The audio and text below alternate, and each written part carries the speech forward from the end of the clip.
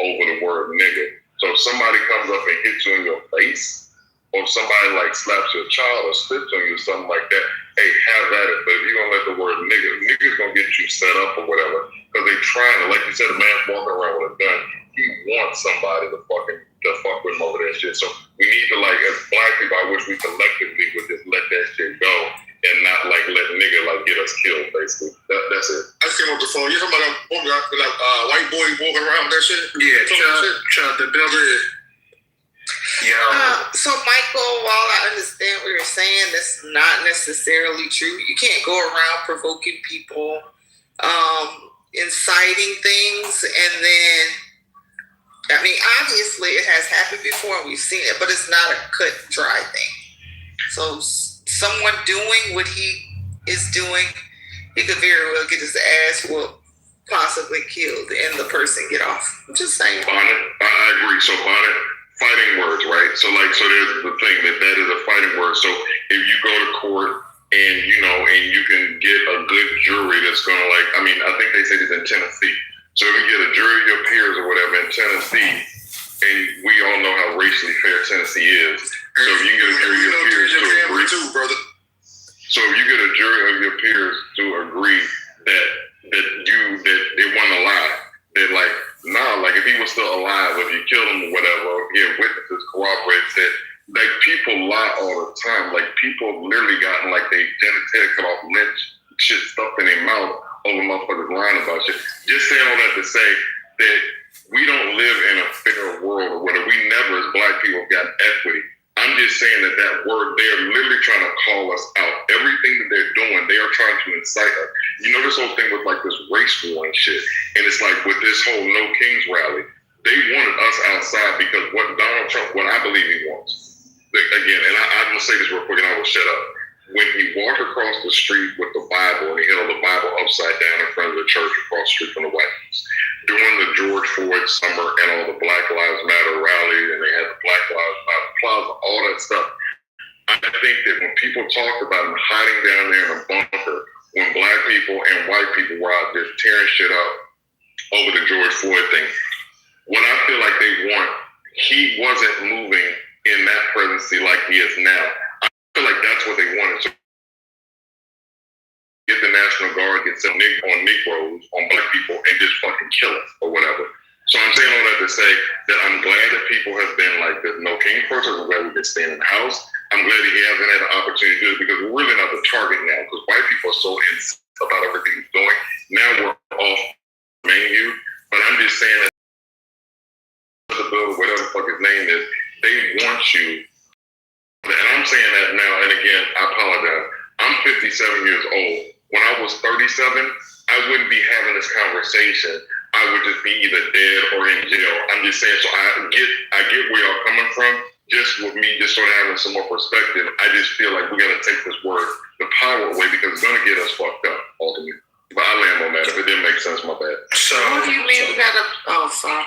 I got the video real quick. I think it's like the one I posted in the chat so people can understand what he says. Here we go. Hold on. They chipping out. He chipping out.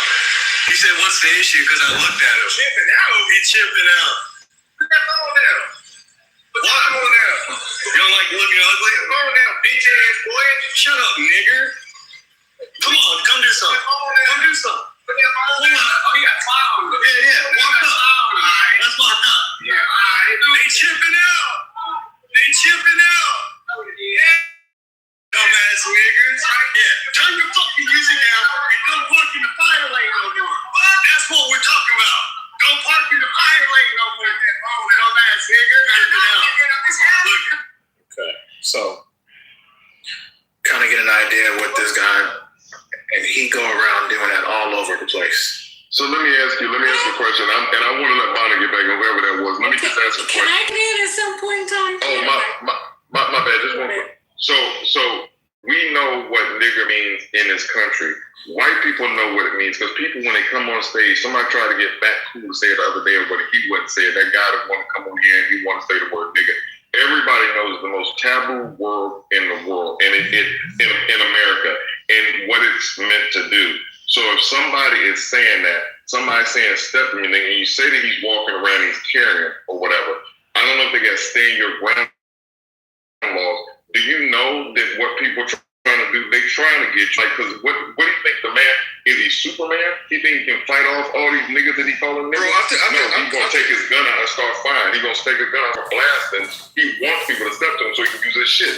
Yo, I think this shit's a skit, bro. I think there's no motherfucking way the shit that white boy is doing, that these niggas are just sitting over there laughing with him. Some of these videos, they laughing around this motherfucker, yo. No, it's not They need to be true, but laughing. those people think like Michael. No, he got a gun. No, Asia, he got a gun on him. And Yeah, so, I hear he got a gun, but what, you think no one on the street, there's random people that have guns on them in the streets? nah, there was one dude that had a gun that stepped on him, and he was like, "What you want to do? We could draw like the Wild Wild West, right?" And his homeboy came and said, "No, it's not even worth it." So it's just one of those things. Play that out. Yeah. Play that out. A gunfight in the street over a nigga. Who you think gonna get got over that? I really What wouldn't. community you think they gonna send people over? I'm not saying to lose your shit. I'm not saying no one should lose their shit. But I just don't believe this fucking white boy is really doing it like that. And like, you know what I'm saying? Because This shit all the time. niggas is scared of white boys. Let's just keep it 100. And it's the sentiment that Michael is talking about, because niggas will pull a gun out on another nigga. Soon as it's a white boy in your face calling you a nigga, now it's, we gotta use restraint.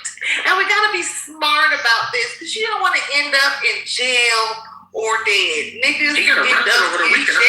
Let her finish. Niggas end up in jail or dead for less when it comes to other niggas. So while I agree you gotta do something with this word and just stop that shit from happening, I'm sorry, kill his ass. I wouldn't give a fuck, and I would put him on your books. I'm sorry. Okay, good. Hold on for a second. So nobody cared about it. That's not where. Yeah, niggas is scared. That's Listen, hold on. Listen. That's not where it's coming from. Now, no, if you that's think what that there are I'm people out there, saying. I'm not saying that's what you saying. oh, So there's no need to yeah. respond. I said that's what I'm saying. Oh, okay. I just want to make it clear that I'm saying that that's not what I'm saying. So you saying what you saying and niggas are scared. I'm saying what I'm saying and talking from the place I'm talking from. I'm not saying it from a standpoint of a fearful place. So we can just agree to disagree on that. We can just stand our ground. When your whole reason for not doing it is because you could end up dead or in jail. You said scared of white people. Listen. Yeah, Did you say scared of white people? Did you say scared of white people? Correct. You're scared to go to jail. No. Let me finish. God damn. I'm scared of what I've seen happen to our community. You know, like bloody stuff. About You know, like particularly. you know, like moves. I'm just saying for my community though. I'm fearful for our community. What it means because they lie on us. So brother kill or beat down a white man for saying nigga. Next thing you know, ICE is in whatever neighborhood that is. And like the shit they did in Chicago. Motherfuckers weren't doing shit in Chicago. They kicking in doors. Yeah, whatever. You good about it, because we're not. This be a nice conversation. We were sitting around in like a room and shit. It's hard conversation to have, but I'm just going. I agree with what you. I get what you're saying. I get what you're saying. Us not doing nothing is not going. It's going, or doing something is not going to like miraculously change anything. If the niggas want to invade, or ICE or whoever want to invade a black neighborhood, they gonna do it. They already all in black neighborhoods. I know Lisa wanted to get in before. I want to go after Misa. But Misa, did you want to get in real quick? What you just heard? No, go ahead. I will say this. Let's. I don't wish death on many people, but going around purposely trying to and talking to black people, knowing what you're doing, trigger us, knowing how much that word means to us, it's easy to me because That word don't mean shit to you. Thank you. what? You call each other that all day. Wait. No. No. We're not I going need to you do to listen to me this. for a We're second. not Give me a going to second. do this. Can you give me a You second? all now want to come on here. This is what gets me about us. Can I get 10 seconds? 10 seconds. I would say we just heard a video where we heard the hard ER chimp out. I'm not talking about like, okay, you got it. This is Oh, you go ahead, babe. I'm sorry. I don't. word is not offensive. Omar, I'm sorry. Let me give context. Let me give just one thing. They said it first. If you look, we saying it more than white people saying it. So they called him a nigga. They said nigga. I heard nigga twice before. He started recording after he. So he starts. So come on, y'all. Come on. No, He starts recording after he tries to trigger. I'm with you, Michael, because this here. You want to try to act brand new and surprised and all offended. You do it all day. Like I said, I don't see white people going around calling me a nigger. What's going on? Like, do you? That's you. That's yours. Yes, I do. What's the last time a white person called you a nigger? Yes, I do. Not to me, but let me tell you what happened. I said it the other day. You guys please don't try to make this like we're brand new in here.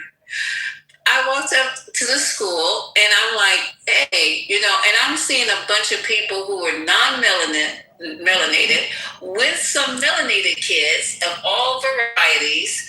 And the non-melanated was like, stop it. Hey, nigga, what's up? Nigga, give it to. And no one is flinching. So when I walked up, I said, who are you talking to? And they're looking at me like, what the fuck? I said, you know what? You're going to sit up here and when I pulled mine away, because those are not mine, but I said it loud enough for those to hear. I said, don't you ever sit up here and allow, you say something, you don't have to, like, you can't stop nobody from doing something, but you going to say something like, no, nigga, you don't call me no nigga, or something. But it happens all the time, and you've allowed it to start to happen, where people who are non-melanated can sit in a social setting and call you a nigga.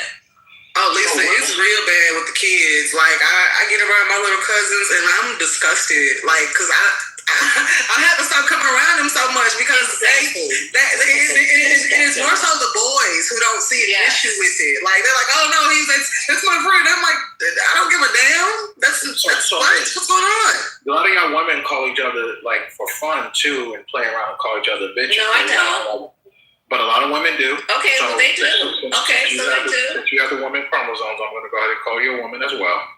And y'all be okay with, what's up, So, and y'all okay with the stuff to get your dick out each other's booties and suck dick and let go of my dick. It happened it was early in the So is it okay? So what is someone? So what are we saying here? So because black people are able to say nigga, doesn't mean. Here we go. Doesn't mean that it's okay for white people to say the nigga either. And damn sure he gonna call me a nigger with the hard ER. Oh my God. Does it matter? Nigga versus nigger. It doesn't matter. Yes, it matters. What? It's all the same to me. It's all the same to me because if you come up to me, I don't know how you guys move, and I know everybody moves strange, but if somebody come up to me and call me an NGGA or NER, they're going to have a problem. I'm not the person but the correction, and they're going to get slapped. Yeah, but the veracity of the correction may be different. Like, if I understand that you think it's okay to say NIGGA because of maybe how you grew up or whatever, you're going to get the pushback. Hey, we're not doing that over here.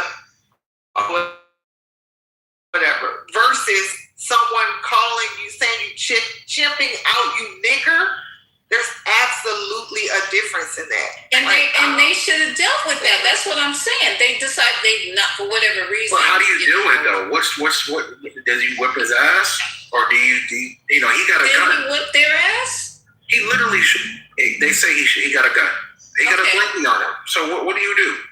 Okay, so the blinky is for what? Because if you try to, I didn't hear any verbal pushback. No, he has. The white boy has the gun because he knows he is purposely taunting these black boys, and he knows that 9 out of 10, if he did not have that weapon, they was going to react with violence towards him. And they started to, and it wasn't until like the other friend did the video, if I'm not mistaken, was like, hey, he has a gun in his waistband, and the black boys kind of like calmed down. So what's the best way to handle that, resolve that? I'm gonna tell you how. This is what you do. The nigga gotta die. You do what DMX did in Belly. You get the dreads, you act like a homeless person, and you wait. and then you don't bring your car, you don't bring your phone with you, and you just go and you just do your thing, and then you walk away. That's what you do. Yeah, a nigga like that gotta die. He gotta go. I mean, that's the only way to stop him. Because as we can see, he's gonna keep doing it, and he's been doing it. So it's funny. So Bonnet, Lord have mercy. It's like, damn, getting old is funny as fuck. It just when years ago I would have sounded just like Bonnet or whatever. Being where I'm at in my life now, all I'm saying is this shit is a word. So if somebody comes up and hits you in your face, somebody breaking your house, somebody spits on you, somebody physically assaults you, your family members, anything, do what you got to do. But this word or whatever that we give away, we literally, I hear people on this stage, black people, like I say, black people, white people on the same spaces together, and I hear nigga. It's like we literally have given this word has too much power over us. And in this case, I'm glad that they didn't do something, because them young boys would have got killed. Again, if Tennessee is a stand your ground law like Florida, he's saying this shit because he wants somebody to step to him so he can put his gun and shoot somebody. So, but I totally get you, Bonnie, because like I say, I can like regale you with tales when I was younger, but I totally feel you. It's just, I'm almost 60 now, so I'm just seeing shit different. I don't think it's necessarily the word nigga itself. It's him doing this thing to try and taunt and terrorize black folks, right? So even if it wasn't nigga, right? If it's him going around saying bitch to every woman he meets, starting shit with women just to say, call them a bitch and disrespect them, right? It's not the word itself. It's him and his intentions to try and terrorize people. That's what I agree. I don't care what the word is. It could be using the word to be intentionally disrespectful and terrorizing. I think you should be out of here. So, Bonnie, but I agree with that. I get what you're saying. The thing is that let's play it out though. If he can't fight because he got a gun and he's around there trying to fuck with people, so like if he didn't have a gun, they beat his ass, beat him to a pulp. Who was jail or behind that? I would hope nobody goes to jail and get some good lawyers. And this is what I think black people got to do. Let's be honest. Let me just say, this is what I think black people got to do. When things like that, this is when we should be having our GoFundMes, like the white folks do, and run their bags up so they can get the good lawyers and get off. That's what I think needs to happen. But this whole, just don't let a word Zimmerman's still rolling you and get you put in jail when people are literally doing this to cause harm to people. That's just crazy. I got it. We always got to take the high route. Like, we go high. No, bitch, I'm going to hell right along with you. And if I got to go to hell or jail because of what I decided to do, I'm fine with it. That's how this is not Nigeria, and we are 13% of the population, and we've seen in the history of this country, and even now, when the shit happened with Charlie Kirk, a young man got lynched in Mississippi, had I think 2 broken legs and a broken arm, and they called it suicide, and nobody investigated that shit. That shit literally happened in 2025. I'm just saying that this country, it doesn't behoove us to let that word cause, again, if we played out, they beat his ass, like beat him to a curb stomp and knock his teeth out, beat the shit out of that motherfucker or whatever, split him, had him leaking, or if they shot him and killed him, they gonna come to the community. So I'm just saying, it's like, so then our kids, babies or whatever, like old women, like. What do you mean they gonna come to the community? Can you explain that? What does that mean? ICE, Patriot Front, the Klan, we have it in our history. We can see what happened. And the Klan ain't doing shit in 2026. We gonna fuck the Klan up. Let me tell you something. Y'all. This again sounds like fear. Y'all got it. So we march. I'm old now, so I'm gonna shut up. So if the black people who've been marching in the last several years all get together and Voltron on this loser, it's a Reynolds rap for them. It's a Reynolds rap. They need to run this man out of town. Let's put the murder thing. Hold on, bro. You the nigga who's talking about the Klan ain't coming around. Nigga, you be eating at the fucking table with niggas on the clan, you don't even know it. Come on, can we keep the conversation about what we're talking about, bro? I don't be eating with people in the clan. I'm saying, bro, like, if you keep it a buck, it's like you advocate for niggas to go out there and lose their shit, but you voted for this motherfucker and you on that same team. You still fuck with them. You still have their views. Keep it a buck, bro. That's some dangerous, reckless shit right there. I'm saying now, if you're gonna be out there leading the pack, bro, by all means. Look, okay. I'm still I don't know why you take my vote. Like I'm gonna sit here and allow white people to be disrespectful to black people. Well, because you allow it every day on fucking Fox News when you play Jesse Waters and them other motherfuckers. That's why. What's the difference? So this is where we start losing the conversation and we go left, man. Like we're literally talking about this white boy right now, and we want to bring it back to Trump. Trump is a causation of this fucking white boy right now in 2026. No, it's Trump not. Trump is why this white boy feels he can walk around and do the shit he's doing. What? Yeah, that's what I said. I said it very clearly. Now y'all give Trump too much power. That's crazy. Yeah, I think this way. Niggas been racist way before Trump. Like, what we doing? I mean, I think everyone can agree that racists have been existing before Trump and will exist after Trump. But he's made it, but think about whether we take him seriously or not. There are some people that do somehow. But he's at the highest seat in the office, and he sets the tone basically kind of for the country. So to say that he's had no influence in making racist and all that stuff that more normally that they would even try to pretend that they're not, but the fact that they can feel so emboldened and proud, I think that's kind of disingenuous to say that he's had no influence on that. Because personally, I don't think that we've seen such an uptick in openly racist and like literally instigating. Years? Honey, I'm not young. Okay. Okay, so then therefore, I'm youngest compared to some people, but not. So therefore, hold on. Bonnet. I wasn't finished speaking, so respectfully, let me finish. So as I said, and that's honestly will address what you just said in a moment. That's a horrible example.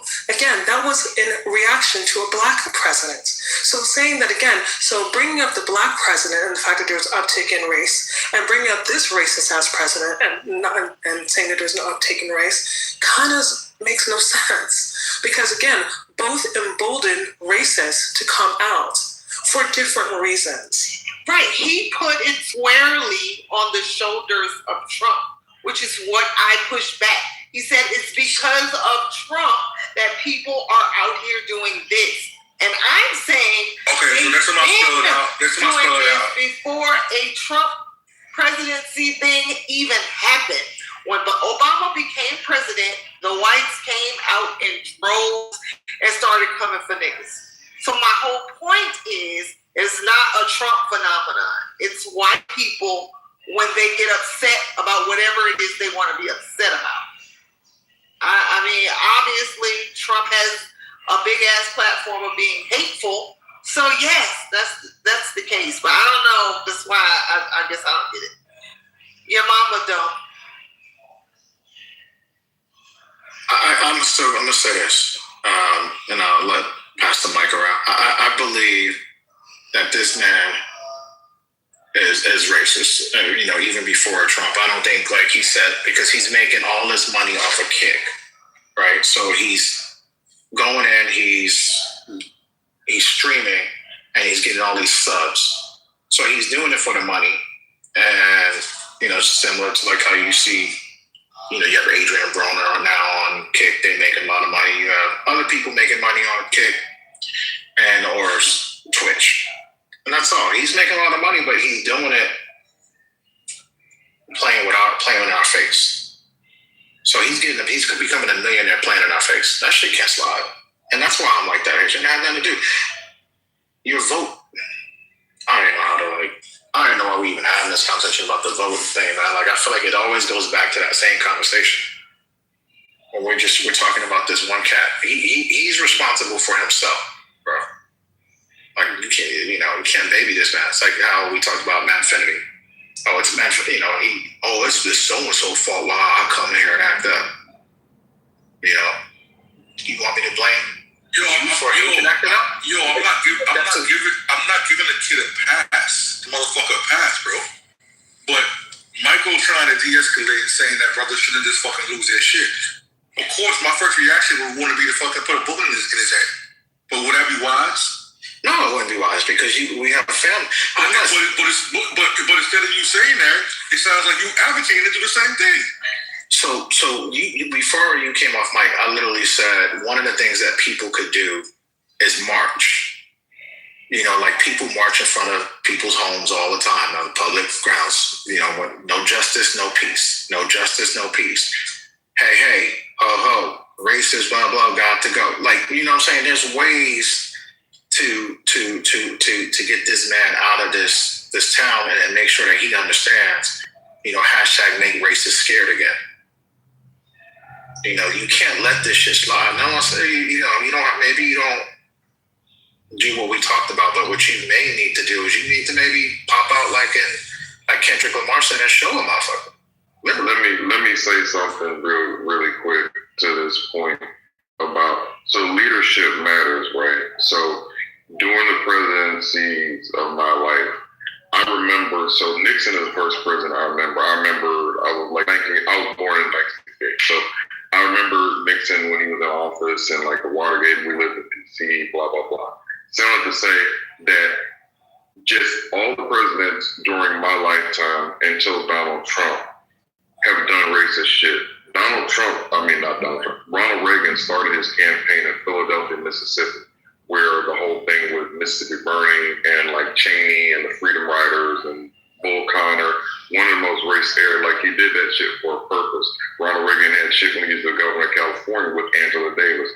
Ronald Reagan was racist, but when it came to things going on in the country, like what's going on now, it wasn't the policy of America. It was still like sort of a veil that we were trying to be like better versions of ourselves.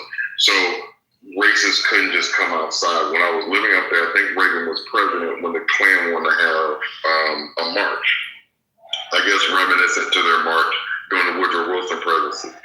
They came up to D.C. and it might have been like 50 or 100. It was some bullshit. There were a bunch of black people out there and shit got shut down.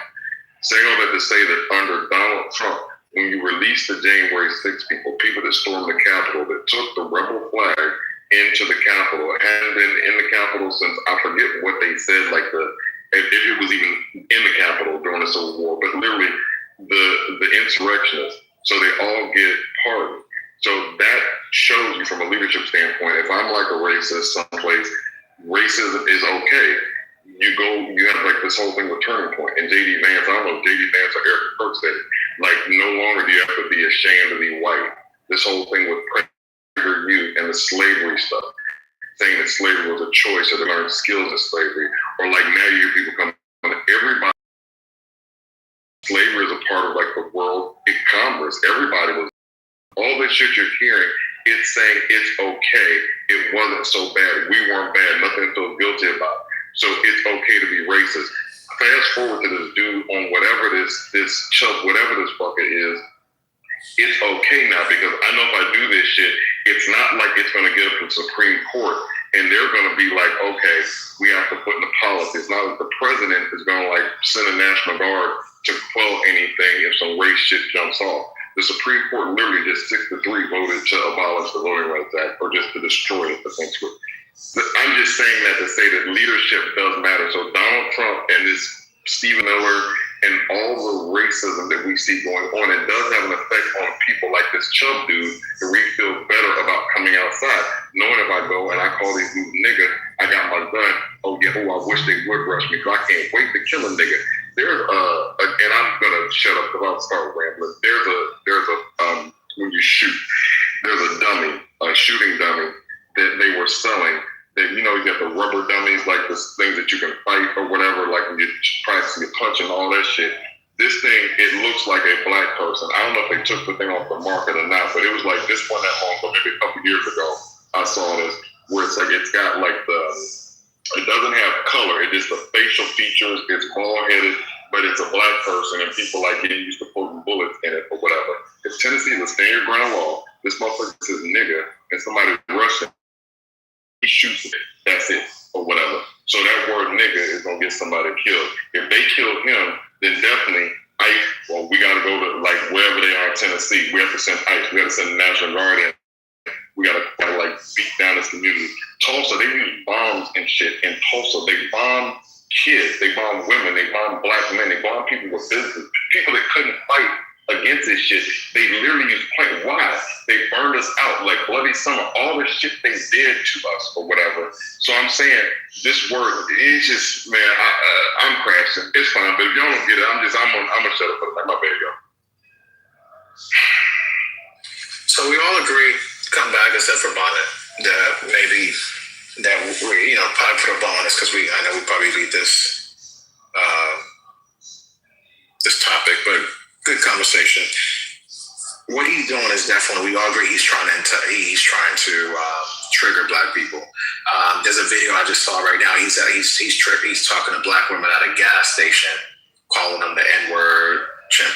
So that's why I don't believe that it's actually staged and stuff like that. So are all of these being streamed on Kick?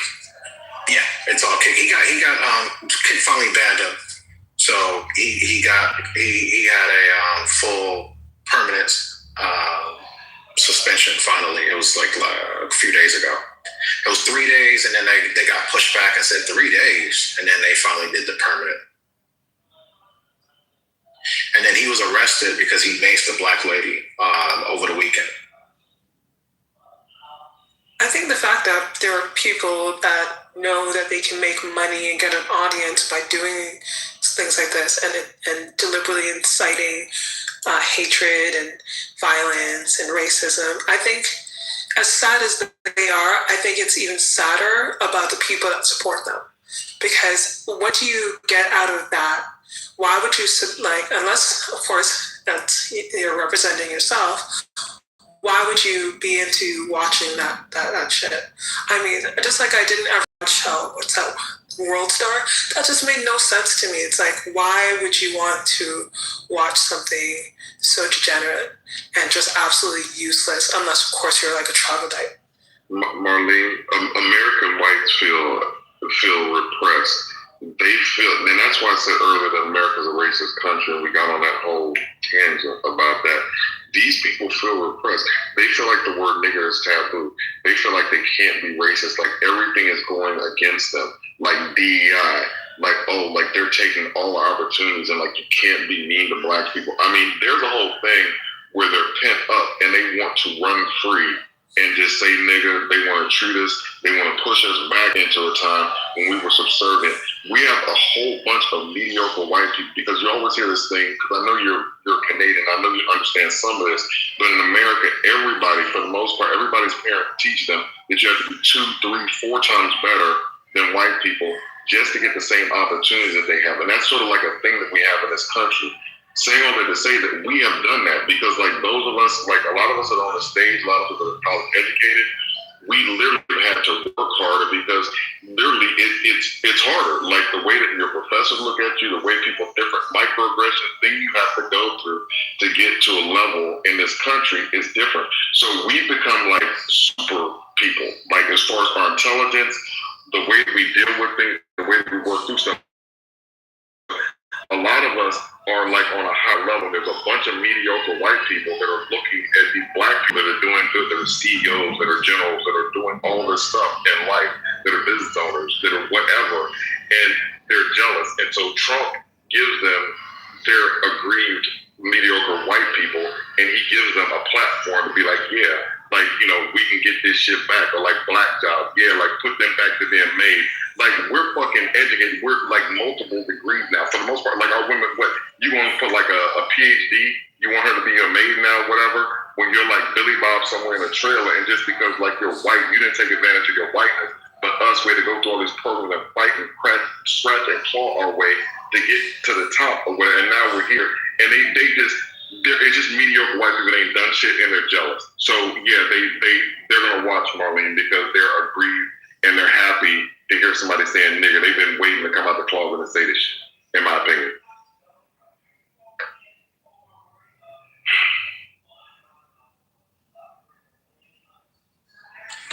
just keep on turning your head to them. It's fine. Because, nobody wants to go to jail. But let me just be clear, too. I'm not talking about, like, everyday random citizens. I literally said the ones who's out here killing each other. But they let this slide. This one right here can walk around every day, free as a bird, to do this shit. But as soon as a black man step on your shoes, now we got gunfire. Somebody you got me. Now we back together. But now we're worried about jail or dead because it's a white man using nigga. Nah, I don't think so. So you got me back together. I always been there. So even like the fact that like, I want to say like the vice lords, well the vice lords are whether they want to be vice, but I'm saying like the Crips and the Bloods or whatever, like social, a lot of these things didn't start the way they finished or whatever. And a lot of this stuff like COINTELPRO, even like looking at like the whole thing with Fred Hampton in the situation, they did a lot of infiltrating. And I'm saying COINTELPRO is a real thing, but I'm saying it to say that we can't get on the same page. So I always have been like that, a proponent of that if black people, we don't need to be killing each other because we got an enemy and we need to consolidate and go against them. So, but I agree with you that, yeah, for the people that are out here doing like whatever they're doing, if they can like do that, then yeah, then definitely this dude need to get got or whatever. So I agree with you on that. Oh. Well, that's all I just said. They need to get it said. He needs to be gone. Period.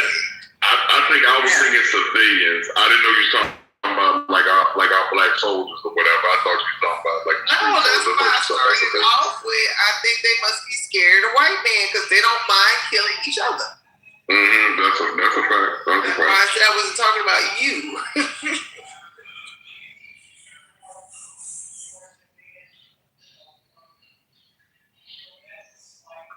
Even though I still think it's a good idea, just because of the what'll come down on us. So I still don't think it's a good idea, but I definitely am on with you that the fact that if you're gonna be killing anybody, it need to be like, doing racist white people that are harming the community are trying to like get at us like that.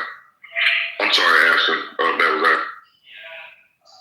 Then I wonder when this war that Donald Trump has started, when will it become illegal? I think did not start the war. Don't do that, Ashton. That's fucked up. You know who the hell started war, Ashton? Why would the hell you say that shit? I'm talking about what is going on right now was not declared by Congress. I don't know. I'm just telling you what was not declared. So either you're with it or you're not. I don't know what to tell you. You think it's a good idea for us to be there? Say you, since you shouted out loud like the price is right, come on down. And I ain't winning no money talking with you right now because you don't know what the fuck you talking about, Ashton.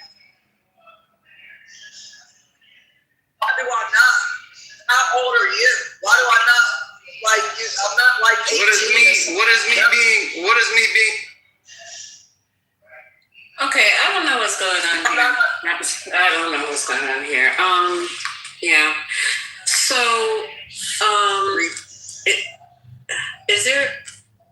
is there any, what was your statement, Ashton, before I move on? Let's give you a chance to flesh out what you said. Actually asking, right now at the moment, should the war be declared illegal by Congress or somebody who has the power? Because on TV today, they said the war should be 61 days or something like that. Aren't we coming up on that, if not past it? Surely? Is somebody on stage want to address that? I think Donald Trump is being a gentleman by trying to wash his hands with the fuck shit.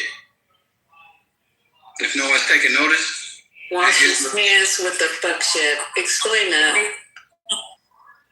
Donald Trump has gone ahead of Israel, who has been at war with Iran and Hezbollah and any factions of the Muslim ideology that goes against Israel.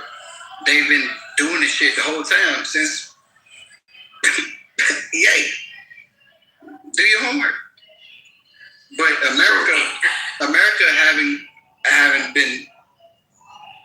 been taking a very strong position in supporting their big brother, Israel, they did step in with the leadership of Donald Trump and execute in what they just had did, as we all saw on the world stage. What they just had did on the world stage. I'm lost a little bit. They crippled Iran and also showcased to the world their military capabilities. Who did that? Hold on, Quantum. Who did that? America? For what they were willing to show, yeah. They used what they, yeah. Okay, so let me tell you how it's been perceived in the world, and this you can literally go look this up. They're saying that the predominant superpower in the world, America, they're saying that we're struggling with a mid-power because they've closed the Strait of Hormuz. We don't have an organized plan.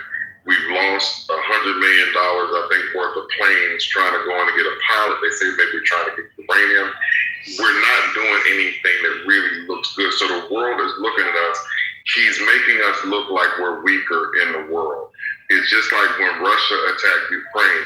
Russia's still fighting with Ukraine. Russia was like behind us as far as superpower, but they also face, I don't even call Ukraine a mid-power. So I'm just saying, Kwame, that it's not looking like that to the world. And when you said that Donald Trump didn't start the war to Ashton, I was wondering who you believe started the war, if it wasn't Donald Trump. The fact that us thinking that he started the war is outlandish at best. Who started it? Hold on, Ashton. Who started it, Kwame? Bro, this shit was started when Muhammad waged war against Christians. Oh, Lord. Oh, Yeah. All right. You going back to. Come on, let's go off the premise of what these people believe and why let's also address why we don't think that actually holds weight. That's the fucked up part about it. Because we looking at it outside and we don't understand why they're really fighting. So I do, Kwame. When the Persian Empire did, where in Iraq and all it is now. No, listen, just real quick. I'm gonna make it quick. I'm gonna make it real quick. I'm just gonna be quick with it. Like, so that region enjoyed peace. They enjoyed all of that. The Palestinian region, where Israel sits today, they enjoyed peace. They enjoyed harmony. Jewish, Christian, Muslims, they all lived in harmony until Eastern Europeans, the people like that were run out by, I think, the Cossacks, with the Ashkenazi Jews, and the people like they came and they settled in that area and they started doing bad shit. And so that's where you get this whole thing with Israel, like around 1947, 1948. So when there's a reason why. To your point about Israel, the region was fine before we started messing around with it. That's all I was gonna say. And I'll land. Sorry about that, Lisa. No, I'm just saying, because all this, first of all, let's just deal with what's going on today, because none of us really care, and it didn't really affect us about back in the days what's happening over there. That's a problem, bro. Worry about what's going on in your neighborhood where you put your feet under your table. If you concentrate more on that, you get further along. You worried and pressed about what happened with these people 40,000 years ago. Mind your fucking business and bring your head back into your community and try to clean that shit up and wash the windows in your fucking glass house. Because this right here, if you do work, if you do have anything in the stock market, if you do have anything invested in this country, this president is burning this shit down. And that's what you should be worried about, showing our military prowess. Like, we need to spend billions and billions of dollars to show a nigga how big our dick is. When Yeah, when our fucking streets and schools are lost and losing, you're just dumb. I mean, I don't mean to call you dumb. I mean, the situation for us is dumb. We got issues in your house, and you worried about the dude down in another neighborhood living in a mansion, and your house falling the fucking apart. Your projects. So concentrate, bring yourself back. Concentrate on who's running in the midterms. Concentrate on who you need to elect to get yourself and your community all the way up. Because Donald Trump is not it. He's not trying to help you. He's not trying to help your mama. He ain't trying to help your kids. And he ain't trying to help your community. And that's what you should be focused on, black man. I'm worried about what's happening in the desert because they don't give a fuck about you either. The fact he will take from Thank you so much. as he has done financially, Misa, he will thank take. you so much for sharing what you just had shared, because as a Haitian man, it does there's a part of me that knows that the shame comes for supporting Trump, and also too, I've also had that same type of feeling being a Haitian man who maybe dyed his hair at 36. You feel me? You're Floridian niggas and Haitian. Okay, so let me finish. I just want to yeah, you Florida motherfuckers stay the fuck over there. Haitians become slow ass nigga. Butter has the floor. Y'all. Hey, Mr. Hey, Butter was trying to give a submission when Quantum interrupted her. Go ahead, Butter. Yeah, so thank you. That's not right, Butter.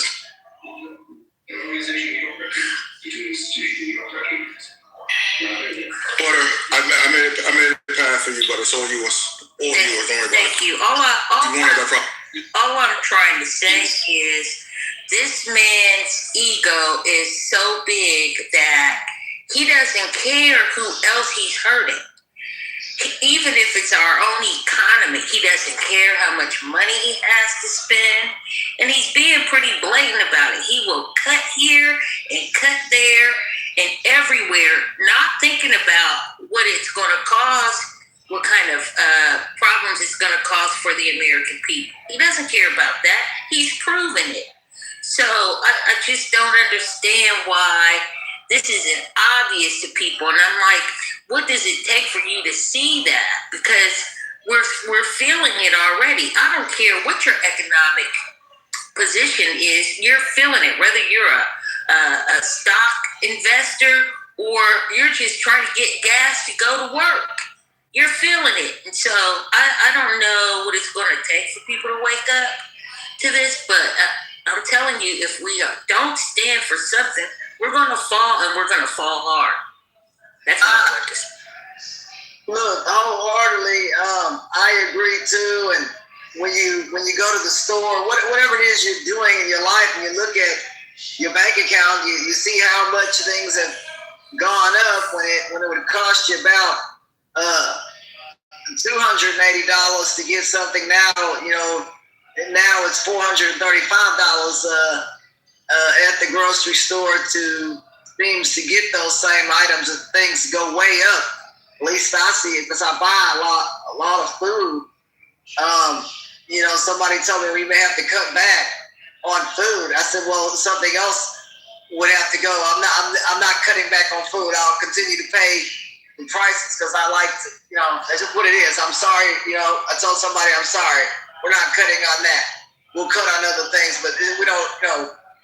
I spend within reason. I try to, seriously, it is very expensive to buy food, and everyday costs are going up for everybody. And when you continue to hurt people's wallets and those kinds of things, they'll vote you out of office, right? Their lives are not a game. When you continue to put people in harm's way in war, their lives, that's not a game, right? When you start to deal with something that's everybody's problem. Monologuing. It's too late to be monologuing. Ashton, make it short and sweet. I'm getting sleepy. Well, I haven't been talking much. You go ahead, sis. I want you to finish out. Go ahead. I want you to, because you're right. You haven't said nothing for hours. I've been packing up stuff. I'm getting ready to move. No, not up to 20,000-foot apartment. No. Don't panic. I'm getting something bigger. I need hold on, because let me tell you what the lady told me. She said, well, we don't have what you're needing. I said, man, can I get a 3-bedroom over here in the side apartment complex? No, man, we don't have it. So I said, damn. So this is what it is. I gotta move my ass across town. But white lady over there said, hey, we got something for you. Cool. I'm picking up the phone. I'm going. So, you know what I'm saying? Because I just almost suffered that. You know what I'm saying, Lisa? And I'm happy. Congratulations, Ashton, on leveling up. Okay. Well, can you tell me, Ashton, why that Pete Hegseth is now taking his wife to work with him now? Why is that, Lisa? I'm asking you. Isn't she pregnant? She's tired of him giving Trump fellatio. Well, that's okay. So what I read here at Pete Hegseth, which is bizarre. I mean, I don't even know. They said that things are looking kind of critical for him at this point, and I'm not feeling that. I don't think it's looking critical for him at all. But let me just give you this article. This is from the Independent. It said Pip is now bringing his wife to Pentagon meetings after he ousted top officials. And then it goes on to say he's now bringing his wife to the Pentagon as his inner circle grows tighter, according to a report. The move comes as Hegseth faced an increased criticism and ousted more than 24 Pentagon officials in recent weeks. Now, I didn't know he's been ousting at almost 24 officials in the last We have multiple governments running within the government. This is not good.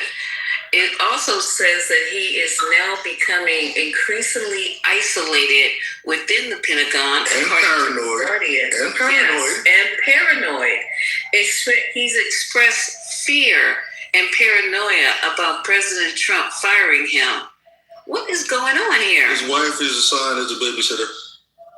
Well, yeah, she's now coming with him, I guess, to help him not having a mental breakdown or get back on the bottle. She might be the one that's telling him that you can't drink, between now and 3 o'clock. How could he not be? Cash couldn't get in his email and he thought he was fired. They all like him. Yeah, and it said he's filling his inner circle with his brother Phil. Listen to this shit. This is a government. The Trump got all his damn family all in these positions that don't have names, and now this is the same people that were on that. Phil? They're the same ones that were on that signal thread. Same shit. Nothing changed. And they're not qualified. So if he was qualified, if he should have actually been second down, or if Cash should have been ahead, then they would be more. If it was like Jim Comey, somebody like that, and they know that it's some bullshit, and now they're actually dealing with real world stuff. So he should be nervous about being fired. I'm happy to hear that. So, in this part I didn't know, maybe you guys knew it, the change comes after Hegseth has worked to remake the nation's warfighting machine into his agenda of, quote, warrior ethos that has resulted in the firing or forced retirement of 24 generals and senior commanders. According to the report, about 60% of those forced out have been black. Amari, you sleep yet? You just got a chaplain. A chaplain. Let me say it again. A black chaplain. I saw that the other day. A chaplain. How the fuck is a chaplain affecting war? Hold on. How is he affecting warrior ethos? He's black. Exactly. That's how it's affected. Is Amari asleep? No, this is what I'm saying. When you kick out all the Trumpers, I can't make a point. I know that nigga did. I know Amari hear you. Come on, bro. Go ahead, keep kicking. Grab that same finger you fucking voted for Trump with, nigga. As the Trump administration, and this is the independent saying this, as the Trump administration has fought against diversity, equity, and inclusion.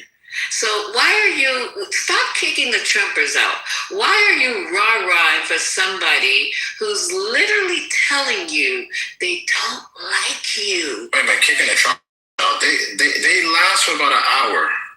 From 6 to 7. Yeah, if you're gonna have Trumpers, at least 7 o'clock. At least have them take their fucking medication. The Like, funniest stuff I've heard, Maury, we're just gonna have to have. Maybe we'll have Trump, MAGA Tuesday and MAGA Friday, because I don't know. This right here is just gold. And talk guys, it's like talking to this goddamn choir. yeah, but at least, but at least get some Trumpers who are taking that fucking speak about the issue. Y'all didn't have one intelligent Trumper on stage. Exactly. You have fucking mentally ill. To be honest with you, I didn't even What's an respond to none of this intelligent shit because Trumper it though? sounded Give dumb as me fuck. an example of an intelligent Trumper. No, we're not gonna do replays anymore. This is our last night because of some foolish. No, but listen to these replays. I want you to listen to it. The whole beginning of the room sounded dumb. Okay, so recommend some intelligent Trumpers. The ones that's intelligent won't even. They're not even. We're better off role playing. Hey, we're better off role playing and somebody being a fucking MAGA for the night. Right? It has nothing to do with fighting in this room. They're just not gonna. They're really not. Come on, Quantum is talking about Muhammad, like Muhammad. Huh? Oh, you didn't hear that part, did you? What? That's not many intelligent Trumpers. Yeah, Quantum, you didn't hear him? The whole thing started because Muhammad, Trump didn't start the war. Muhammad started the war. Like, well, how do you respond to that? He was talking to, y'all know he was talking about back in the good old days. Come on, y'all. So I was know how to articulate. Back in the good old days, that doesn't make sense. You can't even tell me. You had one guy sitting on stage doing a whole fucking monologue about loving racism and where it doesn't exist, and then went all the way back to Brooklyn. You know, didn't nobody give a yo. I just sat there and listened, and that shit was long as fuck. See, you know, I was taking it. I put in the chat. You go all the way to the top. Where somebody said, how many times are you gonna say this? We had 5 times. 4 of y'all, I'm taking bets. Whoever gets the fucking right number, I'll give you a heart. Maybe we should have some classes on how to moderate, because I wouldn't tolerate that. I mean, just Lisa, when they would drop somebody, you kept telling them to bring them up. No, I didn't keep telling y'all to bring anybody up. I was trying to shop for food. And because I was listening to you guys, I didn't even have dinner. Because I've never felt, okay, stop it. I'm going to listen to the replays. Y'all always try to be playing me dirty. No, you did say bring, just like when they kept dropping no, I said you kept saying bring them back Cass. up. It was Cass. I didn't told you to bring nobody up but Cass. Because he's in my fucking, I'm trying, listen, that's why I don't like you. You always be getting on me about being consistent and open rooms. When I am doing something that I want to do, like finding food and driving, I can't properly run the 420. I just can't.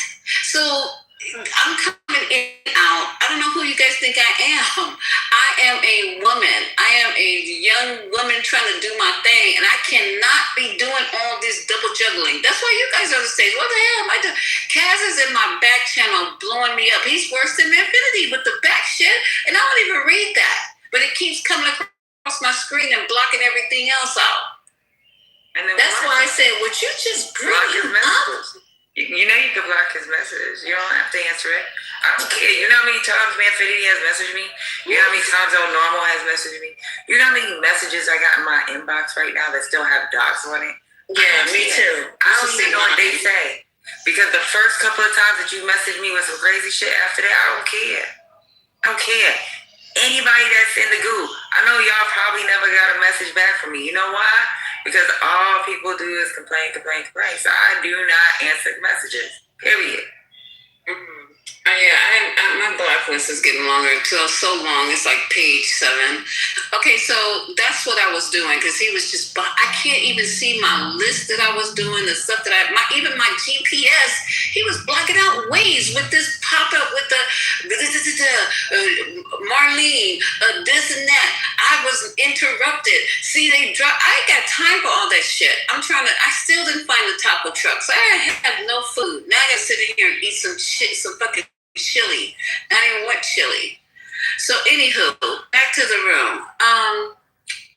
Okay, so yeah, this is the thing that's going on. And I just want to read 60% of those forced out of the military have been black or female. It's just I'm surprised because I'm surprised. I didn't know that. So let me go here and see what else they're talking about. I'm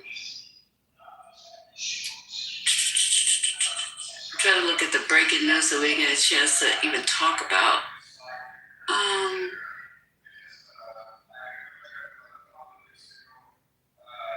Let me go on mute while I get all these things together, these clips together.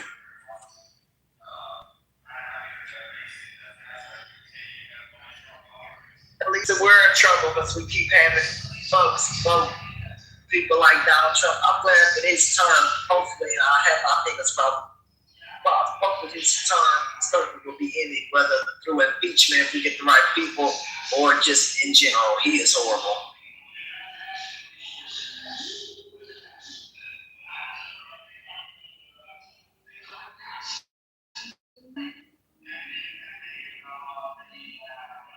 No, you should listen to it. You'd be like, oh my God. And I do think that they were trying to let them speak. That's why it wasn't so much of them not moderating because they were having a back and forth. But it's just so bad. I just listened. I didn't want to intervene because I think Keisha was going back and forth with him. Michael was going back and forth with them. I just heard Cass. That's all I heard. The entire. This was before Cass. Oh, okay. This was the back and forth between, and then Omari was going back and forth with who said what, and then Rob came in. So it's like they were having a conversation. It's not like they wasn't. It was just a dumb one. That's all. Yeah, what I'm saying to you, Patty, is I have to do like you. I have to be in the room. I can't be multitasking and stuff like this. It's just, to me, it's extra. And I'm not being paid, but you know what I'm saying? I can't be doing all this extra. So now it looks like I really didn't want to talk too much about the war because I haven't been keeping up with it because I've been busy. But so is it true that now the Navy is escorting ships through the Strait of Hormuz that is actually really open, but it's open for us to be escorting? Anybody know? Know what the update is with it. Hey, what's up, man? Yeah, they are supposed to be escorting. But we don't have enough ships to escort boats through this strait. Yeah, so I think it's an exaggeration. What? It's not escorting. Is basically what Trump said is about guiding ships. But the key point is really he's actually putting American at risk, trying to get out of this sort of catch-22 that he finds himself. Because now what he's doing is actually provoking IRGC to hit them. And guess what? If they hit them, obviously the war will start. And then that's enough justification for him to kind of expand and go beyond that 60 days limitation that he had from Congress, right? So there's so much going on there, and it's so unfortunate that those folks are finding themselves in those situations. Mind you, no commercial ship are willing to take that chance. So what they did, they actually sent 2 naval sort of vessels on their own just to go through that area to see what the reaction would be. And IRGC basically hit them well, they didn't really want to hit them. They warned them, and then they hit them on the side just to show them that they are willing to go down all the way. Just update, Bisa. So what happened was yesterday for me. So Iran did hit these so-called. Trump started off with hitting these Iranian fast boats in the Strait of Hormuz. So basically, this is basically washing whenever Trump trying to guide these ships out of the Gulf. What was interesting is, I believe what Iran did say was, if this aggression continues from Trump, they're going to attack the UAE. So the UAE was actually attacked by Iran. One of their oil facilities in, I think it was Fujairah, was attacked. As a response to. And that's a very important pipeline for global oil distribution, because that was like a workaround from UAE. Instead of going through the Hormuz Strait, they had a pipeline going straight from Dubai to Fujairah, which is in the other part of Hormuz Strait. So they were bypassing that. But also keep in mind the fact that Iran had said earlier that if any of our boats get attacked, targeted, etc. by the U.S., they're going to respond by attacking this facility in the UAE. And of course, Trump is and they did attack those fast boats in the Strait of Hormuz. And I mean, Iran responded. So I don't see this coming to an end. But the funny thing is, like, Trump kind of undermined the whole situation and pretend that nothing is actually happening. Mind you, it wasn't a direct, apart from hitting that naval vessel. There was no direct contact between Iran and US, so it was like Iran against UAE, basically. Mind you, UAE has been very aggressive these recent days, collaborating with Israel, setting up the Iron Dome, and kind of playing very proactive agency for Israel in that region. And hence, Iran was very worried that this is going to be another setup for another attack on them very soon. Basically, they are really being a sort of proactive in terms of taking the first action to reduce the risk of whatever is coming on their way.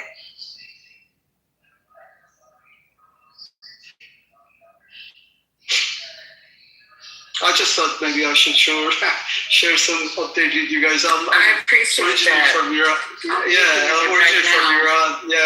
And that's like a 24/7 story of our lives these days, tracking what's happening and how bad things are getting. And unfortunately, it seems like another war is imminent. So also oil went up, by the way, because of this. Sorry. So. No, go ahead, babe. I was just reading. So, breaking news, though. I guess I hope it's breaking. Well, it was today, but I don't know if anyone has talked about it. So there was a massive arrest made. Arrest in massive human trafficking sting connected to Trump Jan 6. Did you guys talk about this today? I haven't heard of that. This sounds crazy. Okay, so here we go. Only Trumper left it. Well, he's not a Trumper anymore. But Omari, this article says from The Hill, when you hear about a massive human trafficking and prostitution sting with 266 arrests in one Florida county, you expect disturbing details. But what stands out here isn't just the scale, it's who some of these people are and what they are saying about a bigger problem. Among those arrested, Craig Long, a self-described MAGA influencer with more than 500,000 followers, someone who built a platform around political commentary and proximity to power. He is an influencer. He moves in big circles, even with the president. This is a photograph. Then I have a photograph of him with president and his son, which was taken not long ago. It didn't stop there. Hold on. And he's not the only one raising eyebrows. Another man highlighted by investigators in the same sting operation, Ryan Yates, has a history that connects to something much bigger, the January 6th attack on the U.S. Capitol. He was arrested January the 6th at the Capitol riot. He entered the building illegally. He pushed against the police officers trying to get in the rotunda. He was sentenced to 6 months in prison, 3 months home detention, and then 2 years supervised release, says Judd. He says he's unemployed, and then he got a blanket pardon from President Trump. So there's another Jan Sixer. These people are all tied to the Jan Sixers and to President Trump in this huge human trafficking ring. What's going on here?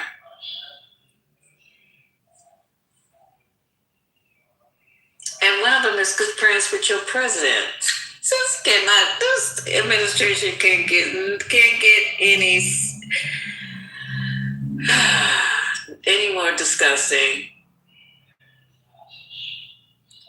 Yep, so that's breaking news.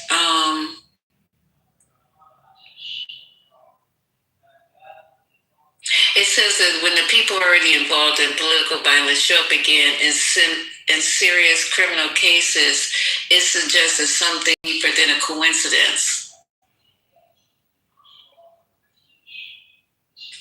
I wonder what they're trying to say here in that heel.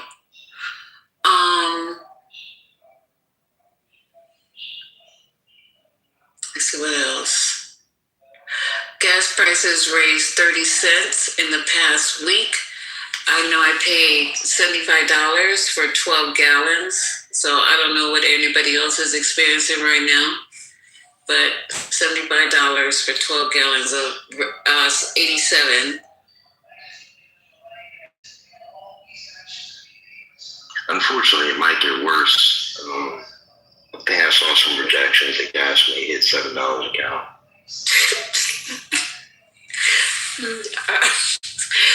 I will not be driving if it's $7 a gallon. I literally that's my breaking point. You know what I'm saying? I at that point will have to say I can't afford to drive for $7 a gallon. No.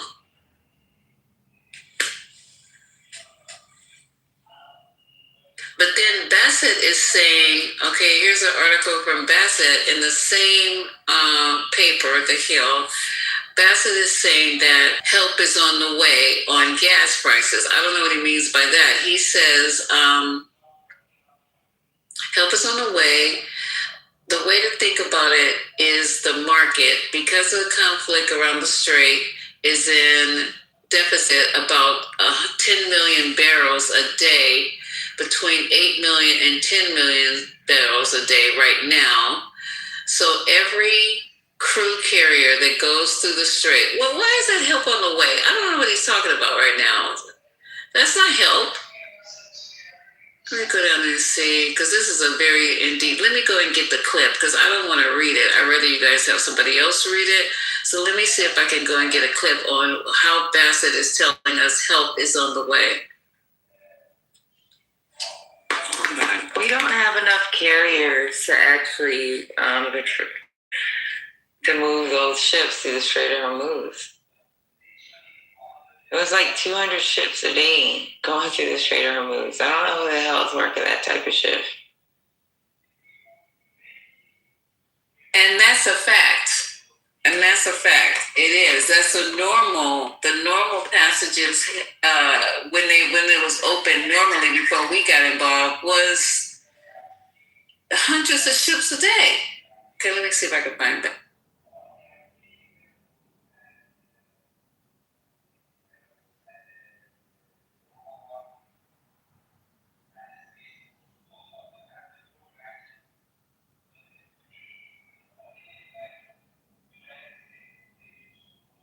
Now, let's just say that we were able to escort these ships, which were not to what Patty said. Iran has already doing this asymmetrical warfare, where if they keep going after attacking vital, oil infrastructure within the, Middle East, it's not going to do any good. This is just going to cause more and more harm. So I don't know how this will help with bringing down prices. So have we taken out like the market manipulation thing? Because when they say stuff, they're clearly lying a lot of times, and like y'all said, there's not enough ships to actually do it. So, but them saying it, has anybody I don't play the market, so I'm just wondering if anybody's looked at that.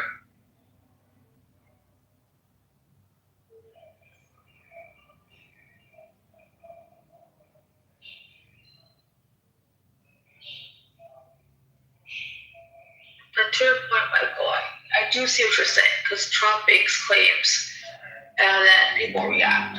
I mean, I didn't see what happened today after he made that claim, but we see this happen. This is but I also think this may have to also do with the fact that midterms are coming up. The 60 days are over. There could be a lot of different incentives for him saying what he's saying, which we know. I don't know. It's impossible. And also for the U.S. for Trump to continuously block the ports of Iran.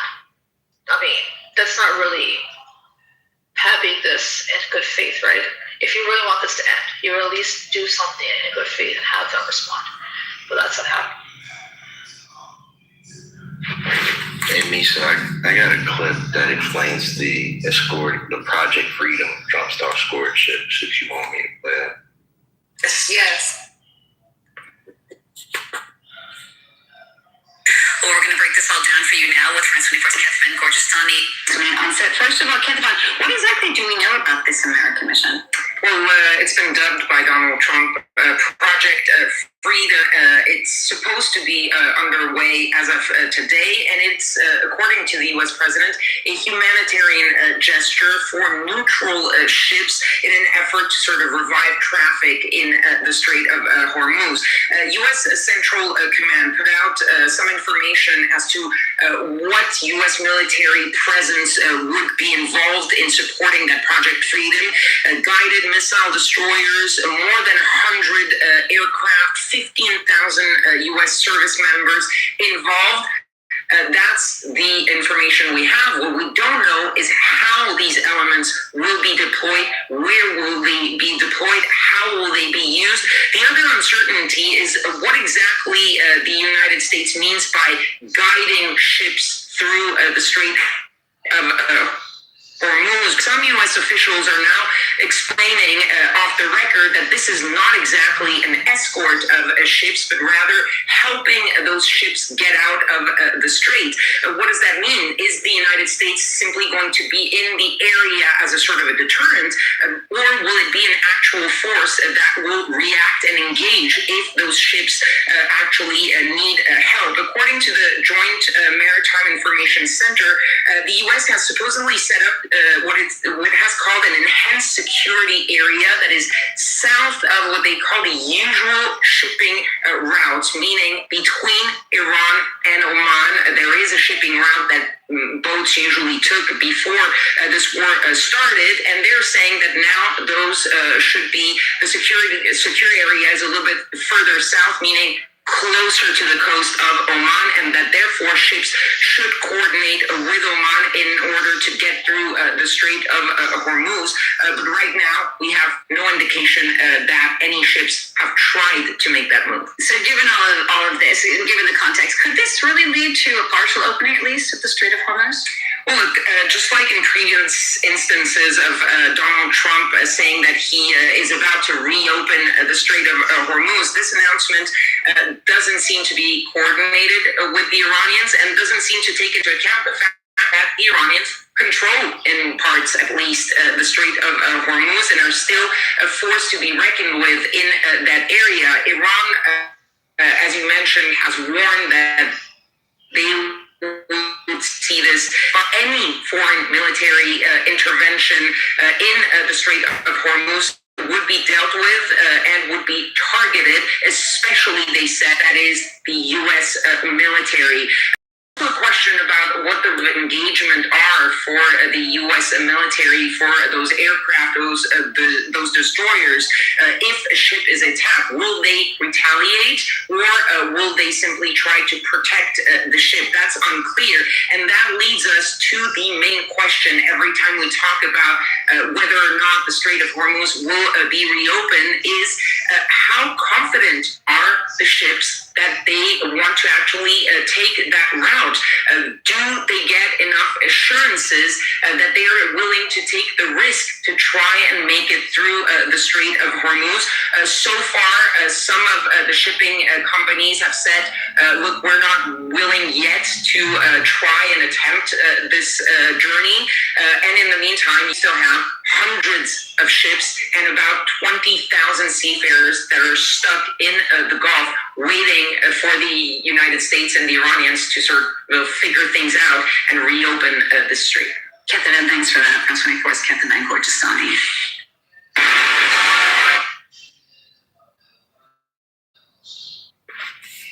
Yeah, I was going with it.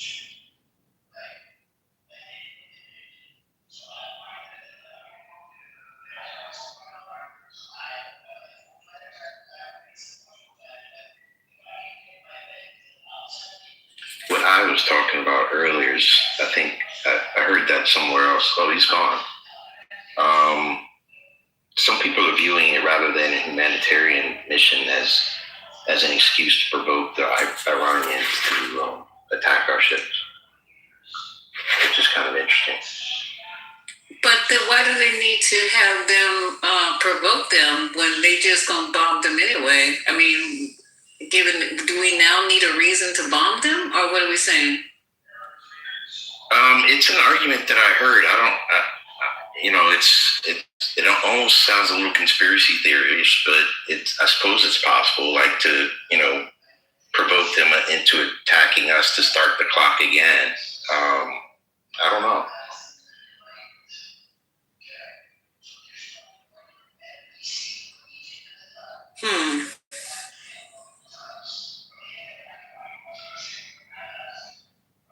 I mean, Donald Trump and humanitarian, I just don't see said in the same sentence and believe it.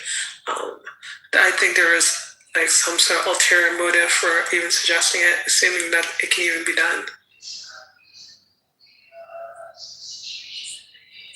Yeah, the actual mission itself seems unlikely because I'm not sure I wouldn't be willing to try that. See, there's a picture of gas already at, I don't know where, Supreme gas is already $7.19 somewhere as of 46 minutes ago. But when regular unleaded, well, it's just not far behind. I don't know. That's crazy.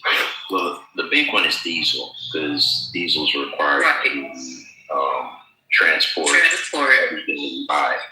And so the diesel price is the one that's going to kill us if it gets bad. Well, the prices are already up. I don't know. When I went to the store, maybe I was making it seem like everything was higher. I was walking around Whole Foods going, when did this get to be that much? I was literally starting to look at stuff very deeply. And I was like, when did this become that price? I paid that last time. It's just ridiculous pricing out there, you guys. I am like, wow. I don't know how much longer he has a 67. Last time I heard, I think it was Saturday on Alex Witt's show, she was putting up the Trump's disapproval numbers, and they're extremely high. So I don't know how long, the American people are going to put up with this so-called war and all this other crazy stuff that's going. And then what are they going to do about it? Is it going to be the midterms that is going to turn all this around? What is going to happen with that high of a disapproval rate? Your prices are going up. You're going to have your diehard crazies, but everybody else who's mentally intact, how much longer are they going to let this shit continue? Because he has 3 more years, and this could go on for as long as he's there. He's going to be a lame duck after the midterms. It's just a matter of what happens between now and then. Yeah, I agree with Ed. I don't believe it. I don't think it was 3 more years. He got until the midterm, and then that's if things play out like they're supposed to, he's gonna be done after that.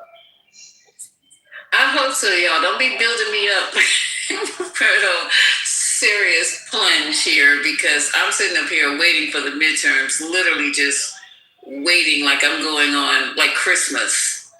Well, I mean, because I'll admit, I don't completely understand or have kept up with the current changes that happened into your voting laws. Will that affect your midterms at all? And was that why there's been such concern? Are you talking about Vienna? I thought it was something that happened in general in regards. I think your Supreme Court basically is okay to gerrymander, and then I believe Mohammadi was, and then how things went. Then shit happened, yeah. So what I was going to say. So here's the thing, and I've been saying this, and again, it's just my opinion, right? So he is so unpopular. He's historically unpopular. The whole thing is done with the war. They talked about the numbers on loans are down just because it's in America. All this unilateral stuff. The Epstein files, where his approval ratings has just been the toilet. The fact that the farmers are hurting. We hear these people gas prices, groceries, people losing their food benefits, and they're talking about a lot of stuff that's going to hit after November. Saying all that to say that I don't think that there's any way that he has enough support. I don't think there's any match they can draw to maybe to try to keep their seats. Maybe, but I think that people are voting voting Democrat just because Trump is basically on the ballot. People hate Trump or dislike what's going on so much that they're voting Democrat. Marjorie Taylor Greene lives in an area I live in Georgia, in North Georgia, where her territory is. It is a racist, one of the most racist, hardcore racist areas. A black man literally almost won in that. A black Democrat literally almost won Marjorie Taylor Greene seat, which is just crazy. Saying all that to say that people really dislike Trump. So I'm just saying that to say that they are going to try to redraw. I think the Alabama governors talked about Trump redraw some stuff. I just think that they're not going to be able to do it, basically, because Trump is so popular. Americans going to understand they're not in control like they think they are. I'm dictating that situation out there in the Persian Gulf. Iran has made more money in 2 months than the last. In 2 months, it made more money than a whole year, supposedly, dictating that situation, right? So it's not up to America how long it's going to. America right now is in a position where they got to invade, and if they invade, they're going to lose a lot of casualties. But Iran is not giving that up at all. America's understanding this now, so it's not how much longer. They really not, and the American people can understand, Trump is selling you he's selling you a story like he's so much in control. And I mean, I don't know, man. There's a saying, scriptures, it tells you that the lie is for a moment of time, but the truth is forever. I think eventually, the truth is going to just be told, really what's going on. But America's not in control like people think. Hey, Elder, it's funny. I think because of social media even if you listen in these rooms, I think that a lot of people don't think that we're in control. I think there's like his base or the sycophants or the people that are ignorant. And when I mean ignorant, just saying that maybe they don't critical think, maybe they don't have the comprehension or the reading skills aren't like that. But anybody that watches and looks at anything can tell that he's really not in control like that.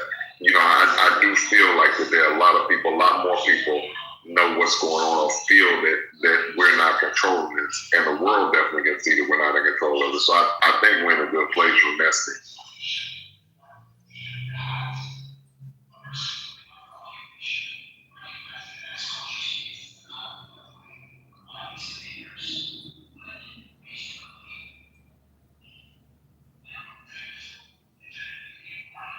Agree. But the denial is like the worst. There's a lot of people that's still in denial. You know, they're just still in denial. America is just, you know, we are in control. We just dominate force, and they don't realize what's happening. They don't realize what's happening in the world now. It's a shit, right? Nothing lasts forever. You build yourself on corruption, injustice. Eventually, it comes back to you. And it's just what it is.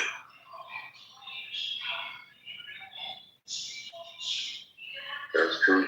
Trump definitely, like I said, what the best disinfectant is sunlight. Trump was definitely shown a light on just a lot of the stuff that we were doing in the background. Trump has brought that to the forefront, just exposed a lot of stuff. He's really damaged just America's standing on world stage.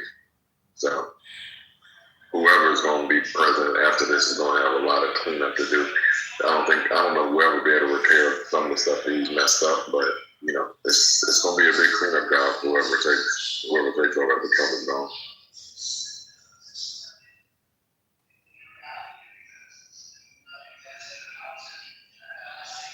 That's what it is. And the fact that he sold the people on not having war, and that everything is going to come down, and inflation is going to come down. This is what he ran this campaign on, and went total opposite. You know? Boy, you know, I tell you, man. Well, that's why he's losing. That's why he's lost support from like the Tucker Carlsons of the world, Nick Fuentes, Candace Owens, Alex Jones, Margaret Taylor Greene. A lot of these people that are walking away, a lot of them are talking about he wasn't America's first. Now, like this MAGA thing, they're like MAGA's dead. Now they got these blue hat there for first. So he lied and he broke promises, so he's gonna pay for that. That's why, like, whatever they have planned for the midterms, and if whatever they're trying to do to basically keep people vote, because the people can vote. There's literally, I just don't, again, I'm just talking from my opinion. In my opinion, there's literally no way if we are allowed to vote and it's free and fair election that they can win, that they can maintain seats. It just, you know, so, I mean, I'm hoping that it bears out to be true, but it's just, and I say that just because, like I said before, he's really unpopular. So it's not like a lot of people that were riding with him, not like we blew Kamala out of the water. So he was close on that. There were a lot of people that voted for the Democratic side, and now those people that he lied to said no new wars, price gonna come down, all this stuff. America first, drill baby drill. We're gonna start fracking, all this. So we're bringing jobs back. Apple's coming back. We're gonna bring our steel. We're gonna bring the steel industry back. All the stuff he lied about, and it's done. Those people that voted for him under those lies are not gonna vote for him again. And, you know, so that's why I just feel like that there's a good chance that, you know, it's like I said, it's blue tsunami or whatever, but it's like they're gonna get crushed. And I don't think there's anything they can do to stop it. Michael, so Mari, did you get a chance to listen to the small business that jump they had at the White House today? I didn't know, Mari. Oh, okay. When you get a chance, just take a listen to it. It's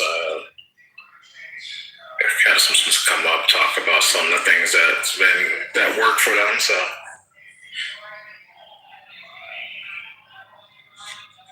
What do you mean? What did they say? Like they had that guy, that pawn, what's that, the pawn shop owner guy, the one that show that they have out.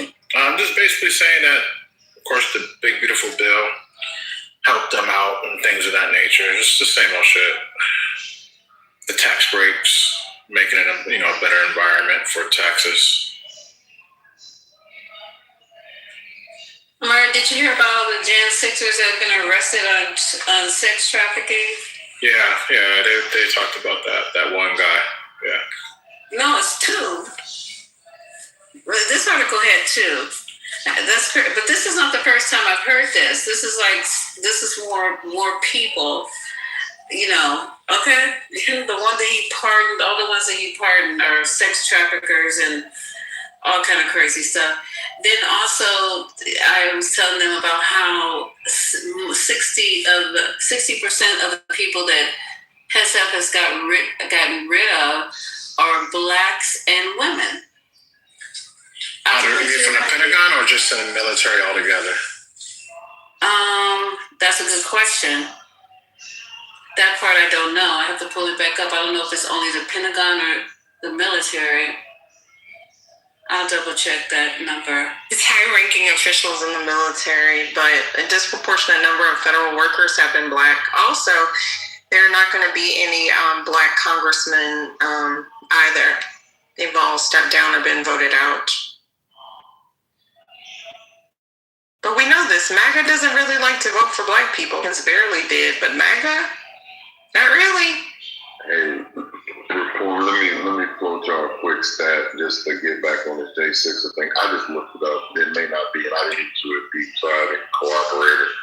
But they're saying as of January 26th, 33 pardoned J6ers have reoffended in some kind of way. Speaking about this guy that just got caught up on the human trafficking thing. So that's a good bit of people that got pardoned that have been rearrested or reoffended in some manner. Was that the guy that was friends with Dan Bongino and was like a big part of Trump? I can't remember the name, but I think that's him that you're talking about. Well, that one, the one that he was with Trump at the UFC fight, when they were doing the negotiation, the weekend of the negotiation when Trump was at the UFC fight, they had a picture of the guy with Trump and his son.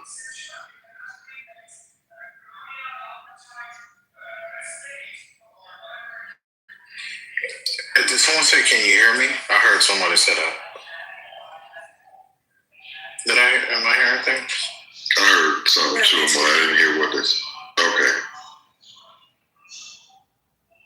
Please jump in.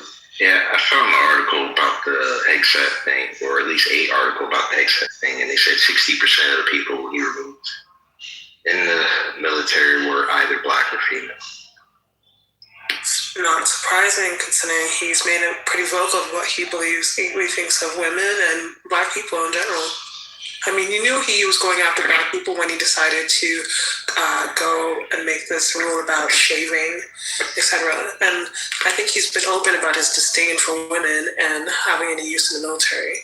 So, again, none of this should be surprising that Hegseth would say this and do this. I mean, didn't he just fire two black men for because he refused to promote them or something like that? I don't think we ever really spoke about the details of that story, but I think that's kind of my vague understanding of it all. That's correct. Yeah, and just overall, they want like the whole. So Pete Hegseth is a failed Fox host that's unqualified and shouldn't be in there, and he didn't go through the rank. He couldn't even be on the Biden detail for the inauguration, just because he's a fuck up. Saying all that to say that they want white people, they just want everything to be white. If you look at like Trump's meetings, all this stuff, it's just, they just want, to have a white-facing thing. So, yeah, with Pete Hegseth in the military, definitely. You can see what they did with, like, they took Jackie Robinson, like, down the stuff that he did in the military. military. They removed a lot of things. You know what I'm saying? They're just trying to make it all white. So yeah, money. Remember when Trump first got in office and he removed the references of the Tuskegee Airmen? Yeah, they made him put it back. Mm-hmm. I guess Omari wasn't one of those people that were having a problem with that. Yeah, if you didn't vote for Barack Obama, you might want to sit this one out. Just saying. But I was a Republican, but you're still MAGA. Yeah, but you didn't vote for Barack, the first black president, so you might want to sit this out again. I'm not sitting anything out. You're comparing yourself to a black woman, Omari? I know you're not married to one, but can you compare yourself to your mother at least? No one said gender. Everyone here knows that I was an actual Republican. You keep saying that as if it's some sort of new information. Listen, it's late. It's too late for this. So Marlene spoke, Michael spoke. Or something. You want to respond to me? Like, did we say anything that was a lie? You said my name. You literally just said my name. So yeah, please, it's too late for this. Well, you're the one that still voted for Donald Trump. We get Lisa said earlier when I was on my just like everybody know you once was a Republican. Well, yes, and I'm still ideologically conservative. Cool. Which you aren't, by the way. It's not a cool story. I know you don't care because you voted for Donald Trump. You don't care about black people. You're barely black yourself. You didn't vote for the first black president, so no, I didn't. We're equal. So, no, we've never been equal. Not even when we were both embryos and little fetuses. Oh, bitch, please. You still voted for Donald Trump, and you still support Donald Trump, Omari. Straight derailing. What's going on? You started derailing. We're literally speaking about Pete Hegseth, who brought up Barack Obama. You're just like Donald Trump. Okay, cool. You say that every time as if everyone doesn't know my history. What we don't know is why you still support Donald Trump. So you have more concern for me than Pete Hegseth? Do you have any comment on what we're actually discussing at the moment, Omari? Well, we've been discussing all night where you have been at. Right now, I don't know. Right now, I'm just listening. Where you have been at? Are you serious? Are you trying to sound black right now by using broken ink? Okay. There you go with the hate thing, with the black hate. I'm just wondering if you actually care that black people are being removed from this administration. Why are you being performative? Are you trying to be performative for someone on the stage? Is this what you do? Literally not discussing that Hegseth is removing people from this administration? And notice that Omari is pivoting, guys, because he's still a MAGA. I don't know if this is like a game, like some folks like to do. I mean, I get it. It's fun. I guess you're trying to be performative at 1 o'clock in the morning. That's just weird. What's weird is a black man still supporting Donald J. Trump after all of what's happened. Thing, like, but we're not surprised, are we? It's late. You're performative at being black, Omari. But you don't really do a good job. There should be like a light. There should be a way to turn it down a little bit, to dim the lights. There should be a way to dim down the attitude at a certain time. Seriously. Oh, dim down the attitude? Are you using another black woman trope? Are we surprised at that, anyone? Absolutely. Why are you going to do the black woman trope thing? Come on now. It's crazy. You say a black woman had an attitude? Oh my goodness. You guys are not even that original. You guys have the same conversation every time. For some reason, I seem to trigger him, and I don't know. You two cannot help yourselves the second you want to go on stage. I know exactly where this is going. I know exactly. Especially because Omari was picked up earlier for being a MAGA voter. Misa, they like our own film and JJ.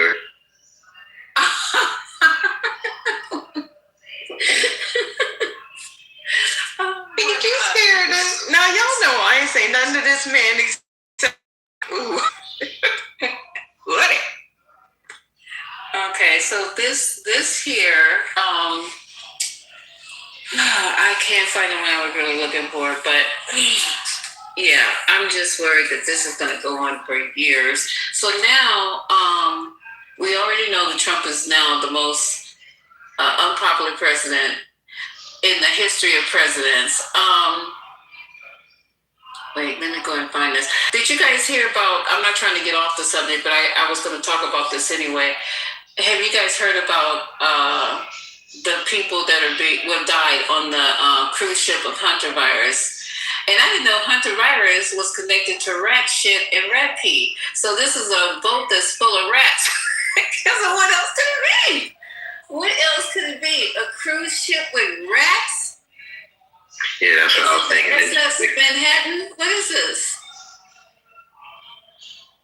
Yeah, there definitely have to be some rats on that ship. It's usually that's like a rat-borne issue. Yeah, and I didn't know that. I looked up hantavirus and it said it comes from rat poo and rat pee.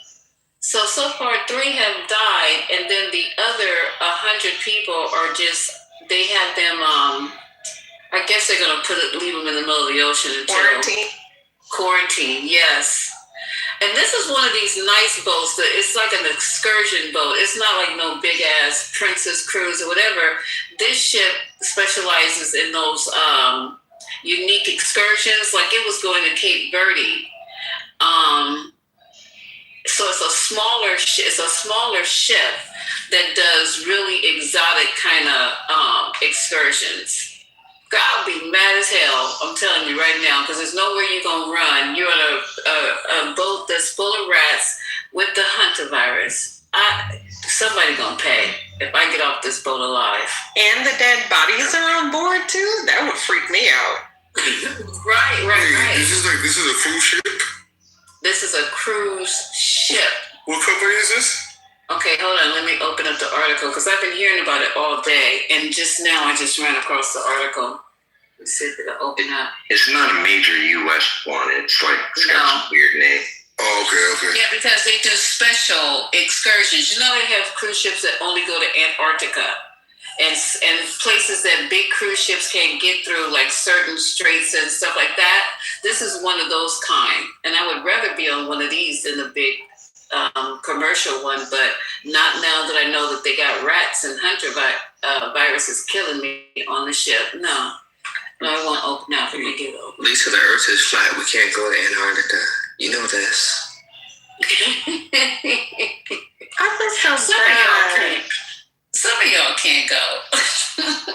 I mean, imagine going on vacation and then you die because of some reason like that. That's awful. That's why I said somebody gonna pay. If I get off that ship, somebody's going to pay. There's another one I want to say. Yeah, the rest of the people on the ship right now, they're not in the clear.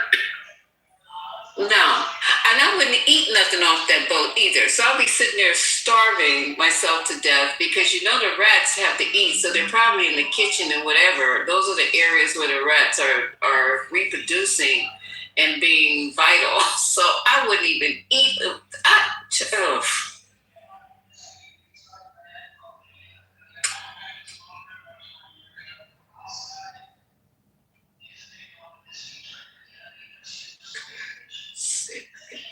All right, here we go. Let me play this for you guys because I know you guys heard this probably in PC, but I'm going to just do it for the people who probably didn't hear it.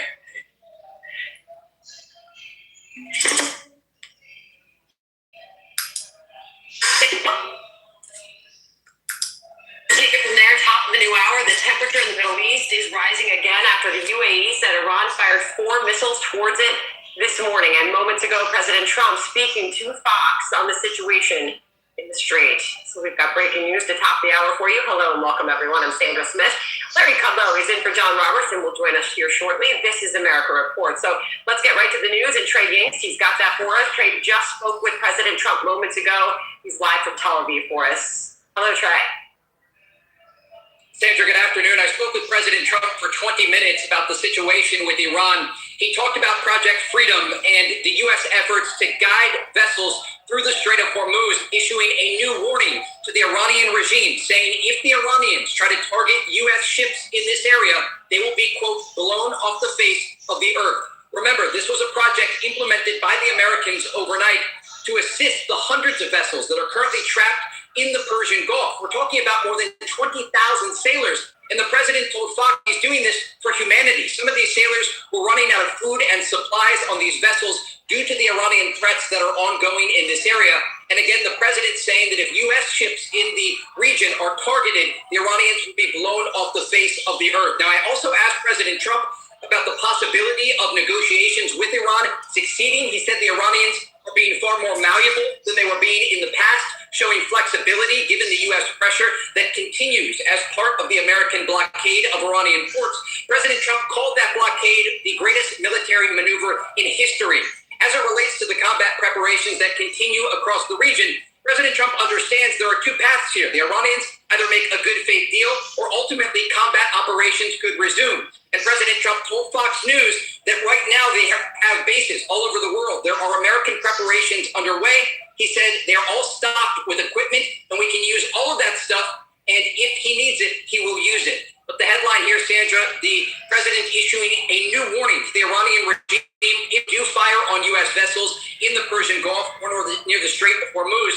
And today we can report, according to CENTCOM Commander Admiral Brad Cooper, there were multiple attempts on American vessels and merchant ships in this region. And Cooper says that there were U.S. efforts to shoot down both missiles and drones in the Persian Gulf as these Iranian efforts to attack vessels in the region continue. Sandra? All right, so Trey, is it fair to say you got a sense of optimism as this continues from President Trump in that phone call?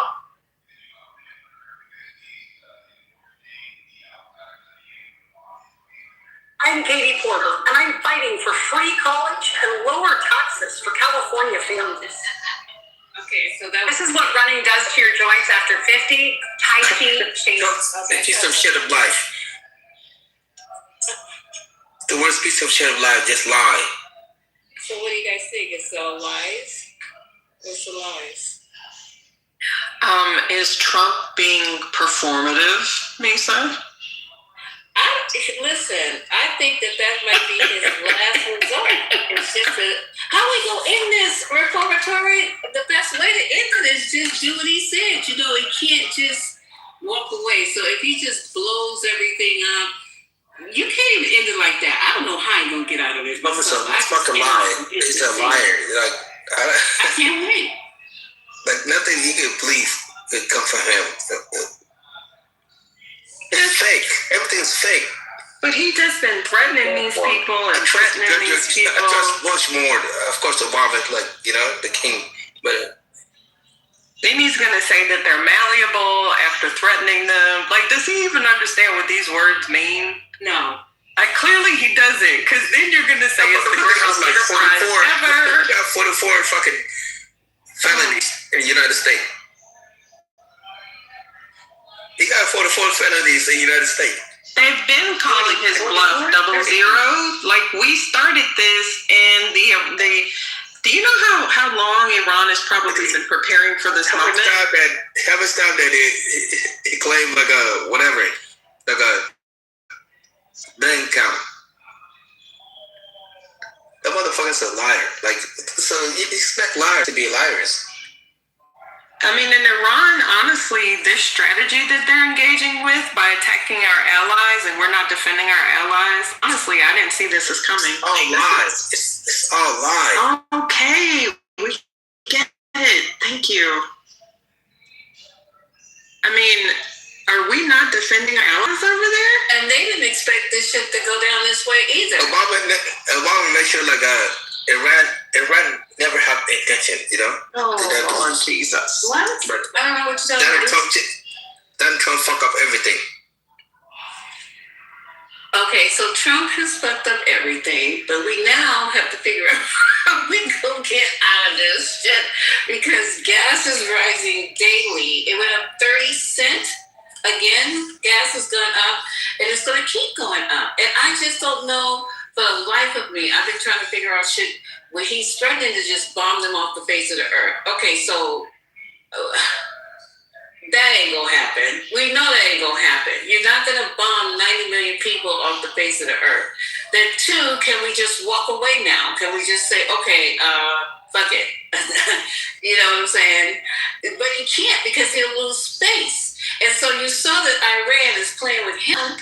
People are thinking that we have the upper hand. None of it ain't true because he did, I think, on the weekend, a 5-point, And then Iran's response, they sent back a template. Piece of shit in the office. What a one piece of shit in the office. We can never honor. They're I don't know what's gonna happen. I swear to God, this is a mystery to me. How are we gonna get out of this? Hey, what happened to Rudy? Who could die? He did die because Rudy's on a respirator. As if people have a nuclear weapon that might just kill all of us, you know? Who's gonna kill us? What's wrong with the mad rapper over here, yo? Chill out, B. Stupidity is gonna kill us. That's what's gonna happen. He went in the hospital, I guess. Because we have the dumbest president ever in history. Are you even in America? Are you even in America, Jay Fresh? Jay Fresh, are you in America? Are you back in America? Yeah, in America, we've taken L's. We got dumbest president ever in history. Are you on fucking social media or something? Last time you was on the continent, so now you okay. Anyway, they said that Rudy has pneumonia. That's what it is. Thoughts and prayers. Bro, yo.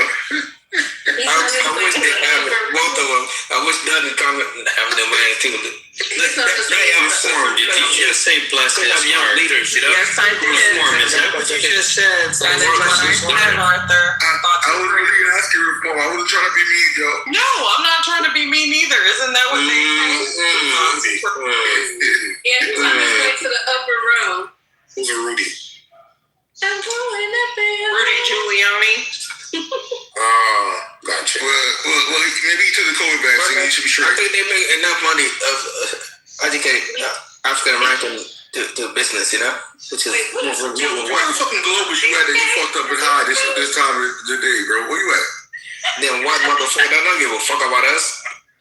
Yeah, where you at, Jay Fresh? I want to die off, so shit the J. Sniffing glue over there in South Africa? I want to die off, so shit the J. Are you sniffing glue in South Africa? Lord have mercy. Why does Clubhouse have to be free? Why can't they just do like Netflix or Prime and charge a premium, and then we probably get rid of like 80%? All white motherfuckers, we're tired of them.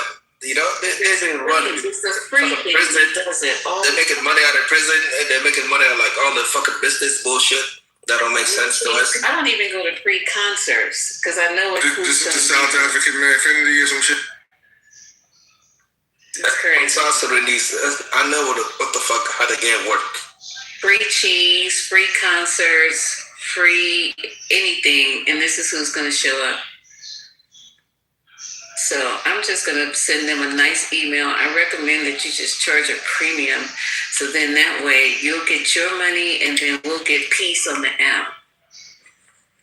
Because they're going to buy their alcohol, weed, and drugs. I just want to free my people. I want to free black people to start getting stuck in the system.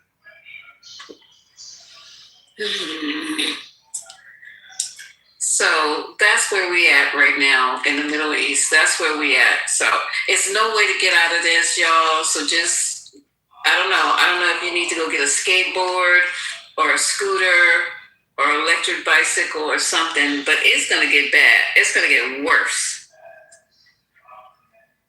And what? American Empire is dying right now. Oh, God. They're getting bombed like crazy. But what is Dubai? What is luxury? And you buy it from the American Empire. That's not even in America. So how are we getting bombed? The American Empire getting bombed in Dubai. How is that working? Because Iran had enough. The whole world watching. Iran has had enough. They surrendering now. What? This ignorant. I don't know. They never go back. They will never go back. They understand what's going on. Once it get real, it's too real. The whole world is watching. Like the whole fucking American fighting against the world. We're tired of the bullshit. That was slavery. We're tired of all the bullshit America what they did. They're scared now. I don't know if he's for or against us. I don't know what he's talking about. So somebody needs to explain. I'm not sure either.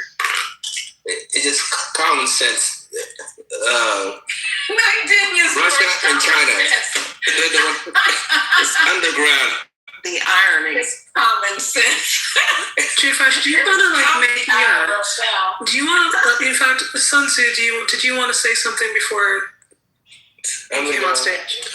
Every day your phone is spent in China, right? And China is looking out for like you understand what's going on? China is looking out for Russia and Iran. Everything this technology, the Americans are understood what's going on. They get shocked. They get shocked.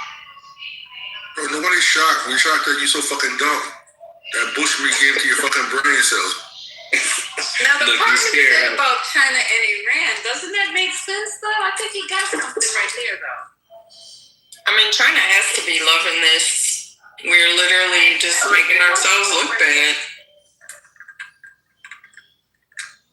It's different. It's a different world. It's not the same world back in the 90s. And did y'all see that the debt has now exceeded U.S. GDP, which is pretty damn frightening. From last year, the numbers, it kind of came out, but I don't think that the alarm has really been ringing on that. That's not good at all, y'all. That's actually kind of terrifying. The world changed. It's scary because the world changed. It's not the same world. Oh, you must really be smoking some good shit. You shot for that cheap fucking South African glue. God damn. All this army motherfucker like that. So, this news... Let him get deported. I'm sorry. He's making my nerves bad. Lisa, goddamn. This motherfucker go to war. They get killed. They get killed. Grown. It's a different world. Oh my God. I thought Sherm was like, they got rid of Sherm. Have people smoking Sherm? What's the neck while you speaking it? Lord Jesus. But this is what, did y'all hear about this? As of early 2026, the U.S. national debt has surpassed 100% of GDP, with debt held by the public reaching approximately $31.27 trillion against a $31.22 trillion GDP, marking a milestone not seen consistently since World War II. This indicates the nation owes more than it produces annually, raising concerns regarding long-term fiscal sustainability, higher interest costs, and reduced economic growth. So this is really bad. Our government gross national debt is over 120% of our GDP, which is twice the historic average and is the highest since the post-World War II era. This is frightening, y'all. Like, this is bad. Like Joe Jackson bad. This is insane. So you say the government's like it's not the same. It's like me sending my kids. I'm sorry, I can't put him in the drawer. Could you please stop interrupting? Please, kindly. Thank you. Yeah, bro, shut the fuck up, man. Hey, Bullish. Yeah, so coupled with this, and then also, when a couple of months ago, they said that the Social Security Trust Fund was insolvent, but then they tried to clean it up and said, oh, no, that was just one article, there was just one economist. But Social Security is also projected to run out of money. We're running away the migrants who contributed to the Social Security Fund with no expectation of getting the benefits. Plus, we have all of these boomers that are retiring and starting to claim their benefit as opposed to contributing to the system. So millennials, I don't know what percentage of Social Security y'all are even going to get, or even if it's going to be there. So this is just, none of this is good, y'all. That's all I'm saying. I put a link in the chat.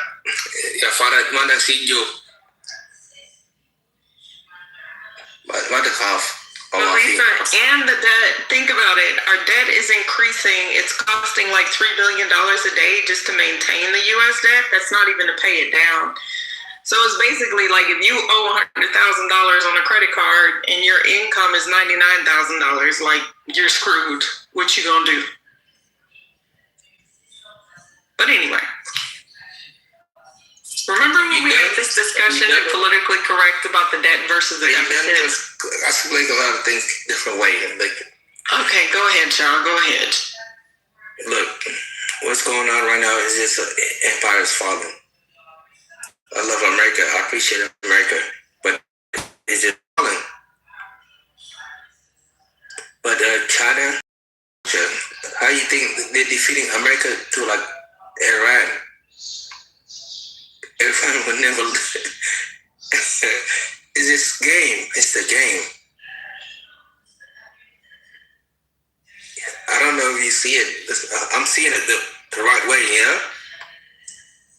Bullish in the chat says they're going to print money. I don't know, Bullish. The dollar is already being devalued.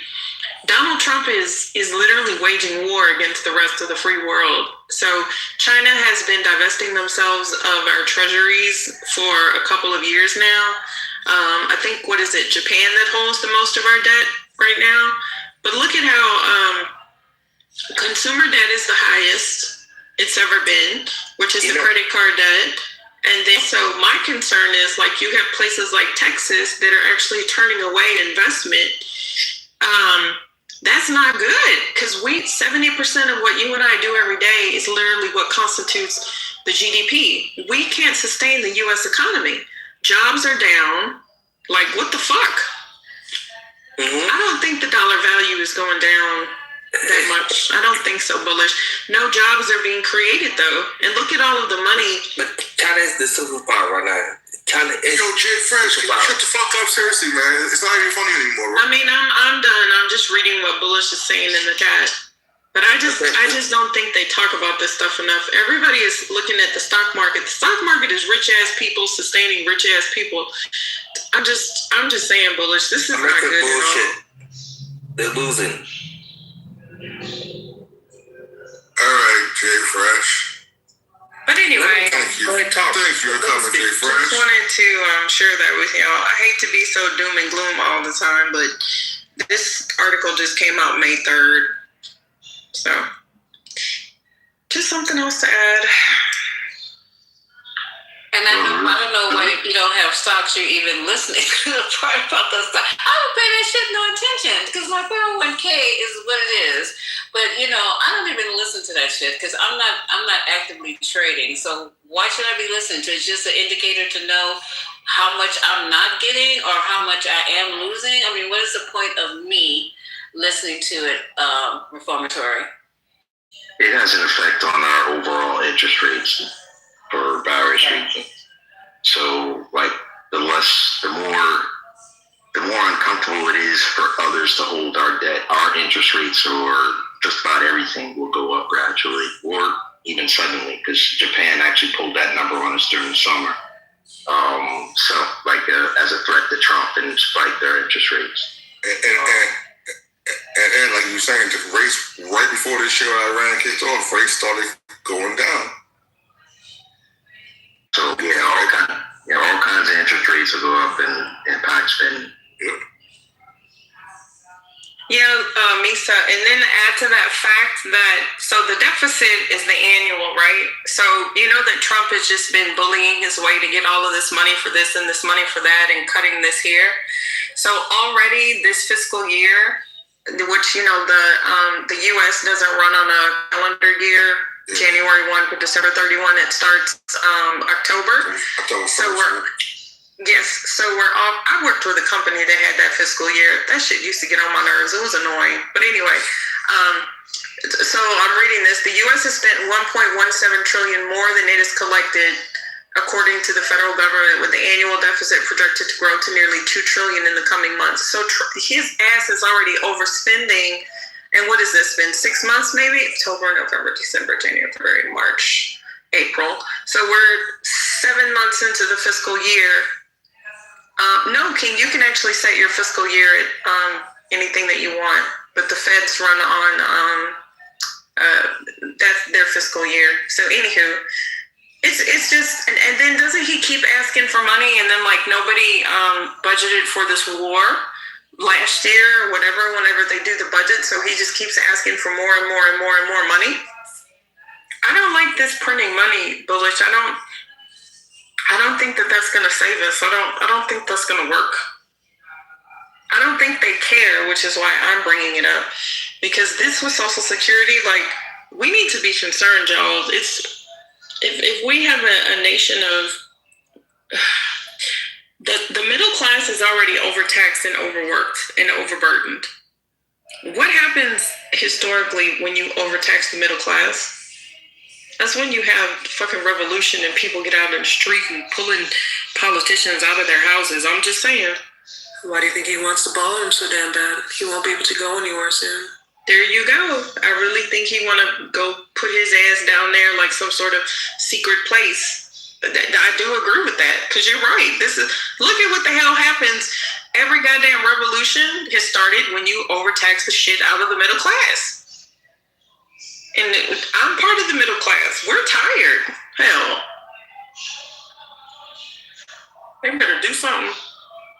Shit. I almost wish there were some Trump supporters around so we could just be like, enter this, enter that, enter this too. Because they act as if they're immune to the fuck up, excuse my language, of what's going to happen. As if their children and their children's children most likely won't be paying for all this.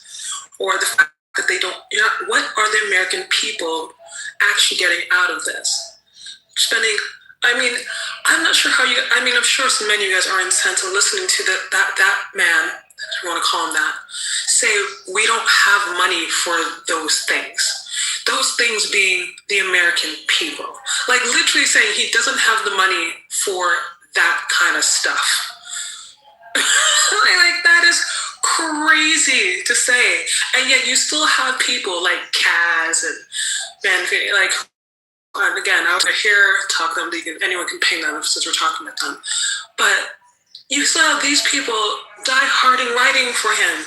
And it's like, how do you account for that or address that? And they never do. They always run out of the room when these conversations are being had. They never actually give a tangible excuse as to why, other than say, well, we'll see.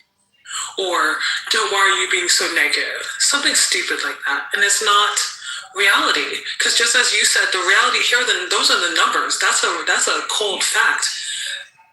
Who do they think is taking care of that if the rich aren't taking care of that? And he's not paying. Trump's not paying for any of it, or his family. And if anything, they'll just escape the country. If it gets really bad, they'll just leave. They'll probably just go move to Israel or somewhere else friendly. Maybe even Russia, but they're not going to stick. They don't have to stick around, and they don't have to deal with the ramifications of this presidency. But the rest of the Americans do.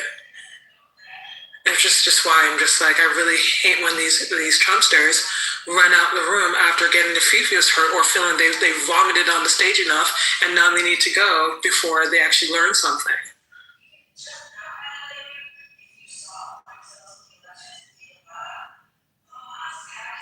No, I agree, Marlene. I think that this is like a fascinating,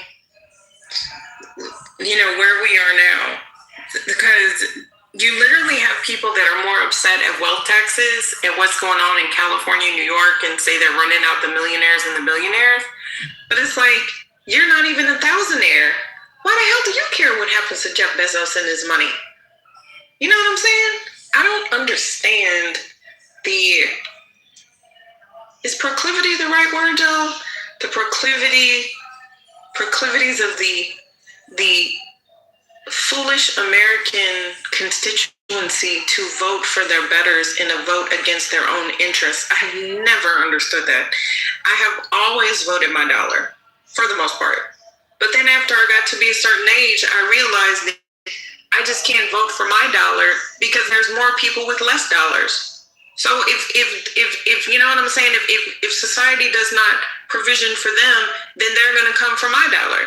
They're not going to come for Oprah Winfrey. They're going to come for me. So why would I not want an economic environment or agenda that doesn't at least try to benefit every American? And we know that this works. Why Democrats tend to have better economies. The GDP is higher, right? This is fact. Their GDP is higher, their job growth is better, and their unemployment is lower. So it's like, we don't so bullish, this is for you, with this both party stuff. No, it's not. Like, Republicans screw up the economy, and then the Democrats have to come in and fix it. And then by the time that they fix it and get it to where it's sustainable, stupid-ass Americans forget that it was the damn Republicans that effed it up in the first place. I'm just tired of this, that's all. Like, god damn. Yeah, we literally were talking and saying the same thing about that just the other night. That's how it all would work with the American electorate, like every single time. Understand why? Because we're all saying this in real time too. Because I don't get why people can't remember that, but instead it's just like this reactionary thing. I can't believe that people are that plugged out that they keep doing this same mistake every single time. It's really kind of shocking to observe how American politics work, that every single time that they'll put in a Republican Party who has all this power, they fuck up everything, they screw over everyone, except for the rich. Then the people decide, oh my gosh, I really am hurting, let me put the Democrats back. It takes Democrats, the usual amount, because, you can't just immediately just change the direction of a big ship. But by the time that they're done, everyone's back to blame the Democrats for literally legislation that's caused under the Republicans, and then they put back the Republicans, wondering exactly why that they're back to zero, and then they blame both parties, and say both parties are the same. I can't imagine living it. It's exhausting just to look at it, just to observe it from the border, from this safe side of the border, safer side of the border, and to watch you guys go through every single election cycle is crazy to me. And not to mention the amount of money that is spent on just becoming the president. And people keep saying, oh, we don't have money for this, we don't have money for that, but you guys do have the money. It's just that for some reason, prioritizing people doesn't seem to be a priority. And you still have people in the chat that are saying both parties are the same. They're not the same, and I wish we were seeing that. Look at the state of red states. Marlene, this drives me insane as someone who is a data and a numbers person. I still don't see how we can literally just say Democrats have better economies in this country. That should be the full stop period. Like, that should be it. Democrats have better economies. We should all be able to agree on the numbers, should we not? Like, that to me is something we can all solve for X. Isn't 2 + 2 4, whether it's a Democrat or a Republican? And the fact, like I said, and I'm going to call out Bullish in the chat, saying that both parties are the same, that's literally perpetuating the stereotype that Republicans actually do anything for poor people, and they don't. I was a Republican. They don't. They never have. They don't even do anything in red states. The red states are among the poorest in the country. What is the 4th largest GDP in the world? It's California. Liberal as hell. Can we stop with this foolishness that both parties are the same? Both parties are the same. Both parties are not the same. They never have been the same. I never said they were the same, though. You did. You said they're both responsible for this problem. But for what we're specifically talking about, yes, they're both responsible for the debt problem that we're sitting at. I don't. That doesn't mean that doesn't mean that they're the same. Donald Trump literally contributed to the debt when he was in 2016 because of the TCJA and because of the things that he played chicken with China, like with the soybeans. But Biden also played chicken with China. You don't remember that big? He made a big press conference and basically told the other Asian countries that, look, we getting tired of dealing with China and we'll deal with y'all. Basically, what he said.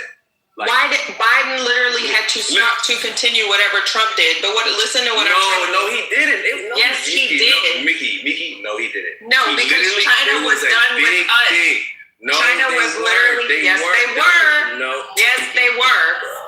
Donald Trump. Do you not realize that China just now Trump just started having a conversation with Xi getting those soybeans back? Like, China literally moved on to other countries during Biden's administration. Like, China was literally like, I'm tired of y'all ass. Donald Trump called China, said that they tried to kill the entire world, and you think that the Chinese, one of the proudest groups of people to ever exist in history, we're just going to take that shit sitting down? Are you serious? Do you not know that during, just 1 second, do you not know that during Trump's administration that we literally removed Chinese companies from the market? Like, you don't remember how much Trump went in on the Chinese when he was in office? He called them everything but a demon and a child of God.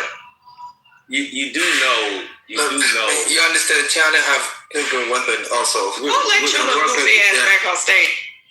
I did not do that. You do know that. Same thing. You do know Biden's CHIP Act was the main proponent behind Biden's CHIP Act was for us to delever away from China. Like, I just want you to go, maybe because it was some time ago, so just go back and do that research. It's not China, it's Taiwan. Right, but I don't. Thank you, Arthur. Hold on, wait. Let me finish my assertion. Because Taiwan, right? They get a lot of different components to fabricate those chips through China. It was a whole bottleneck in the semiconductor industry because of these two conglomerates. So yes, we do have ties with Taiwan, but they also have components that they get from China, right? Which is why we basically told TSM that they have to come to America and set up fab factories in America so we can delever ourselves from being so internationally intertwined in that way, right? It's not like that it's not saying that we wanted to stop doing business that way. We just knew that we had to delever how much we were leveraged on that side. Bullish. The materials to make the chips, do we have them here in this country? Do we have the materials here in this country? I mean, what does that have to do with the question that we're talking about? You literally just said that Taiwan gets the chips from China. So my question to you is, that's not what I said. That's not what I said. What did you say?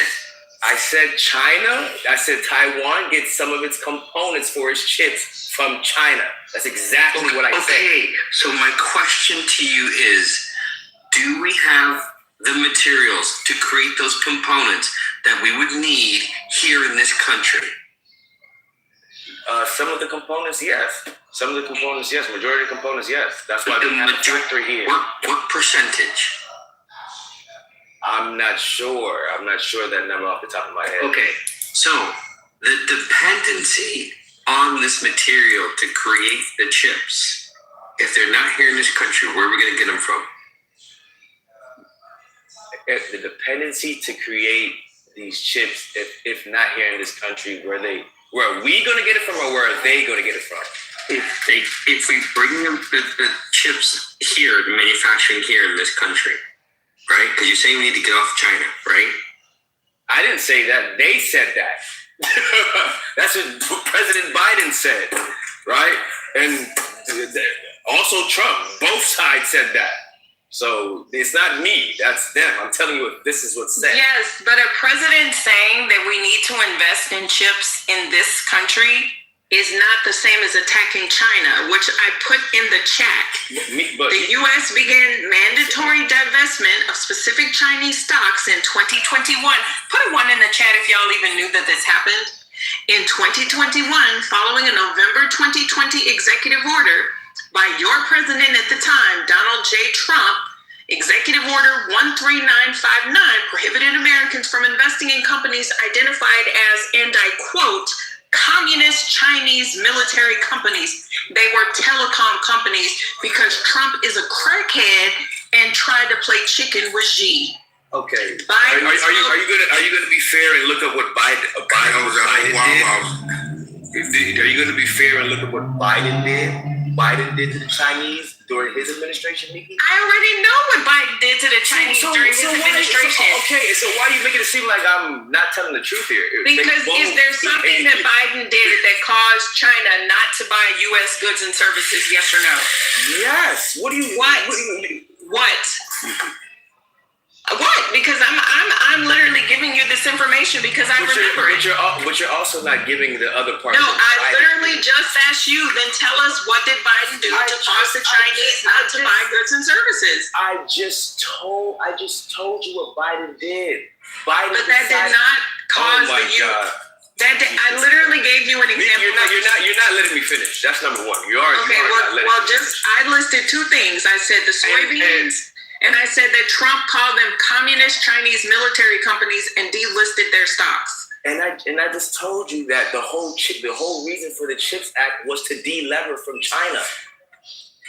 Do you not remember when President Biden stepped up on that podium and looked at those he went to Asian the Pacific Asian Conference and told those people after having a brutal conversation with China that went south, he told them that we will give you guys our manufacturing. If China doesn't want to play ball, we will play ball with you guys.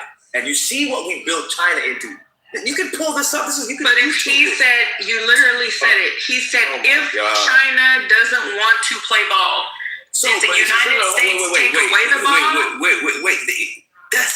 Trump took away the ball. That's literally my point. No, you're not. You're being. I just told you that the CHIPS Act was built on moving away from Chinese production. That's not a problem in itself. What is wrong with the United States? Hold on, wait. That's a smack in the face to China. That's how China.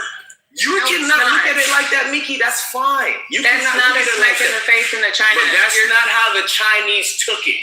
Okay, I know how the Chinese. Okay, that's not how the Chinese took it, bro. Sir, did you understand what I'm saying? You literally had a president, Donald Trump. Everything was fine. Okay, everything was fine. Donald Trump, at the beginning of COVID, I don't want to be the one that's fighting for Trump. But you are fighting for Trump, and I'm wondering why. I'm fighting for. You can't even let me finish. You didn't let me finish. Okay, I asked you, what did Biden do? I just told you. I just told you. Okay, so do we want to talk about what Trump continued to do once he got in office this administration? Because I'm literally still on 2016. Because I can add more. No, it's not a different conversation. No, it is, because we're talking. That's why I said specifically Bullish. I said the debt got to a certain amount because of what Donald Trump specifically did in 2016, referencing China as one example. And I'm telling you, it wasn't just Trump. Trump definitely had something to do with it, but it was both parties. It was both parties.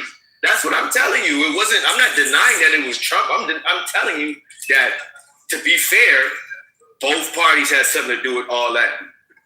So how did Biden add to the deficit in a way that he shouldn't have, or that was harmful? Oh, look. I'm not the very. That question is above my pay grade. All I can tell you is that they both added to it. Well, then how can you say they both added to it if you don't know how Biden added to it? Because I can literally I can, but that's. I don't want to be the one to do that, bro. I'm just, to be honest, because it's gonna make it. What, man? Like what? I mean, what? I kept up with a lot of what Biden did, and you're right. The Democrats are usually like grandpa, like daddy's credit card. But this is still the point of the matter. The Democrats have better economies. You can Google this. This is an irrefutable fact. Well, I'm not disagreeing with that. I didn't disagree with that. We were talking about the deficit and why it was there. That's the only reason I'm. And how did Biden contribute to the deficit? Because I can tell you how Trump did. I've literally outlined how with the soybeans that Trump literally took away dollars that the Chinese would have bought our goods and services. And then we played chicken with China, and then China said, kiss my ass. We had to bail out the farmers. Does everybody remember that? Because it was actually the black farmers didn't even get their dollars. The black farmers didn't even get their dollars until the Biden administration. If you really want to go there. I'm not going anywhere. I'm just saying that it was both parties contributed to the debt. Can you give me an example of how the administration contributed to the debt? The same way that. So are you saying they didn't? Is that what you're saying? Are you saying they didn't? I said that the way that Biden but I'm asking you. Are you saying can you let me? I know how to articulate myself quite well when it comes to the economy, not just the market. I mean, you keep laughing. I'm having a serious conversation. The Biden administration actually contributed less overall to because this has already been debated before. Now we're talking about less overall. The point is they contributed. That's you did not let me know what the statement that I said is that Donald Trump literally contributed to the deficit in a manner that did not benefit like he overspent on purpose just for no reason. That's what I'm saying. This is not me that's saying this. This has already been debated. A lot of people think this is actually why he lost in 2020 is because of how he effed up the economy in 2016, because we can all agree he inherited a robust economy. Unemployment had already started going down. Stock market already started going up. Jobs growth already started going up. All of that he literally inherited from Barack Obama. Both times. This year, 2024, Donald Trump inherited a robust economy, and now what do we have? Jobs growth? What? Can somebody tell me about jobs growth? Flat, isn't it? Wasn't it flat last year, y'all? Like, what are we talking about? Come on, bro. You tripping. I'm not tripping. You're trying to move the goalposts. I'm not moving the goalposts. We're talking about economic data. No. Can I tell you how you're moving the goalposts? No, can you just tell me how Biden overly contributed to the deficit?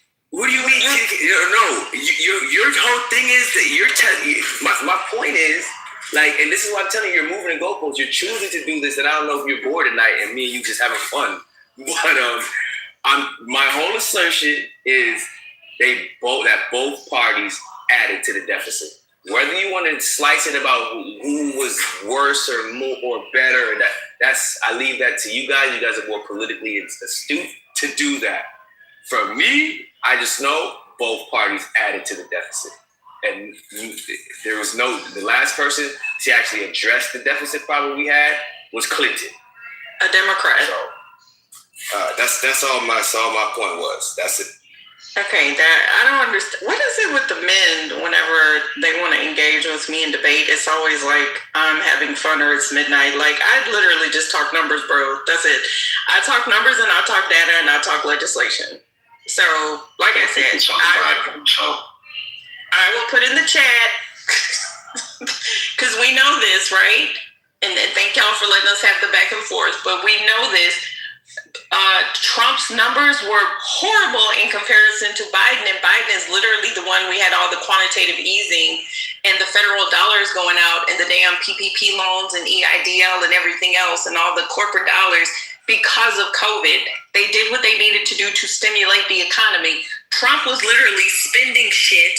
The Tax Cuts and Jobs Act removed all of those corporate tax dollars from the income of the country, and he did not have a way to make that up. That also overly contributed to the damn deficit for no damn reason. And I will stand 10 toes down on that.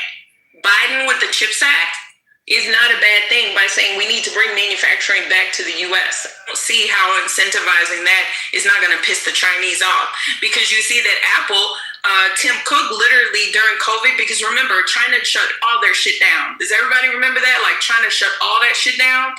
And then you also have the young people in China that are literally getting pissed off after COVID because they were like, look, we're not going to be working in these factories for $5 an hour like our grandfather did. You can kiss our ass. So we already know that a lot of manufacturing is being offloaded from China anyway, regardless of the U.S., just like Tim Cook brought his happy ass over there to India to open up the damn Apple store. Don't play with me, bullish. Anyway. Hey, I got a question for you. I got a quick question for you. If I say, hey, I'm tax-free, I'm going to give you $10,000 or $10 million, which one would you take? Mickey, I don't see how I'm playing with you. Would I say that? Bullish, quick question.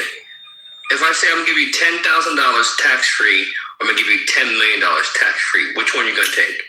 That's what can you get to the point? Like, I'm just asking. This goes exactly to what you're talking about. Which one would you take? How does this analogy go to just which one would you take? Answer it for me, bro. No, you. Which one would I can't answer for you? Which one would you take? You can decide which one. No, I can't. I can't decide for you. I can't. I am slow in the head, and I can't make decisions. I can't decide so you can decide for me. I can't. I'm not gonna do that for you. Well, you gotta make your own decisions, bro. Well, hey man, I got financial advice, so I really don't have to make my own decisions. I really talk to people before I make decisions. I'm just asking a face value. That's it. Which one would you choose? I don't know, bro. Okay.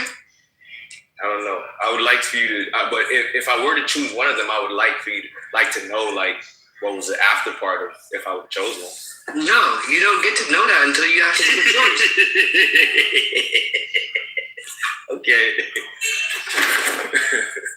But Mickey, I'm not playing with you, sis. Come on, man. You know, come on, sis. She's on the phone. Oh, I didn't see that. My bad.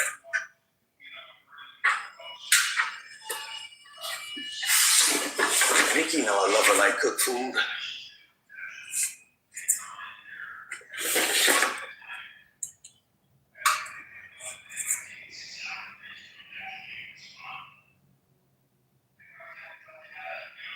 But I will get the numbers.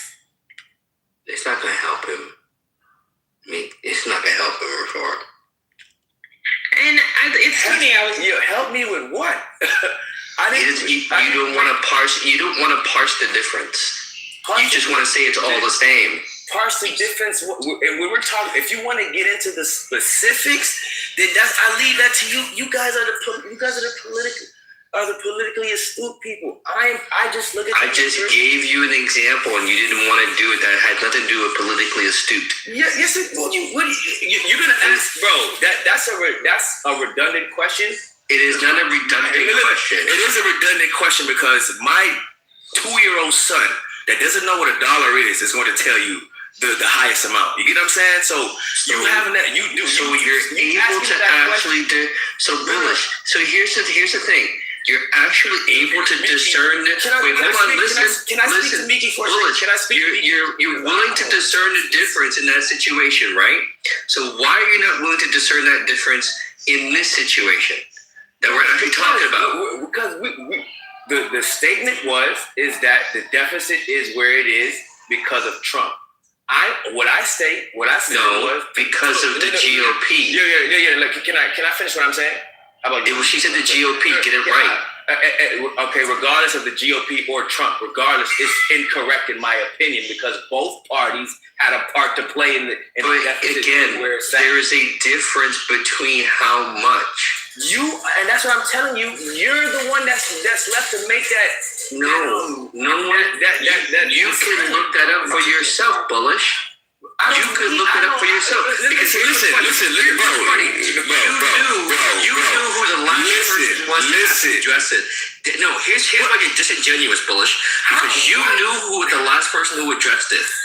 That's how I know you're disingenuous. How does that prove I'm disingenuous, bro? Because you knew who the last person was that addressed it. That's not answering my fucking question, smart guy. How did I prove I was disingenuous? How does that prove? Because if you weren't interested in the political aspect of it, you wouldn't know who was the last person that addressed it. No, I don't have to be interested in political aspects. I'm an investor, my guy. That's what we do. We look at deficits and global economic. But like Mickey said, I'm an investor. It's my duty to look. I don't look at it from. Look at it. Are you? Is this somebody's friend on the stage? Like, are you high? Don't look at it. You look at it. Which one is it? I don't look at it from your views, bro. But does it have to be from my view? Does it have to be from my view? It does have to be, bro. I don't look at it from a political standpoint. This isn't a political. Financial is not political. I'm saying that it is. The economics is political. And politics is the economy. We are a capitalist country. Put this in the chat. So if somebody asks you the question, yes, if you look at it like that, right? Okay, Miki, you look at it like that, right? But if somebody states the matter that the reason that the deficit is where it, knowing that you look at the data, right, and know what's spending this, that, and that, being an honest person, not the biased Democrat that everybody in this room is, right? It's just the honest truth. Both parties had a hand in playing in this deficit where it is. Now, if you guys want to dive in who did this and what spending was rational or irrational, whatever, that's up to you guys to do. But for me as an investor, I just look at it, both parties add to the deficit, which is why I said to you, Miki, they're going to print more. Regardless who wins. I don't agree with that. They're going to print. Okay, we'll see in the next. You can't even let me just let me give the data. And I never use phrases like that. And plus, I don't know if you know, but I was literally a card-carrying Republican. There's still people on this app that call me a conservative, and you know why? Because I was literally born a Republican. My mother still is. I'm not MAGA. I was a real conservative. I was a financial conservative. Everybody on this app knows I did not vote for Barack Obama. That's how much of a Republican I was. Mika, I wasn't referring to you when I said biased Democrats. Liberal biased Democrats. I I am never biased against And I just said I was not referring to you. Did you hear me? I'm the one that's making the. So anywho, let's just get to the data, right? Because the conjecture irritates me when we talk about the economy and numbers, and you know that. Let me just read the information, and I'll continue to put it in the chat. So granted, this is an article from ProPublica, but this is 2021. The growth in the annual deficit under Donald Trump, his first administration, ranks as the third biggest increase relative to the size of the economy of any U.S. presidential administration. Did y'all know that? The first two were George W. Bush and Abraham Lincoln, who oversaw the larger relative increases in deficits, but Trump did not launch two foreign conflicts or have to pay for a civil war. Why do we say that Trump added to the deficit more than Biden did? Because Biden is the one that largely had to oversee COVID. Donald Trump added to the deficit by the TCJA because he took away all the damn dollars. He gave corporations their largest tax cut on record. Do you deny that, Bullish? Those were dollars that were put into the budgets. So that's what I'm saying. I never denied any of that. Like I said, you guys are you, and it's like you guys are refusing to hear the words that are actually coming out of my mouth. And Miki, that's what I'm saying. Like, you know me. Like, this is what I'm saying. Like, it's probably late at night. You trying to have fun tonight. Why do y'all keep saying that? Because you're not listening to the words. Put a one in the chat if I ever have fun when I'm talking about money on the economy. Y'all know me damn well in here. I never joke about money or the economy. Never, ever. No, it's not about joking about the money and economy, but the conversation. Well, why do y'all say I'm trying to have fun? Can I finish what I'm saying? The conversation that we're having, I know you, you know me. You know we're not talking like, obviously, if you actually are listening to me, you know I'm not talking about it from a giving Trump point standpoint. But that's what it sounds like. By what about it? No, it doesn't. Yes, it does. You are a traitor. You go by the numbers and the data. Bro, you cannot say that. Mickey, can I finish talking? I mean, it's beyond you at this point having the conversation because we're not going to convince you, and frankly, I'm not trying to. I like to provide. No, I'm not. I don't. No. It's irrelevant what you think. The data speaks for itself. I'm just adding to the room now because whenever I make allegations like that about the economy or about the market, I always like to give a resource because I want people to understand these are not just my opinions. So I'm going to continue to put data in the chat. How Donald J. Trump, crackhead ass, literally added to the deficit for no damn reason, then the TCJA, and then, like Georgia said, it added trillions of dollars to the deficit with this new damn tax bill for no damn reason. And then when we have a catastrophe, like we had COVID, where we had to add to the deficit because we needed to help people. By the way, Europe did the same thing. Everybody did the same thing. Everybody did quantitative easing. China did quantitative easing. Japan did, everybody did, because it was freaking COVID. Everybody's economy would have collapsed because his ass had taken away money, and then he turned around and is doing the same shit now. That is my point. So when did I say that was an opinion? Doesn't matter anymore. I've moved on. Exactly, because you're deciding to like treat me as like I'm defending Trump. But all I came up with. Put a one in the chat if y'all think he's defending the Republicans. All I said in the chat is, to be fair, both parties added to the deficit to make it where it's at. That's all I said. Okay, we get it. Let's move on, please. Thank you, Marlene. And I'm putting my one in the chat. Fuck Republicans. I'll put my one in two. Lorenzo, did you have something to say? I see that you joined the stage. Welcome. Hold on. So it's a one because I want to be fair and say that both parties added to the deficit. Bullish, do you not understand when we said move on? We get your point. It's clearly not going to change your mind. You're definitely not going to change hers. Let's just move on as we've asked you kindly. Well, why is it a change mind when it's just she says facts, right? Miki said, all this is facts. Numbers are facts. So is it not a fact that both parties added to the deficit? Yes, you're right. Okay. Thank you. Are we good now? I just want to know that. Yes, the Democrats added to a smaller contribution, and the main reason why you're in this problem is Trump and the GOP. But you're right. Okay, is that cool? Thank you. Does anyone else have something to add to the conversation? Thank you for acknowledging that. I wasn't lying. That's not a problem, Bullish. Does no one else have anything to say? Ed, I think you're about to say something. I was just going to point out the brothers just need to feel heard sometimes. Apparently, I mean, the things that he was being heard, but I think he missed the point that Mickey was trying to say, that the main problem, the main reason that it happened was because of Trump and his administration. But I mean, if you want to be very super technical and admit that, yes, the Democrats did have a hand, albeit small, sure, then that makes his argument, what he stated makes sense. So let's just not keep going in circles about it, though, because again, I believe Mickey did understand his point, but the larger point was what she said, that it was mainly a problem caused by Trump and the GOP. And we can't really argue about numbers because numbers are unbiased, more or less. They are what they are. So thank you. I have put my information in the chat, but we are moving on. And Ed, no Negro's got to learn. Okay, thank you. I just love Marlene's book. You're so cute, Mickey. I mean, I don't know what I need to learn because I didn't disagree with anything you said. Oh, you're so tell me what you need to learn right now. Just let it go. I feel like if I could actually sing, I would sing that damn song from Frozen. Let it go. Let it go. Let it go. I don't have any daughters. I don't know how it goes. I've never seen Frozen. Like, it's okay.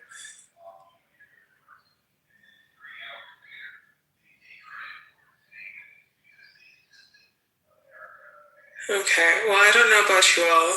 I don't know if anyone else is awake and would like to talk any further. If not, I think I'm going to say goodnight to everyone. Any takers? No? It's late, and I'm sure it's even later where you all are. So with that said, thank you everyone for coming to the 420. Thanks to all the speakers, including the ones that we kicked down or threw out the room. Because you are contributing, whether it's negative or positive. Of course, it's all part of it. To everyone that comes with us every day, thank you. Please feel free to come to stage. We need, of course, always more people, different perspectives, even the ones that annoy us, and also inform us. And if you love, politics in your morning, please join Politically Correct, where our girl Patty and First Lady host. And if you have a pink ticket, especially, please cash it in. One thing to say. Oh, okay. That's okay. I'm sorry. But I'm sad. You know what? You were like, I gave you a whole couple moments, but you know what, Lorenzo? Look, I had left my phone, then I came back. I was like, oh shit, she about to end the room. I'm about to end the room, but you know what? Okay, about you got squeezed in. Get squeezed in there. The only I have to say is that having a war in the Strait of Hormuz is a very dangerous thing on what Trump is doing, and it will affect not just the U.S., but I believe every single country moving forward if this keeps on happening, especially in the phase to where there were talks of a peace treaty, and now the U.S. is in their waters fighting Iran for the Strait of Hormuz. This is not a good thing at all. It's a very, very, very bad thing, and I think it will affect all of us moving forward. I think what you're saying is completely true. As we can see around the world, it's affecting not just the US, not just Iran, it's affecting the entire world, which makes the fact that this is going on, this illegal quote-unquote war is going on, and it's to no end, and no particular positive purpose other than for the state of Israel, which I'm not even going to start into right now considering it's late, but I can go on about that. But that's why you should join this room, and you can hear more about what we think about these subjects. And for anyone else that has a pink ticket and has enjoyed listening, please, again, cash it in, become a regular member so you know every time this room is open. I want to know, how come we're not hearing nothing from Israel? They started this shit, and now we're trying because to they're the spend billions puppeteers. of That's why. up. Oh, they're the puppeteers? Yes, they are, 100%. They are the puppeteers. Like, literally, if you know anything about AIPAC, then you understand why they're just keeping their mouth shut. This is an agenda for Israel to let the U.S. fight if I their know battles. anything about AIPAC, Yeah. AIPAC controls our government. AIPAC controls our government. Yeah. Hmm. So, if you want to know how everybody much money, has a certain little twist on who controls our government. Now it's AIPAC. This is a new one. But- Break that down for me. So AIPAC is basically the Zionists, which are billionaires, trillionaires, and they, fund the politicians in our government. They funded Obama, Kamala Harris, Biden, Trump. They are the ones who give the most money to our government, and it's to push our agenda because they understood, hey, if really we come together as us being billionaires and really we privatize, and as well we start putting money into the U.S. government, then the U.S. government will do anything the fuck we say, and that's what's happening. That's why a lot of Jews are like being protected in this country to the forefront. I mean, if you say anything about a Jew, it gets to the point where you become scrutinized. Like, that's crazy. How is AIPAC connecting to Israel? What you mean? AIPAC and Israel are like, AIPAC is a bunch of Israelis, Zionists. Yeah, like, and they fund the agenda for Israel. I'm going to interrupt just a little bit. Misa, they are basically Americans that have dual citizenship, so they're both Israelis and American citizens that where their number one party is to promote the state of Israel and its agenda in the American politics. That's why if you ever read about that's why they don't need to, apparently that's why, because they're Americans as well, that's why they don't need to apply as foreign agents as opposed to everyone else. But also you'll notice they ever see on news where they talk about my AIPAC person, or I don't have an AIPAC person. Very few people in. Oh yeah, I hear that. Yeah, so that's what he's referring to. Okay. So basically, these are like the overlords, essentially. Like, they're the ones that, push the agenda for their home country, which is Israel. So it's not something that, like, I will say this. If black people can come together, as in millionaires and billionaires, we can do the same thing. But it's just that these Israelis, they figured it out. I mean, if literally I was Italian, Irish, Chinese, and literally I had a group of individuals that were billionaires, they could do the same thing. It's just that Israel figured it out. And they got us by the balls, essentially. And we do everything the fuck that they say.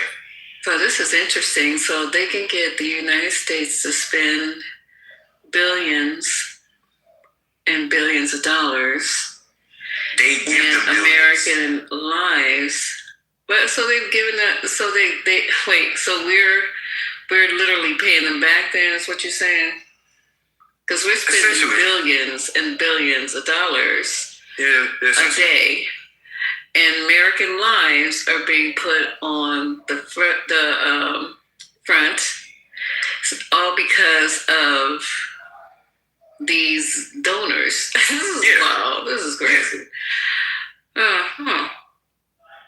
Just look up AIPAC, AIPAC, and you'll see how much money they've given to politicians and our government. Like, it's crazy. It's fucking crazy.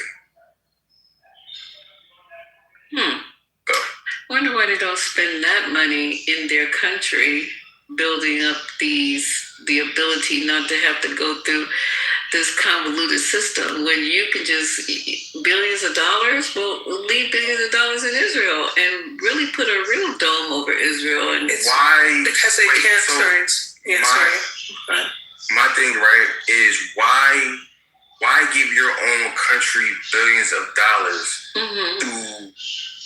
to basically fight something, as in gaining territory, if literally you can have somebody else fight for you? Because now you are not putting the lives of your own people in danger. Exactly. You're now doing it with a whole different, group of people. So. Sorry, guys. Go ahead. No, go ahead. You also should compare the massive difference between the American economy and the Israeli. I mean, there's no amount of money that the AIPAC is donated that even matches what the U.S. gives, what we give to Israel. Like, for an instance, no one's talking about this. During this 2-week ceasefire, by the way, Trump actually approved, what was it, 6,500 tons of munitions and military equipment to Israel to kind of replenish, I guess, their stockpile. I think it was worth almost $8.6 billion. So when this ceasefire happened, Trump was advocating for it. This has to be something else. It's because, hey, we need to replenish all of what Israel has apparently gone through, right? And they've actually held back on shipping some of their, some of the weaponry that European countries have paid for and ordered. They said, hey, listen, we're running low. We need to restall Israel first. So, and also even keep in mind during the Iraqi war, I think Bush had said, hey, listen, we need support. You're an ally. You know that Israel refused to send IDF soldiers, and it was actually Netanyahu who went to Congress and tried to pretty much convince and say, listen, we have the intel, it was Iraq, they have weapons of mass destruction, blah, blah, blah. When it comes to assisting his ally, you're going to say, no, we're not going to send any of our soldiers, although American lives were put on the line. I mean, so many lost, plus we're giving, literally, tons of aid. So this relationship is very imbalanced. I mean, I don't know if it's all AIPAC that's the cause for it, but there's something that's just. I think too that I think Israel has that to the problem. I'm totally honest with you, and I think they're extorting the U.S. because of that. I really believe that. I really do. So that could be another reason also. Sorry, I missed the first part of your sentence. Can you repeat that, Lorenzo? I said that I believe that another reason why America is doing so much for Israel is because I believe Israel also has the Epstein files. Ah, okay. Really do. I wouldn't be surprised if it's a combination of blackmail, extortion, and and just downright greed that's going on. Because obviously there's corruption, and it's not a Democrat or Republican thing; it's an American government thing. Period. Because AIPAC controls both sides, and I think again, I do get irritated as a Canadian, even though I'm not in the military, and I explain why, because I don't believe in that shit of going to war for rich people. It's astounding to me that the state of Israel gets called America's greatest ally while maybe not never, but very rarely ever putting any of their bodies and souls on the line, unlike Canadians who have literally been in most wars with America throughout history. So it's really, really weird to me. And the fact that this is allowed, it's like the open secret that's not a secret, it's very open that you have basically a foreign country's interest being promoted is weird, and that everyone's still very calm about it, and there hasn't been this big uproar by the people being why do we pay for their health care, their education, their security, when just all your money? It's not like the government's money. The government's money only comes from the people. So how do the American people are fine with paying for foreign countries all their shit? Because they do have those things that Americans do not. And of course, they're not going to say anything while this quote unquote war is going on. It's for their benefit. That was exactly the whole reason.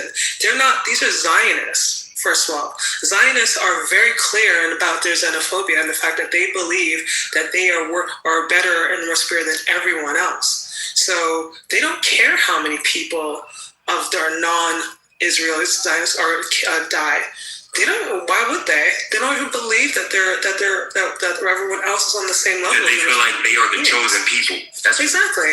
I mean, it's ridiculous, but that's what they believe. So when you don't believe that, when you believe you're superior to everyone else, why wouldn't you let them bleed out money? Why wouldn't you let them die while you advance your agenda? And we see that they're doing that because no one's really talking about the fact that they're bombing Lebanon and stealing their land. We're going to say Hezbollah? Come on, that's bullshit. They're going to have nothing more. They're going to have a lot more than just Hezbollah by the time whatever this is done, if it even stops. Because I just want to know, like, how much are they going to get away with? Is it going to be like, okay, we're going to pause right now, pretend as if like somehow we defeated it, and then we're going to make up another security reason to keep expanding. I'm just really kind of over it. So I really want to see it. Ronnie, can I just add this? So what Americans are pretty much sold is that this is that Israel provides this superior intelligence. Okay, that's one thing that people are sold. Second, we're also sold the fact that they help develop this superior military equipment. They help us in some sort of innovation. That's the second thing that's sold. Now, what's interesting is since the creation of Israel in 1948. We've actually given more aid to Israel than any other country. It doesn't matter if it's Dems or Republicans. However, there's a big difference now with Trump. No other administration was going to go to Iran and fall for that because it's just a death trap. There is an economic tie. So I'm not sure if you guys talk about it. Eric Trump actually invested $1.5 billion in a merger between an Israeli drone maker called Extend and I think it's a Florida-based construction holding. So basically, it's an AI-enabled drone, and they call it low cost per kill. So the Pentagon has actually funded this. I have actually ordered a bunch of these. So there is an alignment with Trump and money. If you even look at Qatar, a lot of the things that have happened and that are going on right now, there is a vested interest, a personal vested interest with Trump and his, goons, his family, whatever you want to call it. Trump's one president that's done far more, way more than any other administration has under American foreign policy. So there is a difference. I don't know if you guys want to call it blackmailing, but there's also financial ties here as well, which shouldn't be there because this is obviously a conflict of it. Yeah, I mean they're that too because they clearly have financial interest. The Trump and his family have financial interest, considering they're talking about investing in real estate in Gaza, which is just disgusting. So I'm not sure shocked about any of this revelation that they also have ties to Israeli companies, etc. It's not surprising. I mean, that's what the Trumps do. They're a grifting criminal family. So again, I believe they're either going to be hiding out in the freaking ballroom or hiding out in the country, considering all their bulk of their money has been made during his presidency. And I love how his supporters don't talk about the fact that he has enriched himself very, very well during his presidency while railing against everyone else. Pelosi, look how much money she's made. Oh, Hillary Clinton, blah, blah, blah. Meanwhile, just ignoring the orange dude in the middle who they're currently still supporting, who was never a billionaire before this. And that's like the best part, because if everyone's following the trials that he was in, he had to admit that he didn't have that money. He has it now, but no one talks about, at least none of his supporters talk about how clearly corrupt he is. It's like they're fine with it because everyone else was corrupt before him, which is no principles and no morals. Because if you don't want government to be corrupt, then you have to want them not to be corrupt on period. Not because you, how do you say they like this guy is just even beyond me. But that's what seems to be going on, and yeah, I don't even know how America even extricates itself from Israel, and who's going to have the balls to actually not be corrupt and actually do the right thing for not just America, the world. Because and I'll say it right now, 10 toes down, I believe that forget everyone else. I think the state of Israel is the biggest threat to the world and world peace, period. And you can try to convince me otherwise, but for right now, no. Because they're sure, we can talk about North Korea having nukes, blah, blah, blah. I don't think North Korea gives a shit. They're doing their own thing on their own side of the freaking world. They don't really care. I don't see it but it's Israel that wants power. It's Israel that also says that they will nuke everyone if you threaten them. They're the only ones that don't allow any. One of the few quote unquote democracies, in fact, the only democracy, if someone wants to correct me, that won't allow inspections, won't admit to anything, won't be sanctioned, won't follow the rule of law, and there's just no consequences. How do you, I don't even know if you do that to children. That's a good thing. We should all know that you can't have anyone walking around with no consequences for their actions and think that that's going to end well. And that's how I think of the state of Israel. That is a bigger threat to everyone that needs to be dealt with before it gets too late. But I'm not sure if that's actually going to happen.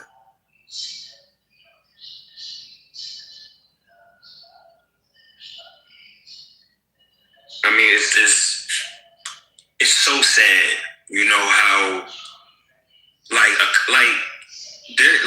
it's not uncommon that governments are corrupt. They do it for their own agenda, but the fact is that when you're helping another country and the benefit is only for them and for their people, it's like, what was the real reason for us to even get in this war? What was the purpose? Because now Iran has put it to a point where nobody can really get oil. Essentially, they have stopped the world's economy, and that's probably the most brilliant thing that any country could have ever did. Because when you're going up against two powerhouses like America and Israel, and you have the main port for the world's oil, and you just stop it, that's a big thing. It's about 25%, but yeah, it does make a big difference. So it's a big difference. It's just, I wish this shit never happened.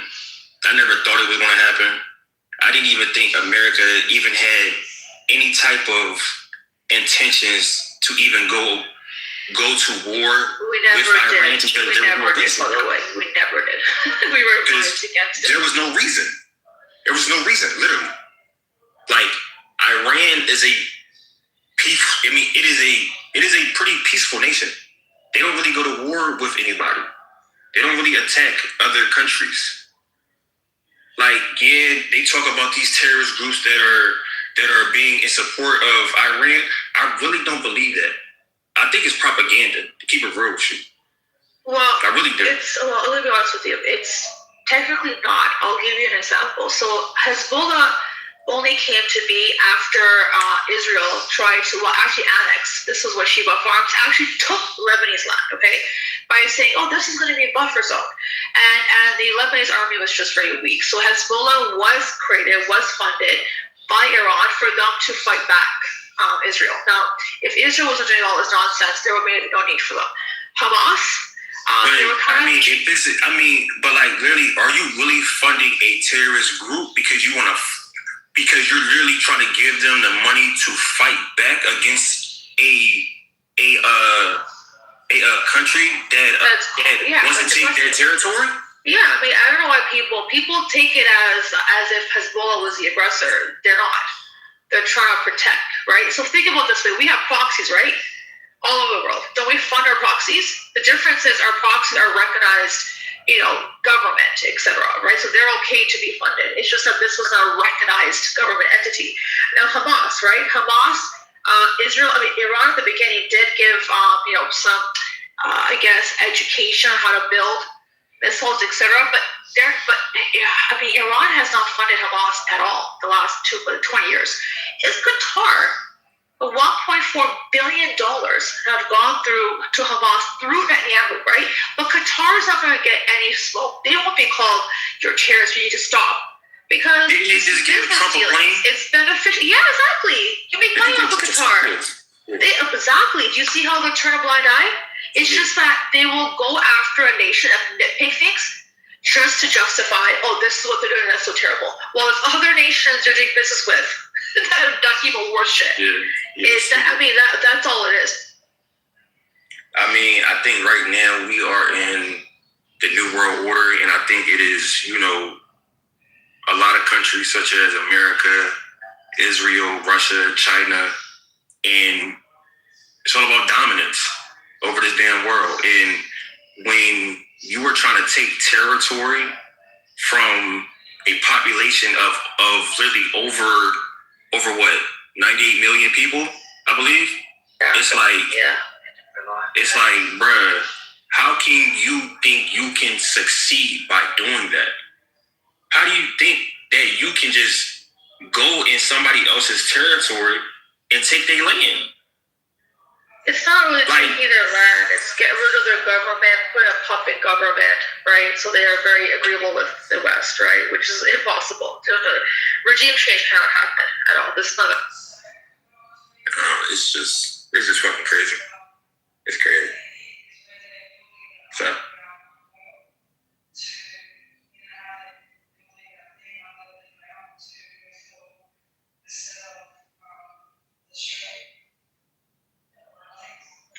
There's anything I've heard somewhere. Has Trump tried to say officially that this whole war situation, whatever he wants to call it, is coming to an end? Because 60 days are up, right? They just started fighting in the Strait of Hormuz. This shit not ending. Remember, literally, they are fighting. There's a new Project Freedom, I believe, that he just announced 24 hours ago. So they're trying to rewrap this, repackage. Fuck. This is amazing.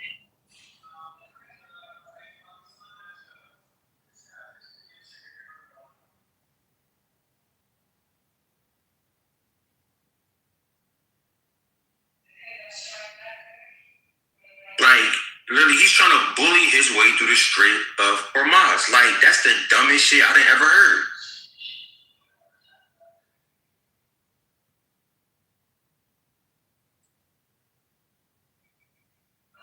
The issue is he can't, right? Strait of Hormuz.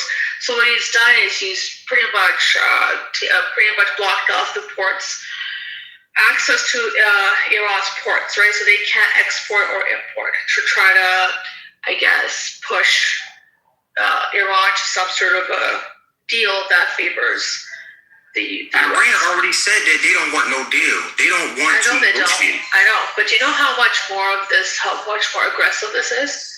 To now go block a sovereign nation's ports. They can't get nothing. They can't send anything. That's a whole different ballgame right now. It's even more active aggression. I guarantee you by the end of this month or by this month, gas will be $5. It's way more than that. Gas is already $5. Yeah. Not over here. And Cal is fucking $7. I saw one sign that says $7.67. That's just crazy. Yeah, Cali. And it's not just the States. It's crazy all over the place. Some countries are doing, they're trying to limit their use by telling their citizens, don't do this, don't do that, don't go to school, work from home. I'm not even kidding right now. It's like a shit show. And this is his first day of Project Freedom, I'm guessing.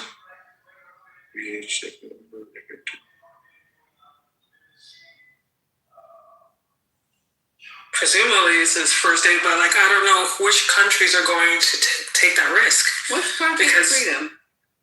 Remember we were talking about it earlier, when Trump is going to be quote unquote humanitarian and escort ships through the Strait of Hormuz. Oh yes, and how you just told us that's impossible. We don't have enough. That's supposed to do that.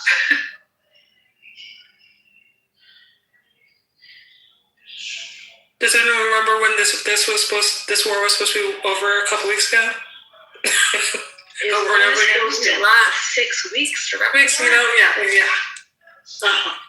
Man, this shit going. Look, I'm going to be honest with you. This shit might last for say about 2 to 3 years. No one can have that last that long. That's no what one I can afford said. it. How though? We can't afford this. I mean, literally can't afford it. I mean, how much millions per missile or something? It was something ridiculous when I was listening. And the interceptor missiles and stuff like that, I can't believe how much the cost for just one. Like this, to me, this ceasefire is just a replenishment. What's the plan? How would you end this then, Maureen? By bringing Iran to the table, but they're not talking. So they're like that was the only option to keep it real with you. But they were at the table. They were at the table before they got freaking attacked out of the blue. So they were at the Geneva, literally drafting something. Because remember, JCPOA existed. Trump fucked that up. Just said, "Oh, let's bring it." They were already having heavy discussion. They were going to say we're giving up all of our uranium, and bam, get attacked in the blue. And we want people to still negotiate when that happens. And then, yes, they have made concessions. But Trump's not, it's either his way or the highway. Decades of having yes men and just having his ass kicked and kissed and getting away with being a complete corrupt asshole and rapist and possible pedophile has gone to his head because he did not think pragmatically at all. Because I agree, I believe Patty said this in her room earlier. They should have left the second they killed the Ayatollah. They could have claimed victory and gone about their business. But no. For some reason, he didn't take that cue and get the fuck out because he can't do anything that will make him look good at this point. That time has come and gone. So the only thing he's going to do probably to make himself feel better is commit a war crime. Other than that, he has to weasel out with his tail between his legs, no matter what. I don't care what don't care what anyone thinks. There's no other way there's no winning this. And there's not like the Iranian people have any motivation to concede. What motivation do they have? Other than to fight it out. They might as well at this point because they're constantly being threatened. And why should they trust the U.S.? There's no reason to. One of the things they asked for Iran is a guarantee of some sort of international organization that's a part of it that this has to be lasting peace. So Iran's actually saying we want to have a guarantee that we're not going to be attacked out of the blue. Okay, which also puts Israel on the top as obviously one of the aggressors. How do you not agree to that?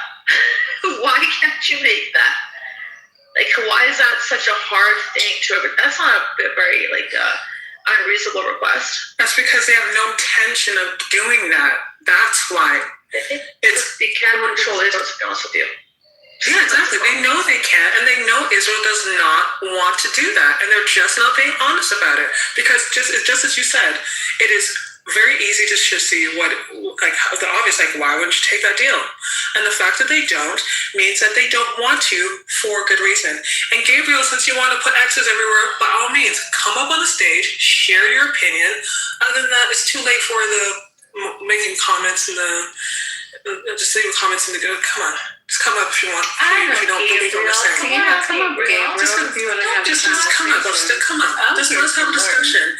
If we're having if you're mad, just come up. Let's have a discussion and talk this out. You're part of the family. So yeah, I'm going to learn, and we're not going to bite. Well, at least I'm. Yeah, no. It's too late for that. Anyways, energy for it. My point. Then again, Gabriel, okay. Well then, okay, all good. Anywho. When you don't take the obviousness, that means what's the very simple truth must be true. They don't want to. Again, this whole entire reason, quote unquote, war was to destabilize and make Iran weak so that Israel can do what they're doing. That's it. because they're the only ones. Iran was like the last and only country that was going to literally oppose them and was actually a threat. The rest of them are either aligned, neutral, or going to be, or who knows, or are the victims and can't fight back.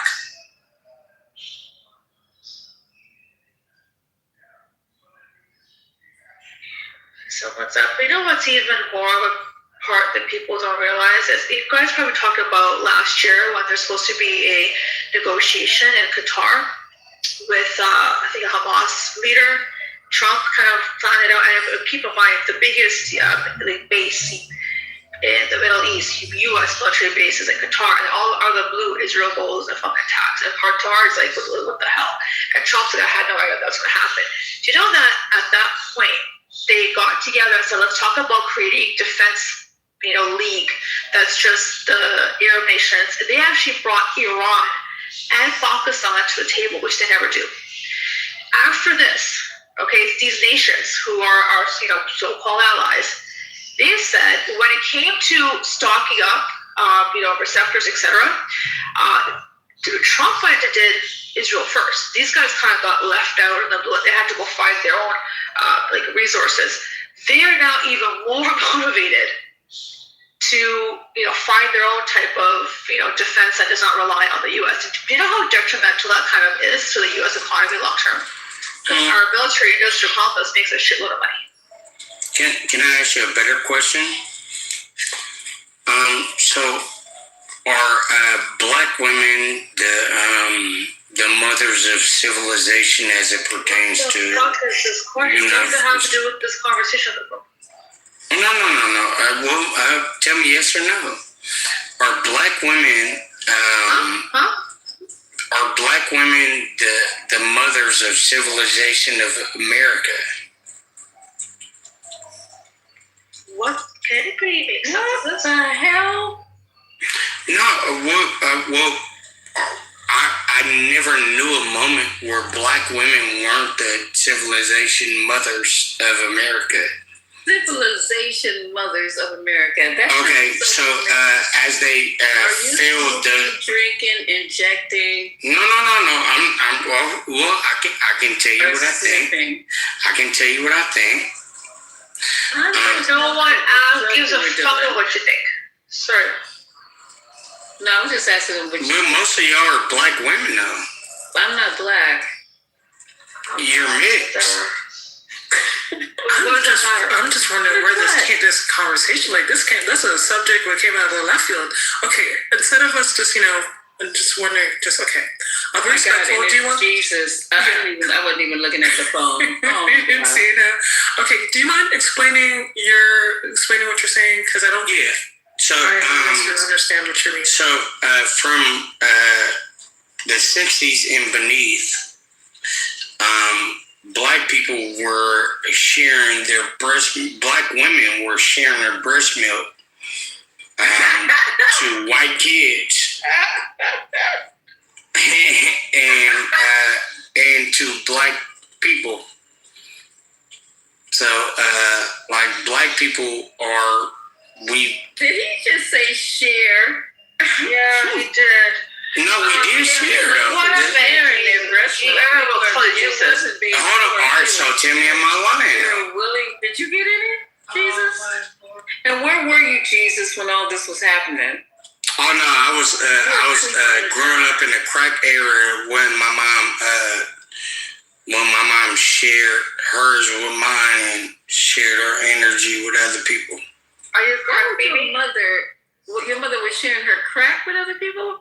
No, her energy with other people. How do you share energy? Well, ask me a better question. How does white people share their energy with other people? I got a question. Okay, so whatever, I don't want to call it Jesus, but whatever.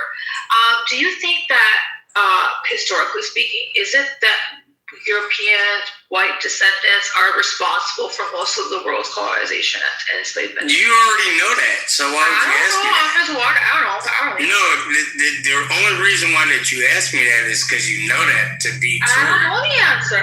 Why would I ask you if I don't know? You already know that to be true. It's true? Okay, well, You're mixed because everybody chose to be mixed? I'm not mixed, but okay, so that's true that you say that. You light skinned for no reason. I'm North Indian. Anyways, go ahead. Okay. So what am I asking you something that you don't want to ask me for yourself? Okay, guys, where are we right now? You mad at me for no reason. Your questions is bizarre. Y'all super beautiful. All y'all mixed girls. We're not. I'm not mixed. I'm not mixed. Tell me who not mixed in the party. Not mixed. You're not mixed. Hold on, that's Miss. Are we talking about like ancient? Miss NYC. Baby girl, you not mixed? It's Misa, not Miss. It has an A at the end. Okay, Misa, you not mixed? No. Okay, you did your genealogy? Yeah. Mm-hmm. And what they say? They said that I am Italian, So you mixed. Sub-Saharan. Sub-Saharan. So you mixed. It's not really mixed. Italian is mixed. Where are you from? I'm from West Oakland. Oh, you're from West Oakland? Mm-hmm. So, born and I'm raised? mixed too. Born and raised? Yeah. You don't sound like you're from Oakland. Well, because I'm articulate. No, what street are you on? I grew up in Ghost Town. I don't even know what Ghost Town is. Exactly. MLK in the 30s. Oh, okay, I know what MLK, but yeah, okay. Okay. You look familiar though. I've been around Oakland. Mm-hmm. You know where Highland Hospital is? I do. So you over there next to the where the Asians used to be. Oh, I don't know. I just was working there. You don't remember about the Asians living over there? I'm not from Cali. I said I worked there for a period of time. Mm-hmm. I'm intrigued, nonetheless. Yeah. I'm intrigued, nonetheless. Ooh. That's funny. Yeah. All the women in here they look like mixed girls. Marlene probably the only one who don't look like a mixed girl. And she probably the number one mixed one. Yeah, she probably mixed with hella shit. No, I mean, if you're talking, well, I guess technically, I mean, both my parents are black, but in my lineage, I know that my great grandmother on my dad's side, she's actually native. Told you. That's good. Where are your people from? They're not from Oakland. The first ground of standing was St. Louis and Chicago, and then when I did my actual understanding about where I'm actually from, it was totally different. But then at the same time, it's like Jewish motherfuckers kind of tell you where you from. So I know where I'm from, but I don't know where I'm from in actuality. If it ain't black people that tell me, I don't really know where I'm from. Okay. But Sub-Saharan and West African and all of that. I opened up that door. You did.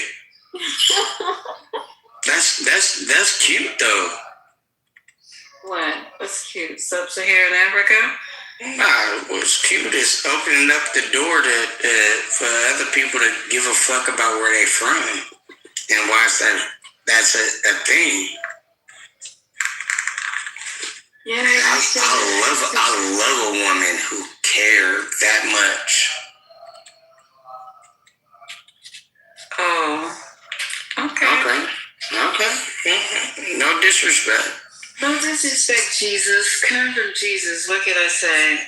But, you know. You ain't got to say nothing. Is your name Jesus or Jesus? Jesus. My name is Jesus Ibn Yahraquib Kabael. Yeah. And then I got a son too. Oh no, here comes another one. Oh, I know. I'm excited about it. No, I'm talking about Galen. Oh, okay. Do you have a kid? You mean a child? Yeah. Do you have a child? Yeah, I have children. Okay. And then your children, do they show you more attributes than you're willing to take credit for? No. Hey, Galen. Don't be when you why you ask that man is her name Jesus? You know the man's name Jesus. She knows it though. She don't want it to be that way. She don't want it to be that way, cuz. That's a fake question. Ask nobody questions and they just give an answer. Okay. That's a fake question. Okay. No, man. Damn this free app. So, hold on. Why are you mad about the free app?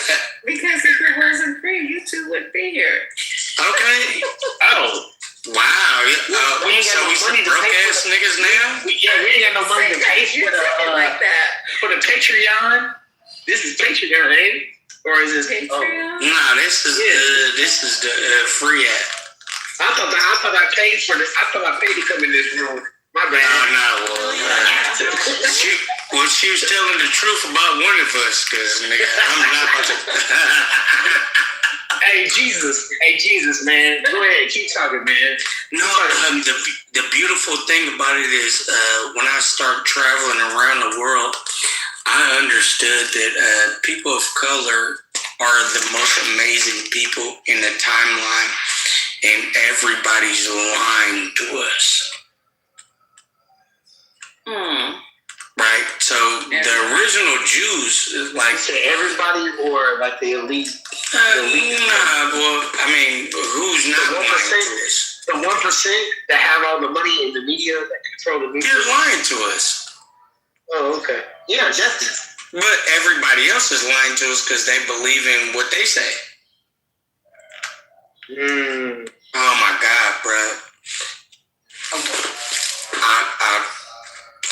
I speak life into my son. Break it down. No, I speak life into my son. Nigga, the birds come around for my son. We are the Jews. Like when you read the Bible, we the Jews. He said, oh, it's gonna happen like this for the Jews. They're gonna get maxed out, all of that. Like, bro, they said everything for the black man, and then everybody let that shit go off to be for somebody else. Man, that shit break my heart, though. Because it's like, I stayed to study for what? And in addition to that, that's kind of crazy because I have some black women that don't love me, though, just because of that. It goes on after midnight in here. Hold on, baby girl. Are we just talking, baby? I'm not saying I don't love no sisters. No, you love me though. You on a black couch. You on a black couch, bro. This is therapy, bro. Oh God, thank you. Not so black. And I appreciate that shit. This is a safe. What that nigga say? Shit. This is a safe place, bro. Nah, I swear to God, the black man is God, and everybody's scared of him. Everybody knows that. The black man is God. The black man is God, and the coldest part, the black man is God, but the black woman is everything that the black man is not. Why can't you raise? No, I'm dead. No.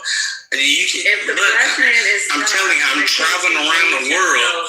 I'm meeting all these different people. The black woman is the greatest thing that the black man has to be black. God. Your soapbox. Yeah, no, I can't have that. So if the black men are God, why are you not raising yourself out of these situations that you're in? I'm just where I'm at, baby.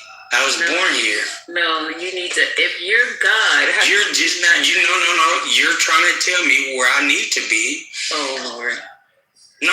You're trying to tell me where I need to be, but I'm not dumb enough. I've been traveling around my world and around my timeline to know how beautiful black women are, and how even the mixed black women are. Right. Some of these women are that deal with guys in the NBA.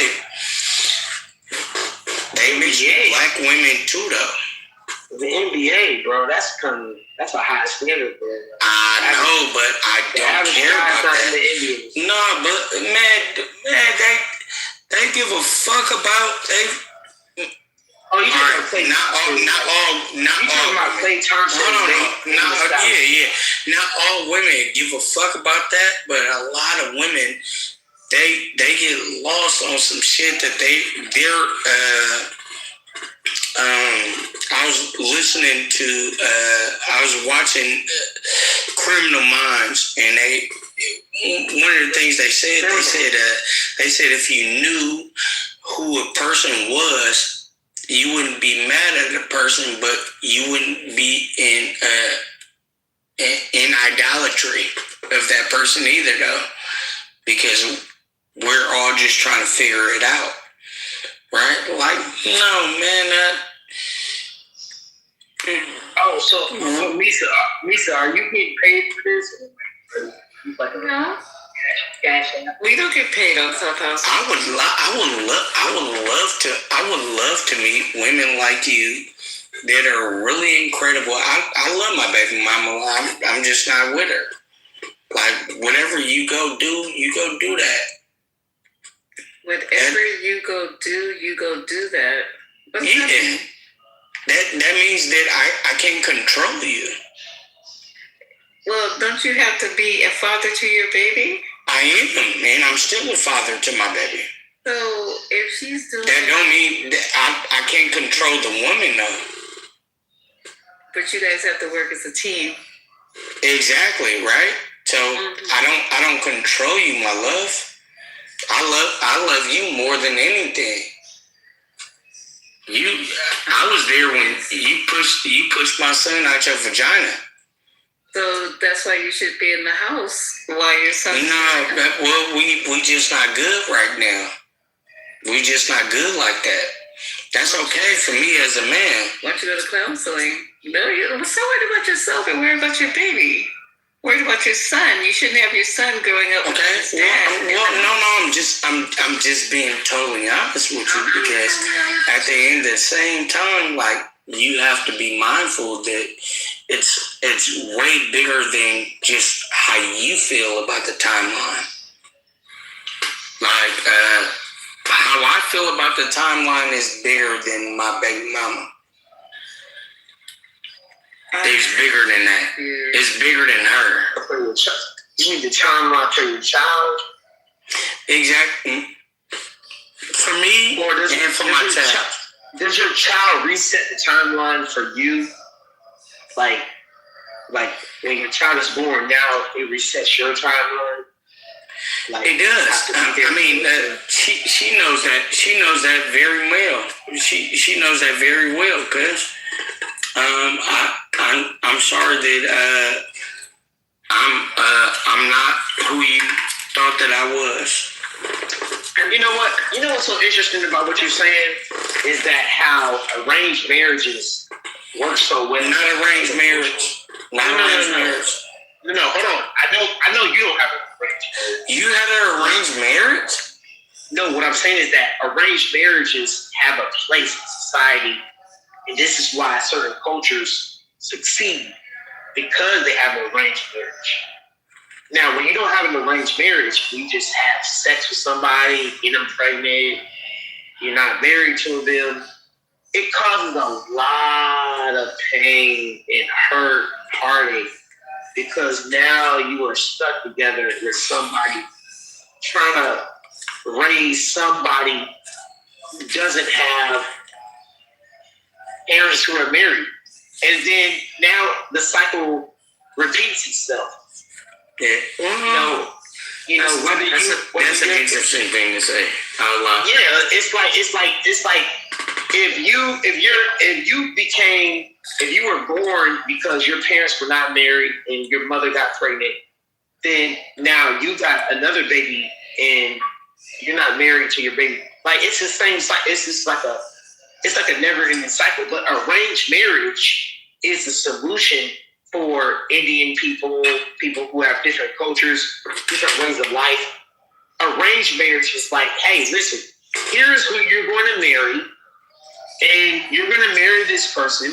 You're going to have a baby with him, and we're going to keep the family going. That's in other cultures. All right, so hold on. Let me tell you this. I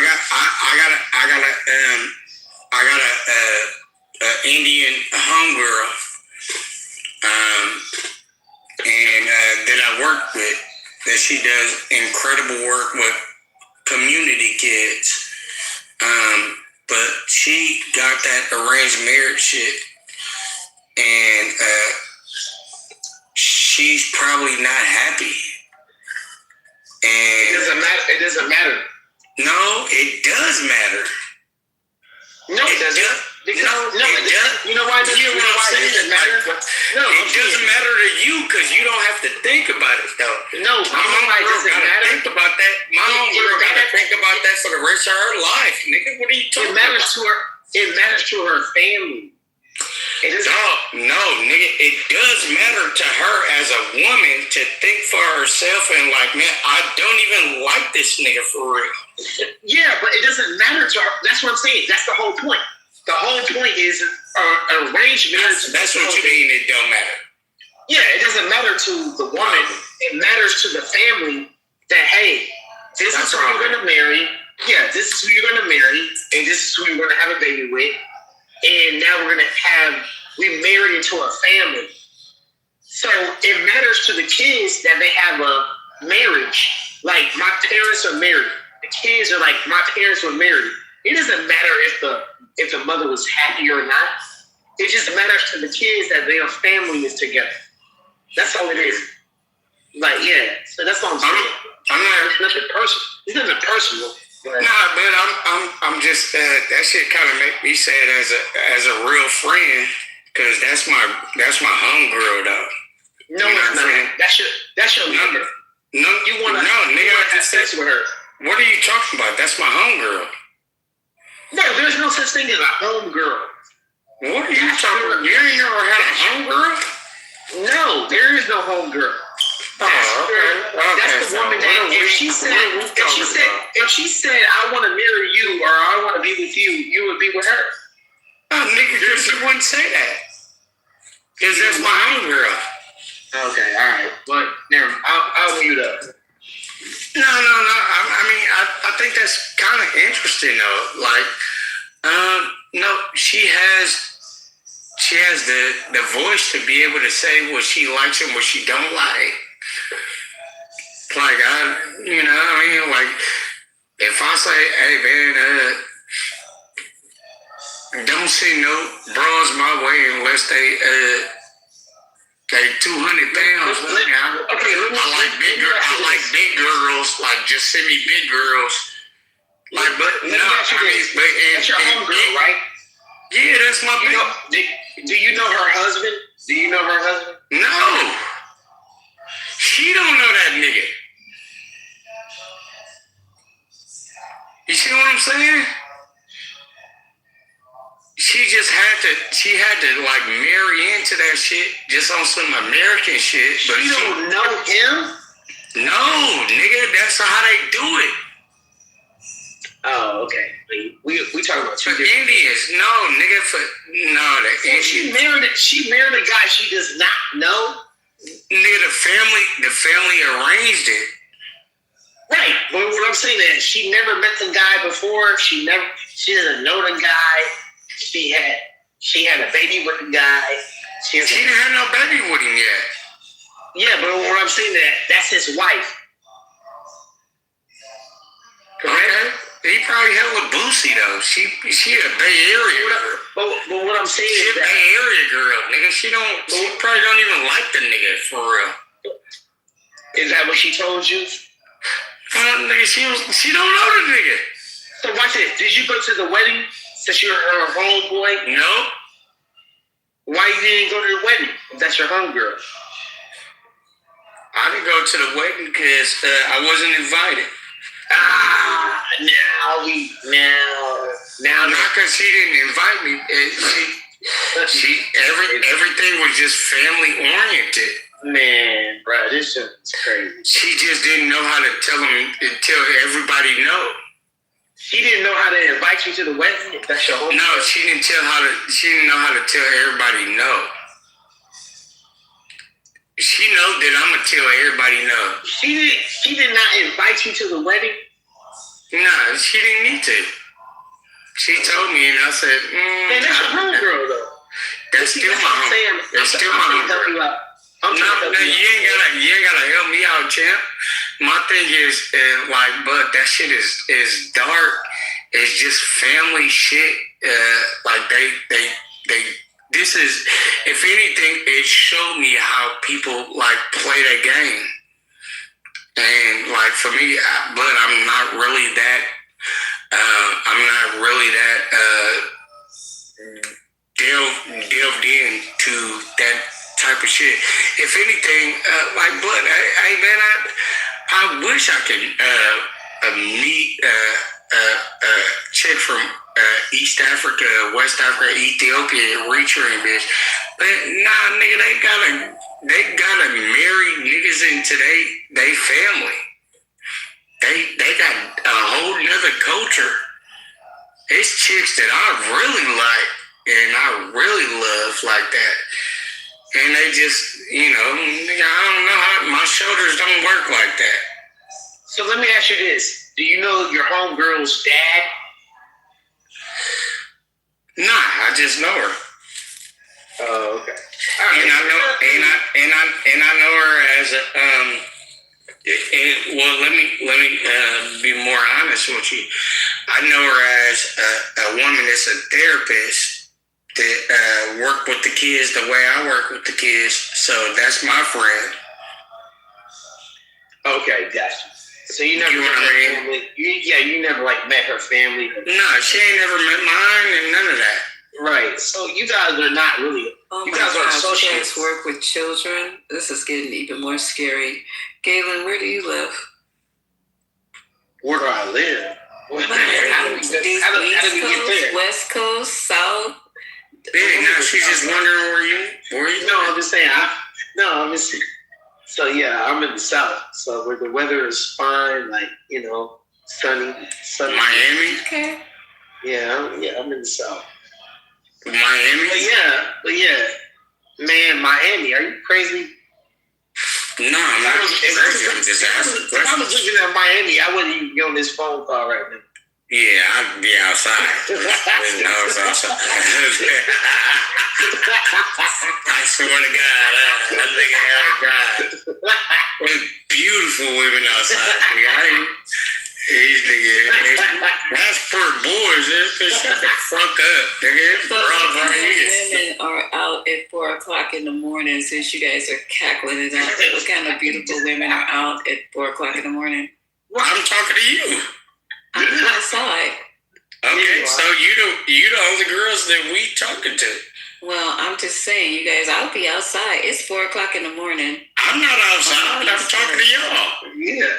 No, but you just said both of y'all I'd be outside. It's beautiful women. It's 4:00 in the morning. Nigga, we not in Miami. You said in Miami. You would be. Yeah, if I was in Miami, we would be talking to you. Okay, go outside there. So it's obviously we not in Miami, man. It's obviously not happening where you two are.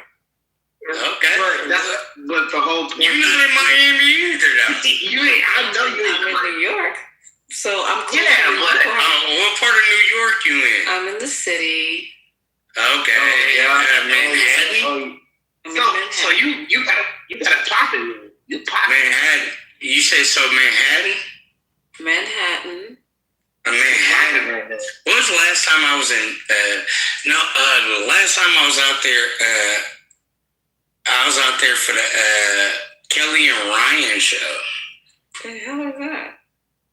You don't remember Kelly and Ryan? You're talking about the Today Show? Yeah. Oh, child, you were a visitor. Yeah. We don't do that. Yeah, absolutely. Oh no, I was I was a performer, baby. What were you performing?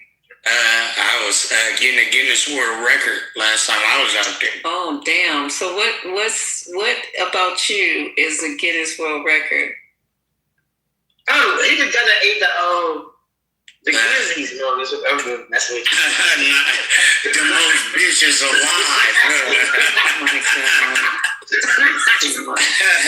What that nigga Jesus do? He said, man, you gotta pop your shit up to the most bitches as much as you can. Oh my god. Nah, to be honest with you, I was with my homeboys doing the most through the legs slam dunks for the Guinness World Record. Oh, okay. How tall are you? I'm only 5'7", but I was coming off a trampoline. Oh, okay. All right. So that's kind of big. Hey, bro, she interviewing you, bro. You better. I don't mind. She probably got hella dope shit going on. Your game ain't tight, bro. I love a woman to ask questions. Galen, ask me the questions, bro. Your game ain't tight, bro. My game ain't tight because she asked me questions. I know you lying. Crazy fool. Hey, man, listen. Nah, she probably like she don't even know if she like me or not. You hating on everything that I got going on. I'm not hating. I'm just saying that you gotta be able to, you know what I'm saying? So, questions. She trying to in the process of everything, my friends called me and asked me if I wanted to get another Guinness World Record. This was my last one. This is my 5th one. And I got to come to New York and just like be out there. Right. Today's show. Nigga, that was fly to me though. Cause I didn't even think about it. I was just like, nigga, I need that cheese right now because I gotta pay rent. My partner was like, hey, nah, nigga, this is one of them ones. And I was like, okay, nigga, I still need to pay rent.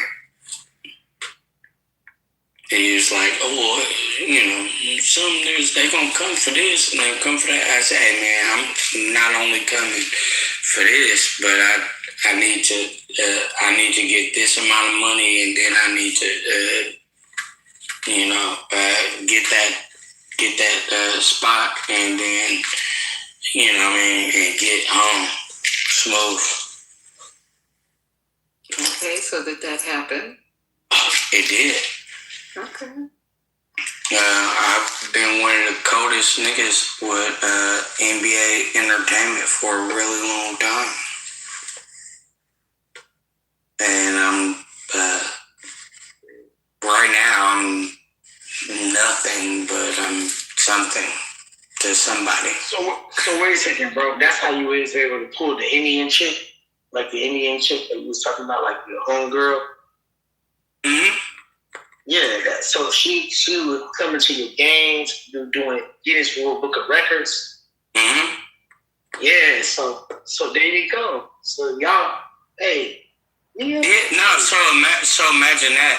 So imagine that to not have no fucking money. But I thought you was getting some bread, like from. Nah, it's not. No. So that's what I was saying.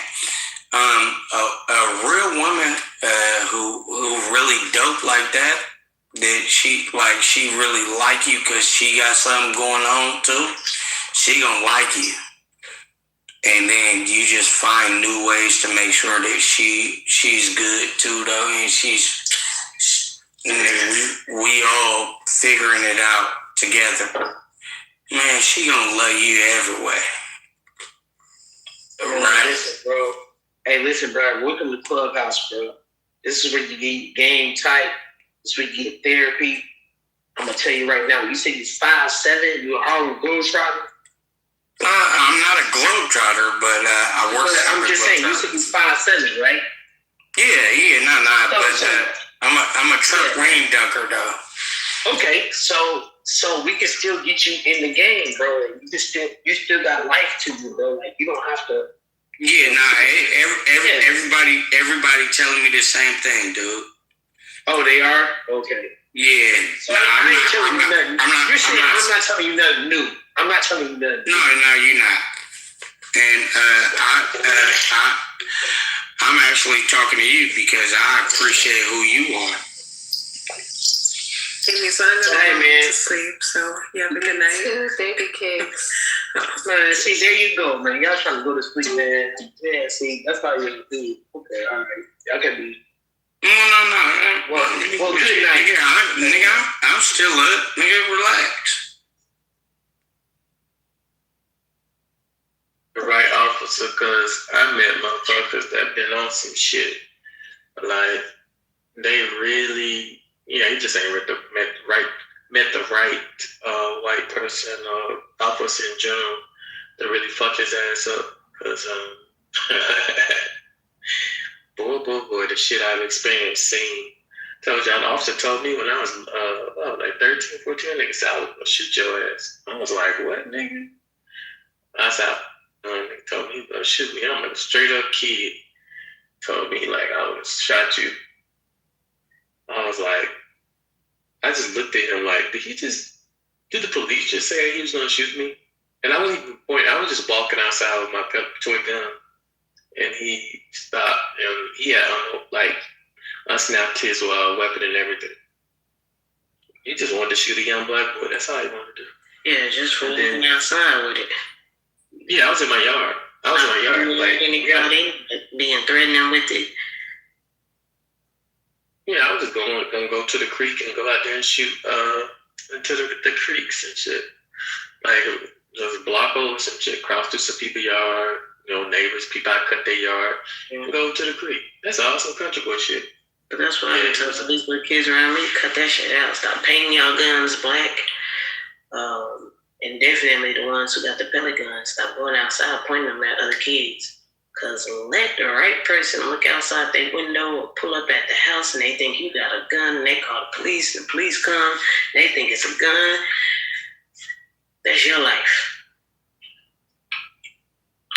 Yep, that's exactly what happened to me, right? So that's why when I heard that shit, like, really, I was like, oh, I already know what happened there. And it's really because officers really be wanting to kill people. They don't kill nobody. So if you ain't really out to kill somebody, you trying every reason not to kill people. But when you come head first into some shit, you had a fantasy you want to off somebody and you join to off people legally. That's it.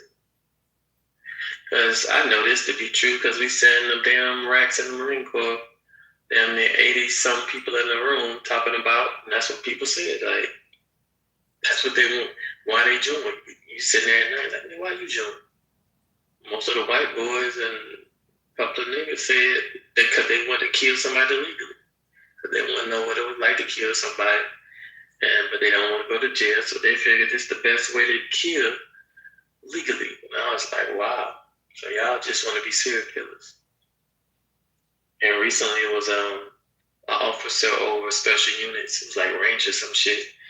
And he said he was talking to some other higher ups, and they was like, yo, whole unit, he said, somebody asked him what it's like to be a special unit. He was like, it's like, he said, it's like leading a unit full of serial killers. That's what he said.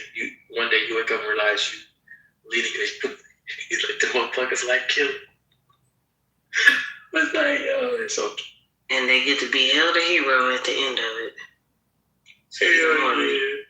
Yeah, that's what y'all don't. That's what people.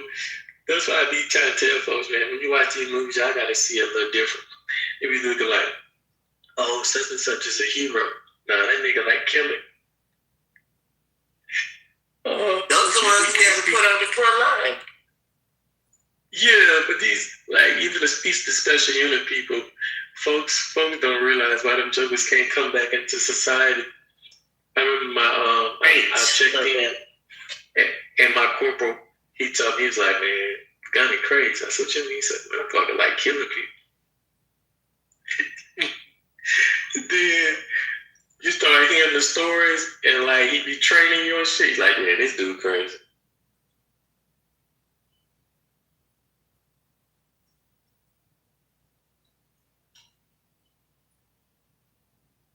Yeah, that's why Dad, he that crazy nigga.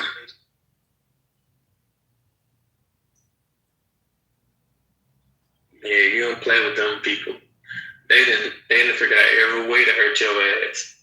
Before killing you too, you'd be like, God, you don't leave your ass alone. Whatever you say, boss.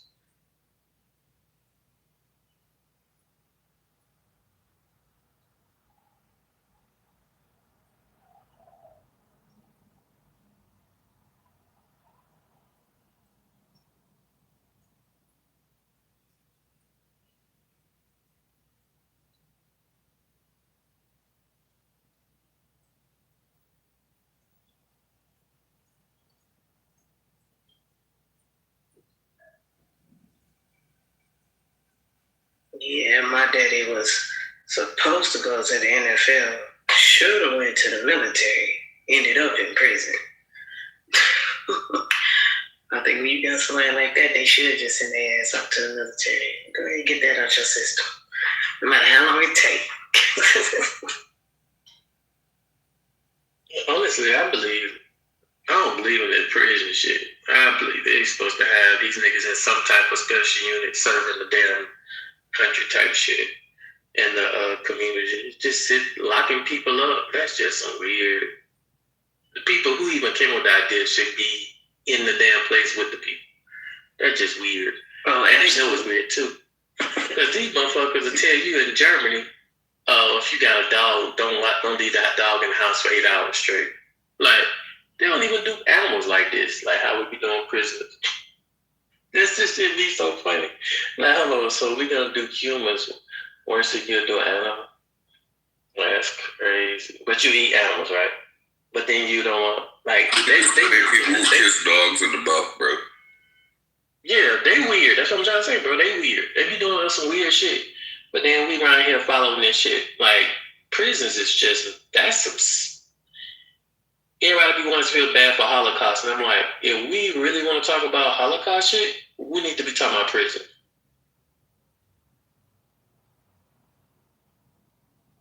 I agree. What the fuck? This is a silent party? And I believe most of the people who work in there belong there too. Yo!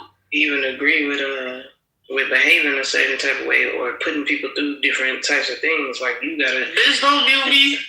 Just your ass too. It's okay, we can do worse. But yeah, you gotta have something wrong with your ass too to be comfortable working somewhere every day where people's environment is completely just disgusting. Rats all over the place. No heat. No air conditioning in the summer. You know what I'm saying? People, no plumbing. Just like, how can you even continue to go to work every day if you probably ain't somebody who belong to being here with them as well? Like, what the fuck? You know that they getting raped. You know that they getting drugged. You know just so much stuff about what's going on in this place. And and half of this stuff is happening at the hands of other guards. Yeah.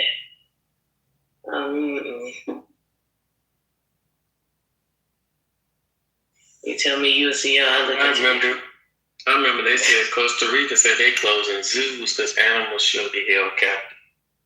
And it was Costa Rica. Yeah. I was like, oh, I was happy about that shit. But then I just looked over at America and like, we got like 1 million motherfuckers in prison. Like in and out, just behind bars. What'd you say? They sent Tiger King to prison. Yeah. Meanwhile, some other countries be like, nah, we ain't even gonna have zoos. Y'all want to see animals, go to the damn forest.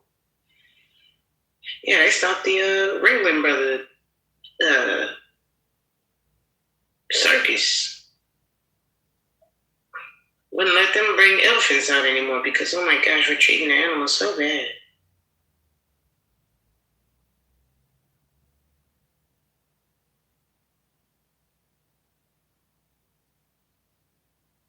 Yeah.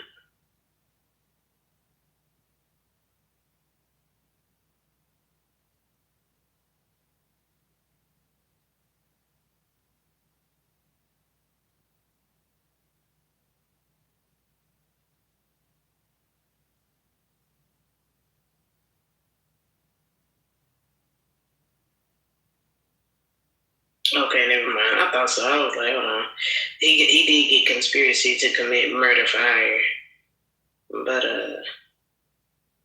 a lot of his charges was violating the Endangered Species Act. So shit, you need therapy. That's the next point too. I thought we really needing we should have been thought of ways to rehabilitate, like reprogram some people. But actually, if you look at our society, we set up to create dark people. That's what I realized growing up in America. I was like, yo, our setup, how we go through shit, yo, we set up to be some cold-ass warriors. That's what the whole nation set up for. That's why y'all was talking about dark humor and shit earlier. I was like, man, y'all Americans, y'all are set up, created to be dark, you know? I agree with that. Definitely agree with that.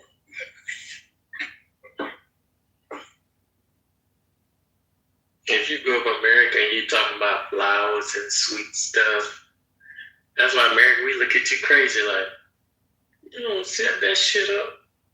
Like, we be kind, you know, to a certain degree, but no. That nation all about get out the mud, fuck the community. Like, man, you really listen to us from the outside looking in? You like, this place ain't sweet for real.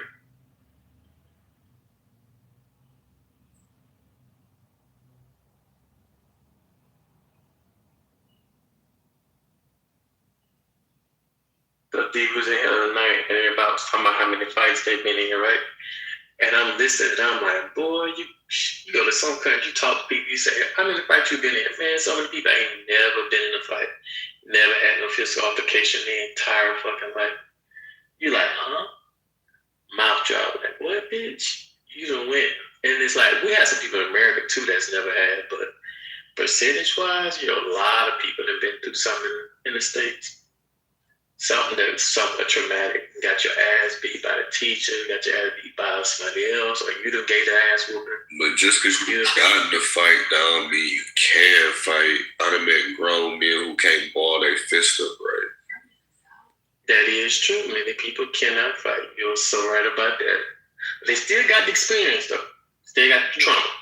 I was about to say the point he was making, not if you done learn how to do it right, but the fact that you done had to do it.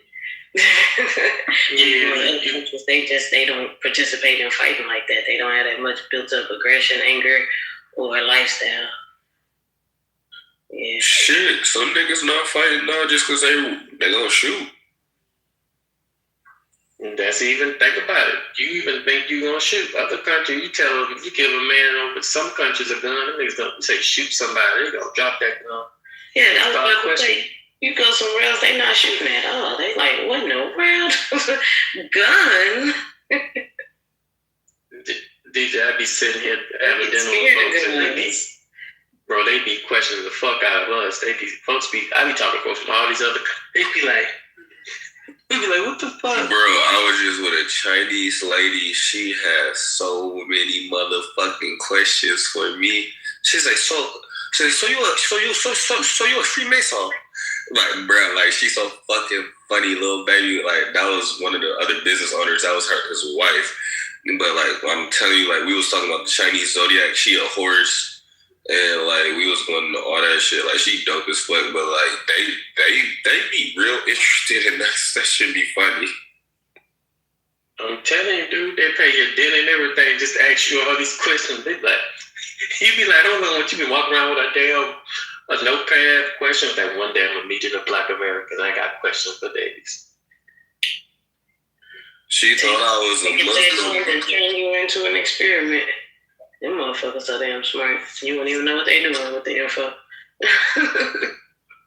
We was talking about how they eat cats and dogs over there. She for sure said, "Hell yeah!" Like no joke. Oh yeah, some of them will tell you the truth. Now some of them be bullshit. That's why like, so on this app, DJ they be talking. We don't do that. Like, and then the niggas that be trying to defend them. Like, ones who say they don't do it because they family own a restaurant, they don't want you to know. DJ was cool as hell about that shit. They do that bitch bad shit. Well, a bug had flew in her drink. She got a spoon and took that shit out. She was like, "I'm from China. That shit don't matter." She was like, I didn't see it worse. But she actually, for her husband to be as wealthy as he is, she's super fucking chill. She's like, I'm just a housewife. I mean, the first time I talked to this Korean lady on the plane, and she was talking, she said about all the surgery. She's like, everybody gets surgery in South Korea. She was like, I said something about like K-pop. This is years ago. And she said, she just started telling us like, y'all think the folks really like that? She was like, nah. And she just started breaking that shit down, how much surgery everybody had, and how they get it for their even while they still in high school, like coming out of high school, like graduation gifts and shit. I was like, damn, they really do. Some of them will tell you like the straight up truth, especially if they kind of like grew up between worlds, like America and their home country. They'll tell you unfiltered. Meanwhile, some other folks be trying to hide behind the little curtain.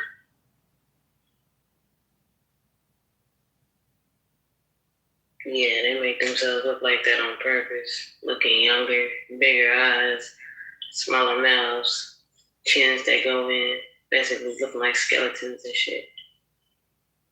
As a skeleton pops up in this commercial on YouTube, Patron. But yeah, they purposely do that shit. But the way in which we are formed in this country, we're definitely created to be more violent, more dark, more cold. So when people come here, they leave and be like, you know what, never mind. I thought I wanted to go to America, but it's dangerous. I really be feeling bad for the people who, then I'm not laughing at this point, but I feel bad for the people who move here because their goal is to have a better life, and then they end up either getting killed or their child gets killed, their husband gets killed, their mother gets killed. You know how many stories we get like that? Like they just moved here 2 years ago and now somebody had killed them and they thought they were moving here for a better life. Oh, I'd be looking at them telling them like, oh, you thought it was sweet over here, didn't you? And that's the thing when people come in and tell me stories about folks come from somewhere and they say, see, I'd be like, you want to talk about motherfuckers that didn't make it? Yeah, let's talk about that. Let's talk about how the numbers, if you start really doing the numbers about the millions of people that come, yeah, you got a great percentage of immigrants that do succeed. A lot of people come over and get caught up. And like even when it comes to gangs, shit, a lot of gangs get started by folks coming from other countries. And so when people say like, it's like, oh, they got caught up in American shit. Like, nah, they kind of started their own shit. And sometimes they bring the gangs from over their country too to here, and the violence and the whole crime ring. So I'd be like, let's talk about the whole story.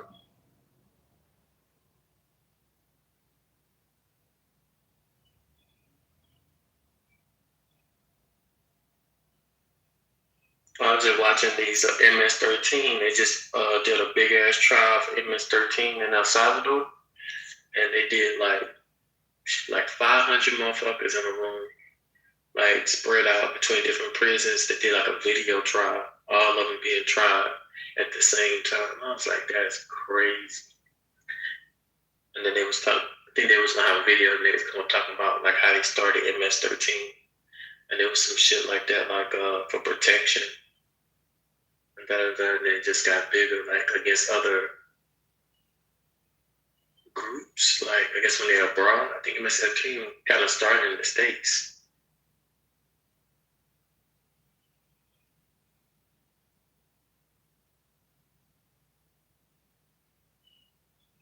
Yes, things like that. I don't know. I think they a little different.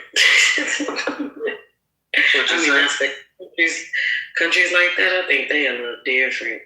I'm like, yeah, they might. It's hard to say they're worse than us because we're larger. So if we were to put our population within a smaller area, then we'd probably be just as bad as them with as much killing and stuff that we have. But I don't know. Yeah, they do be a little different. El Salvador, Brazil and stuff like that. Yeah. They're not too far off from us with the way in which they kind of program to be violent criminals when they get older because they start off young. Like some of the ones do out here, start off young with that shit. You watched that new show Man on Fire with that black dude? It was so good. Did you finish it? Yeah, I just finished it. That took place in Brazil. That was good. I think I just remember. Didn't Man on Fire, wasn't that a Denzel movie back in the day or something? Yeah, but it's the new guy. I guess they're trying to crown him as the new Denzel or something. What do you think, Q? He is not the new Denzel. No one will ever be the new Denzel. But true. I do like that he is coming into his own. I do like that he made that role his own. In the beginning, there were like little smatterings of Denzel that you could see. But it seemed like after a while, he just kind of like abandoned that and decided to just like be himself. And I really appreciated that. And it was really good.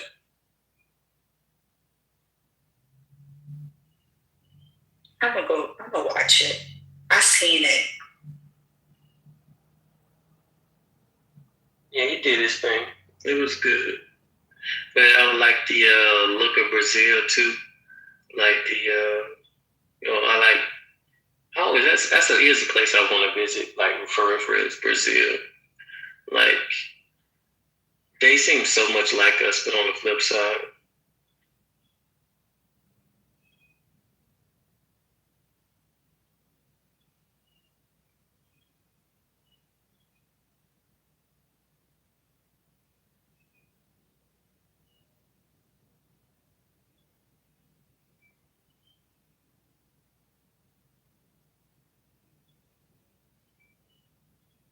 Right, now y'all got me wanting to watch Man on Fire and then turn around and watch the series.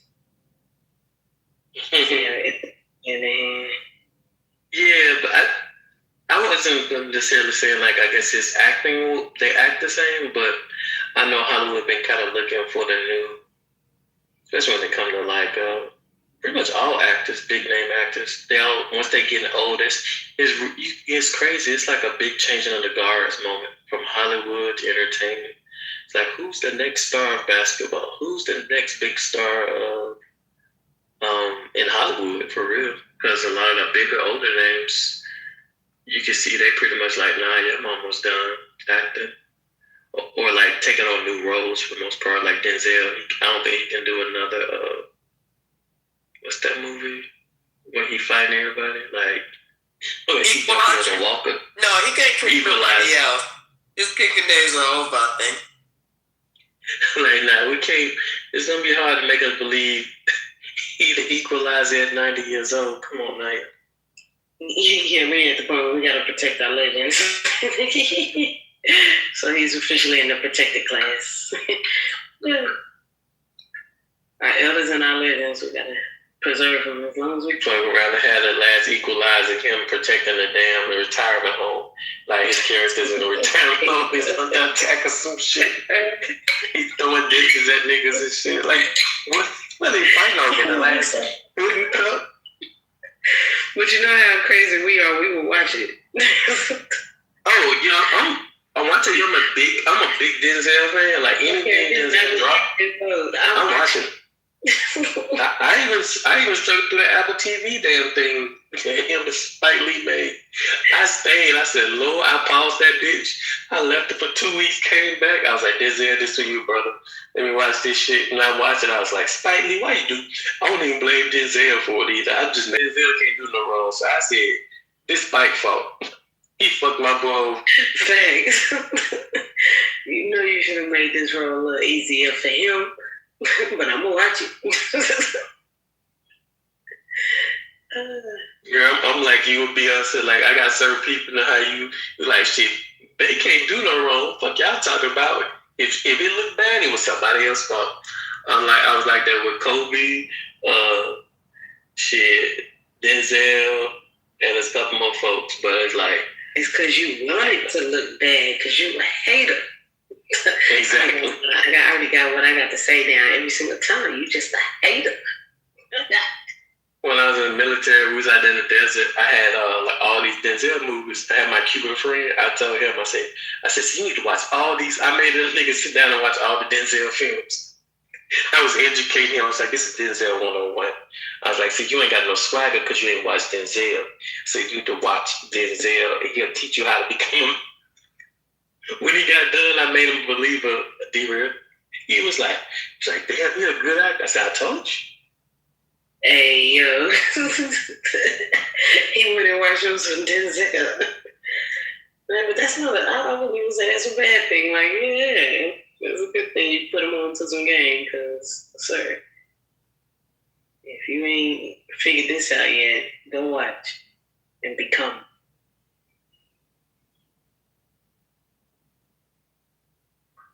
That's funny as hell.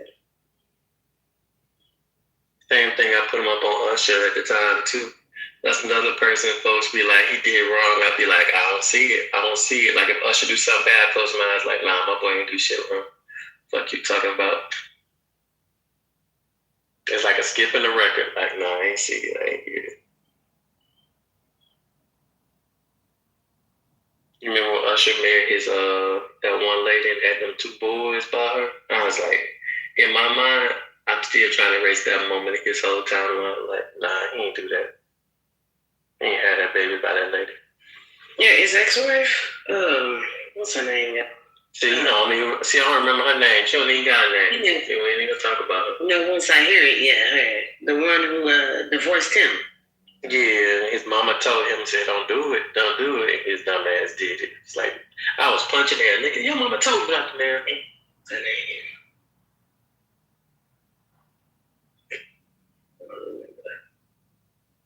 Tamika Foster. Yeah, I'm still mad. He's supposed to marry Chili. They're supposed to make the damn best. Yes, that's the people supposed to marry. Nigga, you're supposed to be an R&B legend. Supposed to be birthed out of that. The fuck? Yeah, they were supposed to be the Beyonce and Jay-Z. Like, come on. That's who he was supposed to marry. But didn't he, like, cheat? He been married, like, 4 times, though. That shit can't stop. He gonna keep him a wife.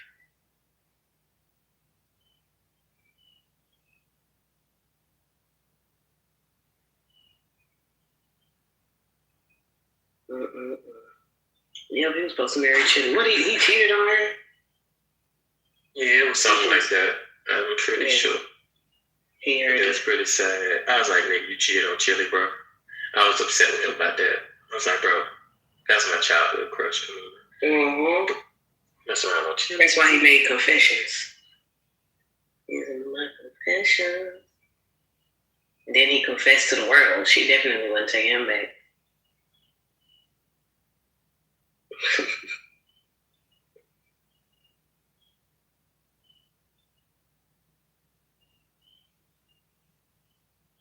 TLC was the group, boy.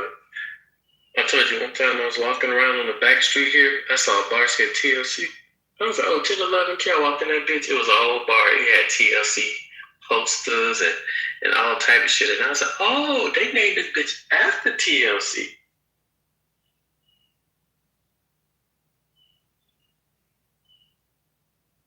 Definitely was a huge TLC fan.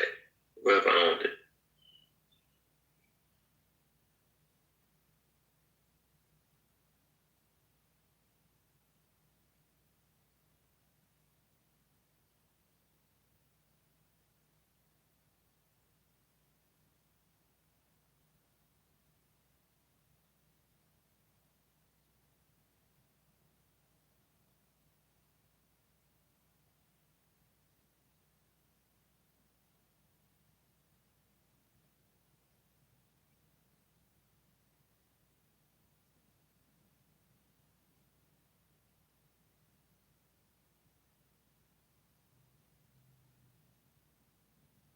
Did y'all hear about the deadly explosion fireworks factory in China? No. When? Oh, just a few hours ago. Go to Tickety Talk or something. Al Jazeera, I think. Yeah, go to Al Jazeera. You'll see that bit. It's crazy. Like 21 people dead. A lot more people injured. They said now it's 26 2 hours ago. BBC got it.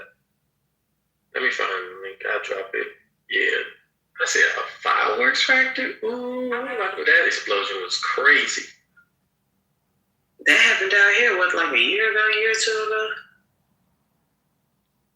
Speaking of dark humor, I bet you it was pretty though. Absolutely. Yeah, you got it. That's so true. Can't do nothing but watch. I did see that this weekend somebody was buried under some tar in Houston at a factory. Some truck exploded and with nothing but black tar. Hot.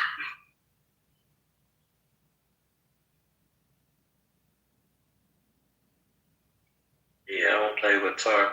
My dad, Ripper Company, they used to tar roofs. I used to be outside playing with them as a kid. He had like leftover tar. That shit. I know once it get on you, it ain't coming off.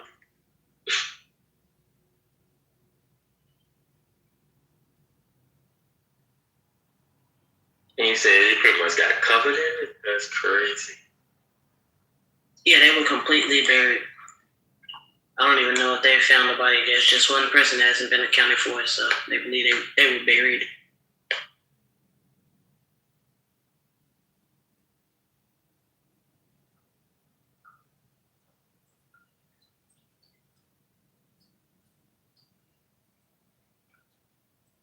It's a lot of, when you work in construction, anything, man, so much stuff can go wrong. So much stuff. People get buried, fall on stuff, machine slap something one way, take out somebody else. You got to be in your P's and Q's 24/7. You be around that bitch chilling you want to. Yeah, like the motherfucker that was their first day of working, they were in the porta potty and died.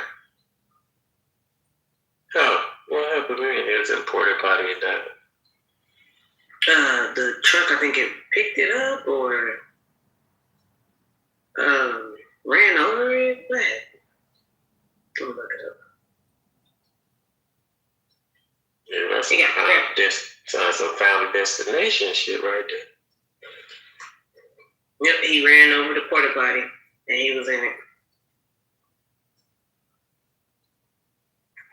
Yep. Didn't see the porta potty.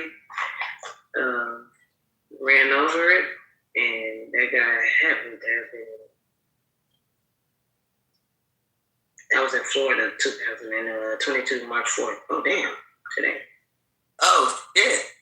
Well, shit, I guess I gotta give you some respect since it's your 4-year anniversary, right? But, yeah.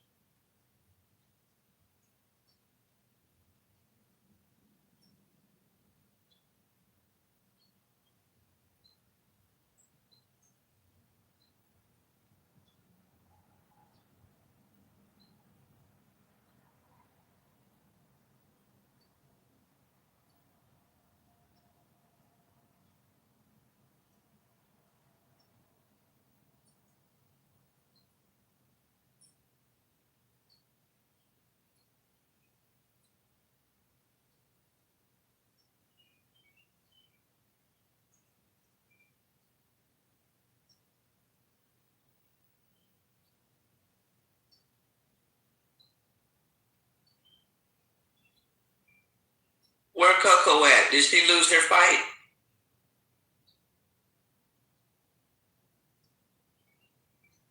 No, I'm still fighting the good fight, sis. I'm still fighting the good fight. Okay. I'm not doing paperwork, so hopefully this last couple hours go fast. Thanks for checking on me, y'all.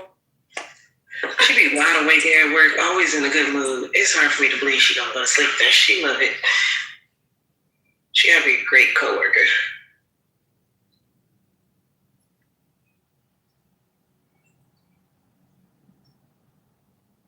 Make it to your face.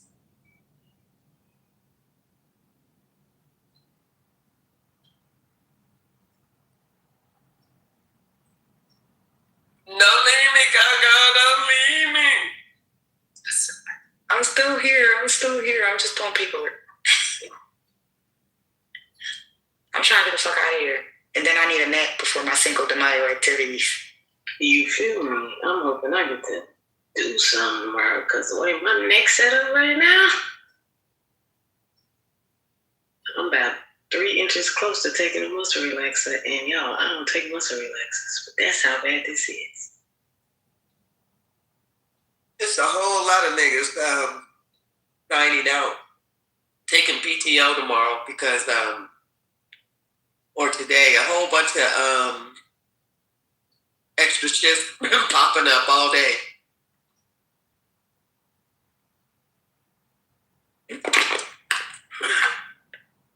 I'm like, yep, niggas getting drunk. They taking the day off, they putting in for their PTO.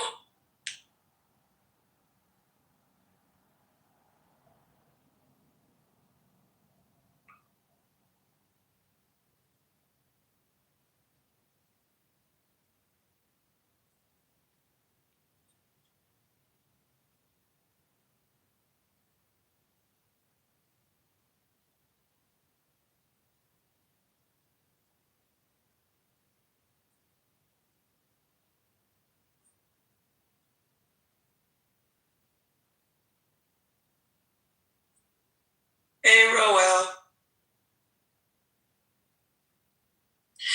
Hey, good morning. Good morning. Good morning. Yeah, I said, let me jump on here. I couldn't even sleep. I'm like, I'm wide awake. I hate that. I can't when I can't sleep and I have to be asleep. Mm-hmm. And I'm off today, too. I'm off today and tomorrow. Oh, for real? Okay. Yeah. That's the crazy thing. When I'm off, I can't sleep. I don't know why. Be going through insomnia.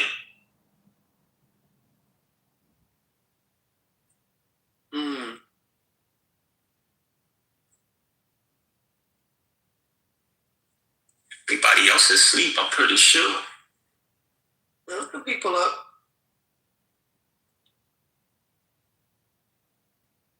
D-Real finna be asleep in a minute. Yeah.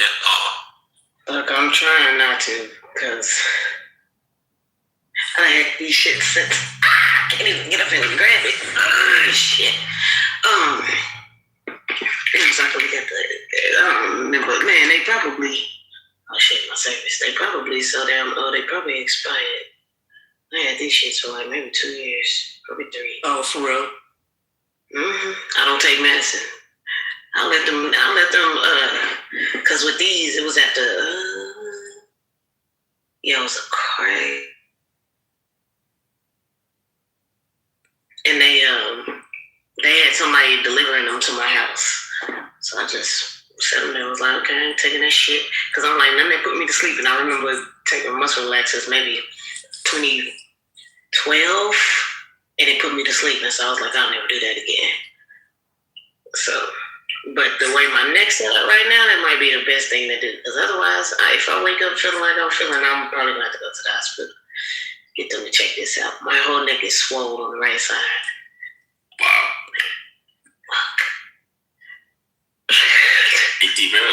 Your homegirl. My arms, and my knee, and my wrist. I ain't worried about all of that. I'm just worried about my neck. Fuck. Damn. Yo, D-Real, your homegirl's in New York. You know that, right?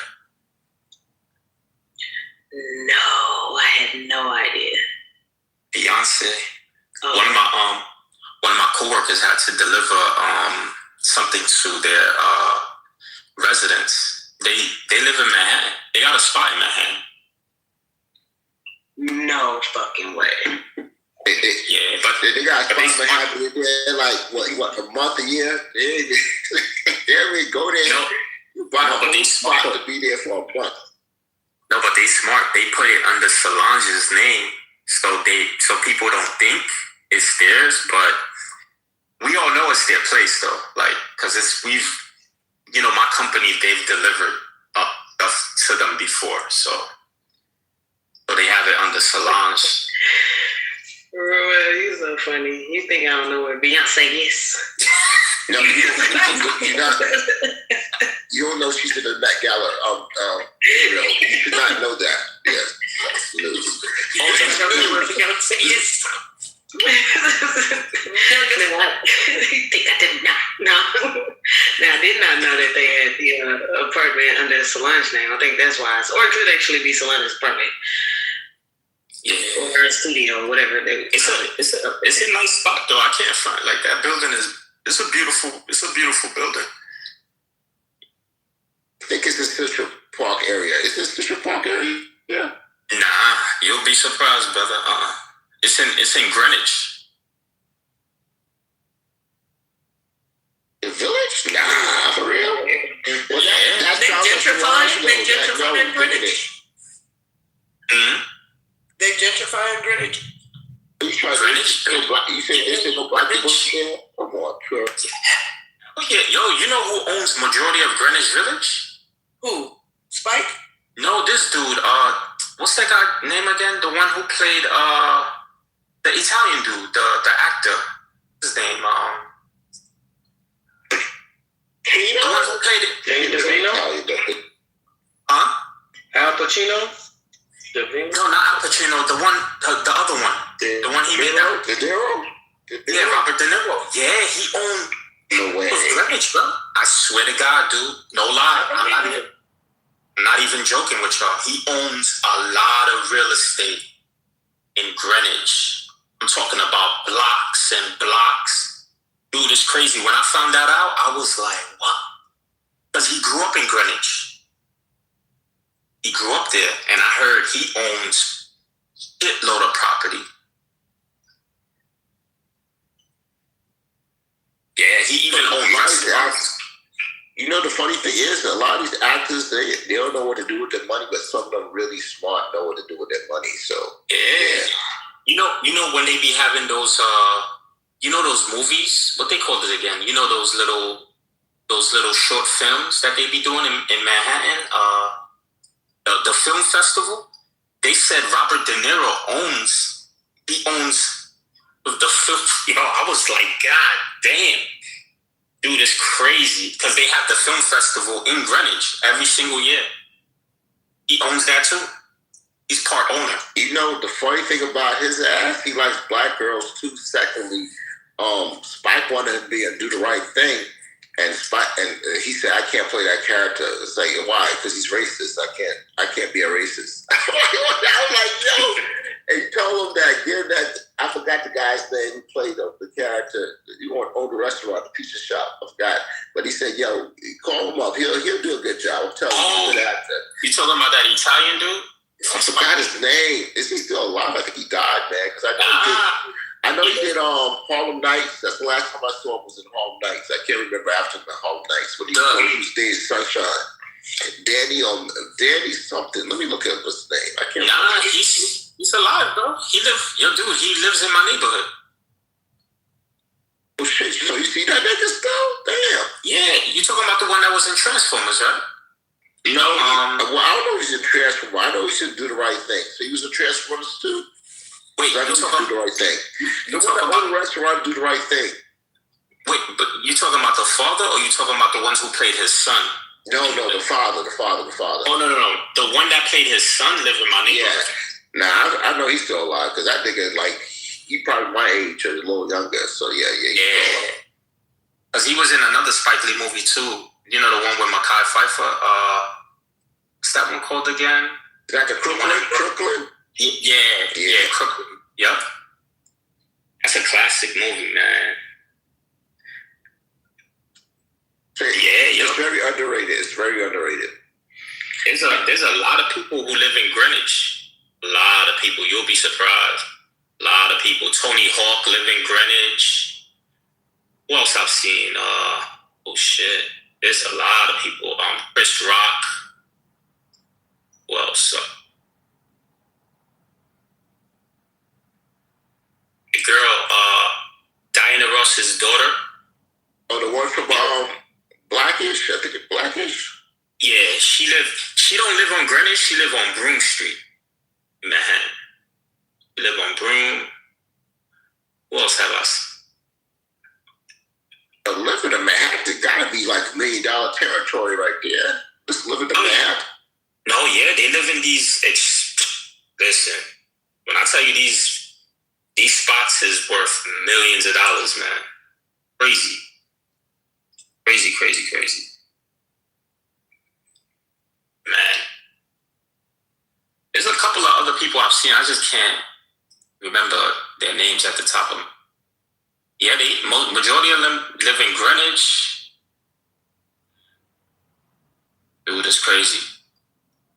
Like one of the guys from that movie remember that movie that they made on the NWA movie? Black kid, he live in Greenwich. Ice Cube's son?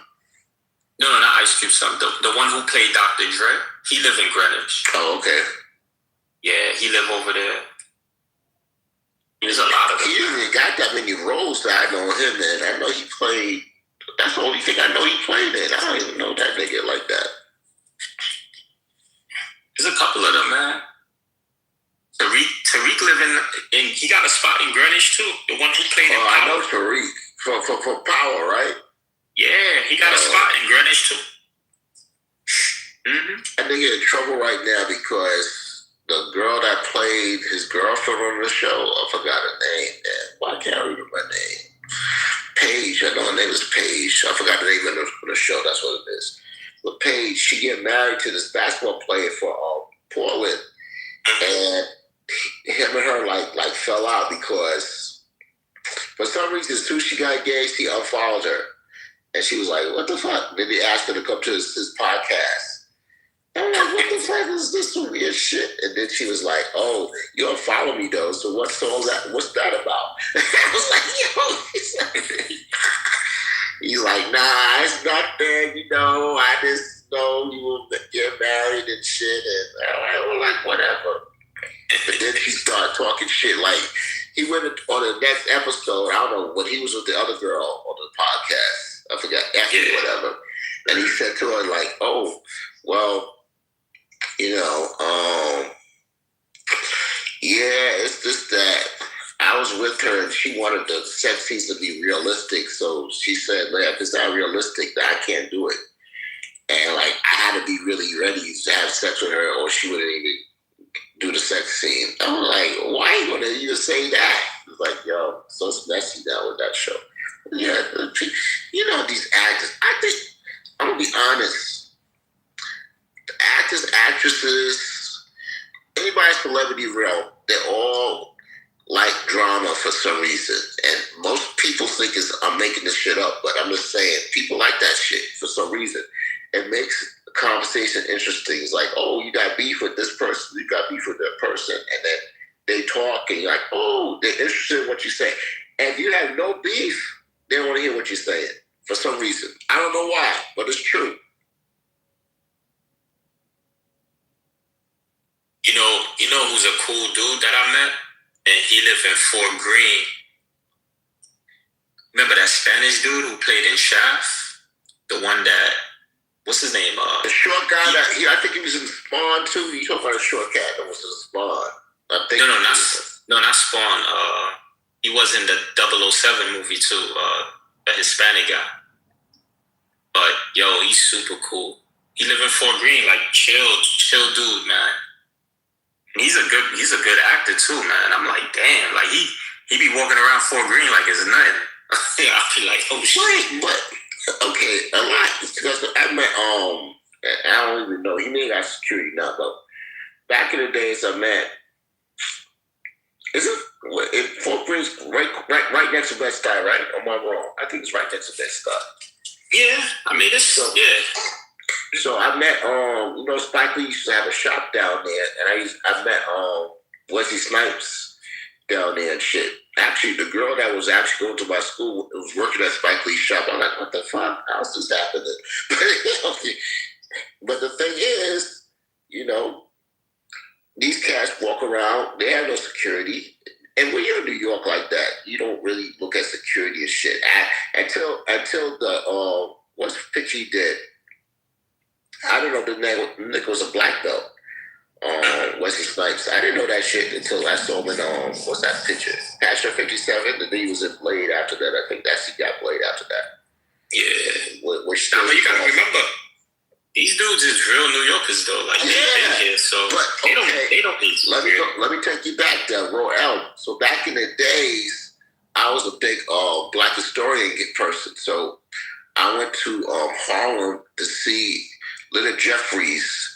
And, the people, the top speakers there was Little Jeffries, Dr. Ben, and what's this other cat's name? He passed away too. All of them are dead now. I don't know if it's Carson. I can't remember his name now. John Henry Clark. Harlem. Down at home in the church, they doing their little fucking Saturday service, and they tell you about, Black history.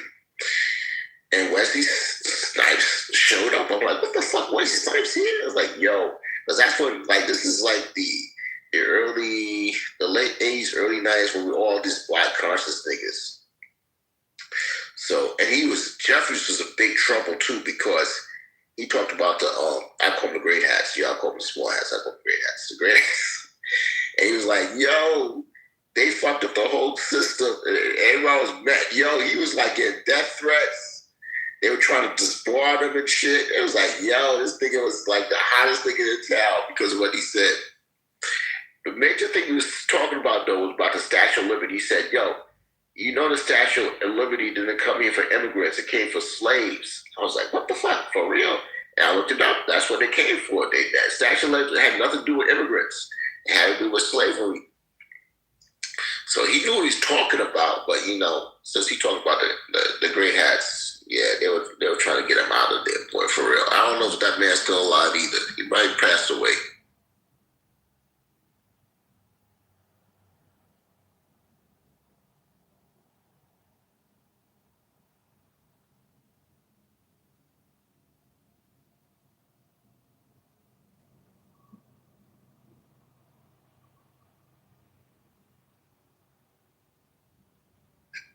You could tell what celebrities is from New York, though. The ones that walk around like it's nothing, when they know New York. Like, the ones that got security with them, those are the ones that, trust me, they don't really know New York like that. I'm saying. I'm going to say it like this. If you're not really from New York or not born in New York, it's easy to get intimidated by the whole atmosphere. Like a homeless guy coming up and asking for money and shit, you ready to get scared and shit, like they gonna rob you, which they actually just want money. They're not trying to rob you. And that's some people's disposition because they're not from New York, like a real New Yorker, they go on the subway and sleep. People that's not from there go to the subway, they're scared to death. They're like, oh fuck no. And they got an hour ride on the subway, and you gonna fucking be scared. You got changed trains too. Come on, man. Oh, you can't. They're gonna see it in you that you're not from there. I'm like, yo. My bad. Cisco, hold on real quick. CNN just posted the explosion in China, and it's not as beautiful as we would have thought. It's just a big old nasty cloud. Like it looks like a chemical explosion more than anything. Okay, y'all go ahead. I just want you to go to CNN and check that out. Well, no, I'm glad you brought it up. So again, I was paying attention. I wasn't watching TV all day. So you're saying they had a big explosion in China, and what? Are they blaming the U.S.? What's going on? See, this is all news to me. Fire. Fireworks factory or something like that. Fireworks factory, my bad. But this sounds like an accident, for real accident. This ain't no. I mean, I could put in this conspiracy realm, you know, but we're going to say it's an accident right now.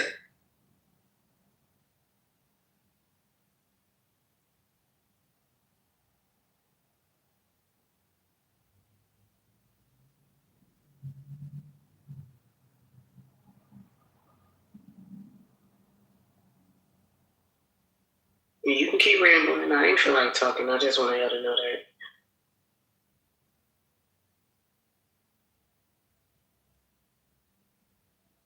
When I looked up on Google, it did say it killed 26 people. So that's a lot. Damn, what the fuck?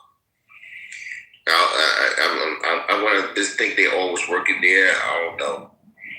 They're on a block connected with other buildings. I'm gonna assume that too. So it killed 28 people. Damn. I mean 26.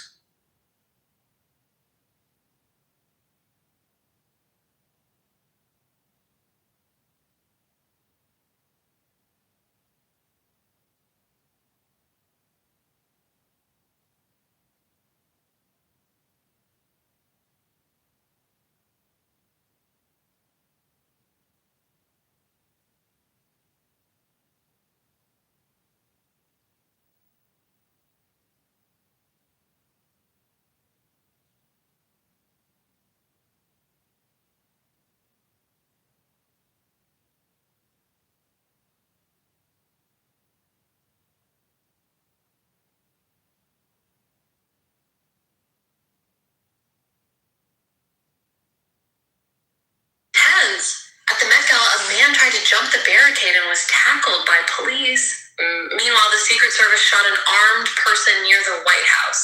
And in Oklahoma, multiple shootings at a campground left dozens injured. Spirit Airlines shut down abruptly, stranding thousands, and a United Airlines flight hit a pole on the NJ Turnpike. On a lighter note, a Texas church is giving out free prom dresses, and GameStop just made a 56B move to buy eBay. Want to dive into any of these stories? Yeah, I don't know. I do cheat. I do listen to AI and shit. Get my news. China explosion. And people still buy stuff off of eBay. Thought eBay was done. Nah, man. But they fucked it up though. Well, they did. Before, when you was there's been a devastating explosion at a fireworks plant in Luoyang, Hunan province, China today. State media reports at least 26 people have died and 61 were injured. Rescue teams with robots are on site, and the company's head robots for real investigating. President Xi Jinping has called for a full effort to help the injured and hold those responsible accountable. This is such a tragic event. I'm really holding space for everyone affected. Let's look at it like this. What was your question, Roel? You had a question. Fuck. Nah, I was saying I didn't know people still fuck with eBay. But I was fucking it for. I was actually trying to sell products on eBay, but you know what they start doing? And they got this new app called, I think, Wish or something else, which I didn't even sell nothing on that either. Something Wish app. But if you didn't sell your product, they would charge you. I'm like, what the heck? If I was like that, so you just don't bypass the fact that the rescue team is a fucking bunch of robots, right? Because that's China, though. Are we gonna do this? This is China. America, we're so behind. Listen, man, China got some robots right now. I'm gonna tell y'all this. We talk about drones and robots and all that stuff that we talk about America. We so behind that fucking shit. It's like China. These kids go to school to learn AI. What the fuck? Y'all, we ain't even learn the block. Well, they probably know blockchain too. They probably know blockchain and fucking Bitcoin in China. These kids go to school to learn AI. It's like that's part of their They get mad because the kids use AI to cheat on tests and stuff. I'm like, yo, do you understand that in China they use AI to learn? They're going to school to learn AI. That's what they do. They're not like even trying to go away from it. They're like, oh shit, okay, yeah. And they become. They probably got 6-year-olds know more about AI than us grown people know. It will tell you all the fucking programs, what the prompt is. Like, no, don't say that to it. It's not gonna understand. I'm gonna tell you what to do. And that's how it is. These niggas are different over in China, man. Yo, quick question. Anybody know what a Pollo Tropical is? It's a great restaurant in Florida. Chicken. Yeah, it's chicken. Yeah, it's chicken in Florida. That's another chicken spot. It's like it's a grilled or roasted. I think it's grilled chicken. Yeah, it's grilled chicken. It is delicious. Is it like a Sardi's? I'm not familiar with Sardi's. They do like the big rotisserie chickens. Probably. They have like all of the Caribbean sides and stuff like yuca, black beans, plantain. That's what Sardi's. That's like Sardi's. Oh, it is? Yeah. Okay. Yeah, because they have all the Spanish sides. They got the black beans, the chofa, the yuca. They got the same thing. Yeah, it's delicious. Oh, thank you. I was just curious. Wow, now you got me thinking you're in Florida now. I'm going to fly it out to see you, Coco. I see like blended, unseasoned food. Breaking news. There is a deadly virus outbreak on a cruise ship off the coast of Cape Verde. Is it? They said the hantavirus? Yeah. Is that what it is? What's the symptoms of that? Death. Yeah. 3 dead already. It came from rodents. It came from where? Rodents, but it's not airborne, so people don't typically spread it to other people. So that's a good thing. Oh, wow. Okay, good. That's good. Yeah. I saw that too, and I was like, yo, my nursing friends are saying that the hantavirus is from mice. Yeah, I saw that too. Comes from rodents. Yeah. Their food shit was nasty.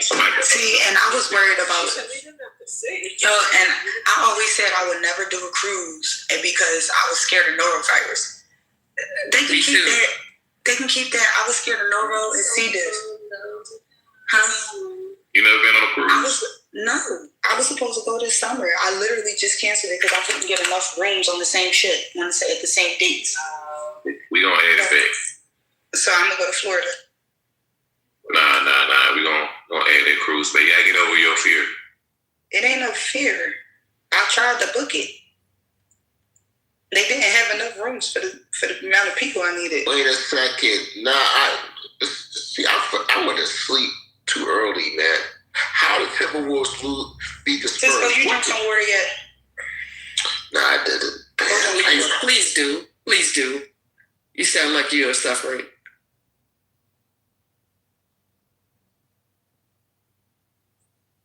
Damn.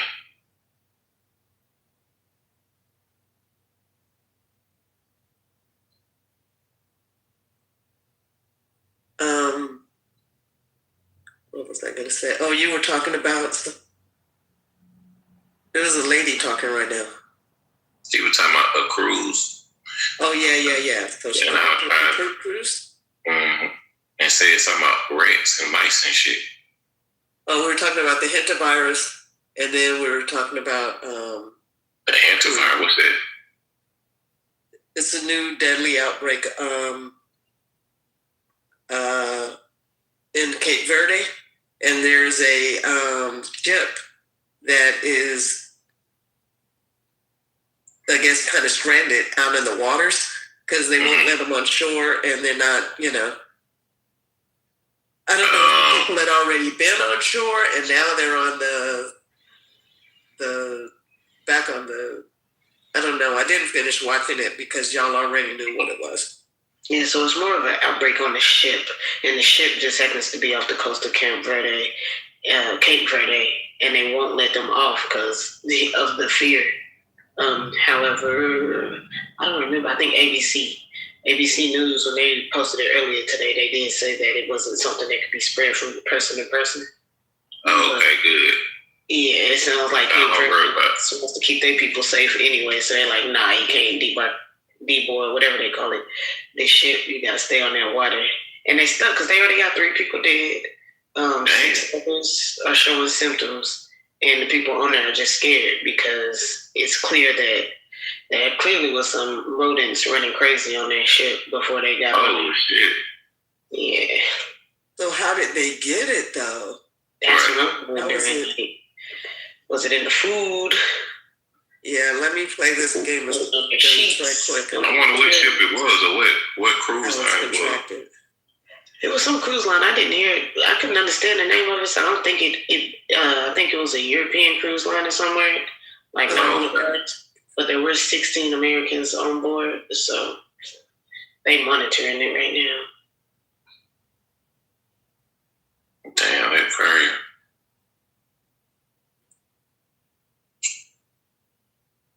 Oh boy. It's the best time to plan a cruise.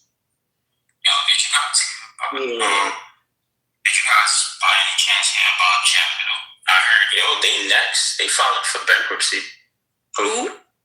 JetBlue. Yeah, JetBlue. Child and Delta apparently canceled hundreds of flights today as well. So, know what's going on, but we talked about it last year when Elon got his little promotion into the White House. And then they started highlighting all the plane accidents that they were just about to make us believe planes were unsafe, start shutting down what we have, and the next thing we'll have is SpaceX running the skies. So it's the big IPO of the time. You know that, right? Put his planes in the sky for us. That's all. Yo, D-Rail, you know that they say SpaceX IPOs could be the biggest IPO of all time in the billions? I'm like, what the fuck? So, it's my problem, because, we got a lot of flat earthers in here. So, I was like, if they doing this shit and y'all gonna keep telling me the earth is flat, I can't make this shit up. It's like, what? This is like a face. The earth is flat. You see?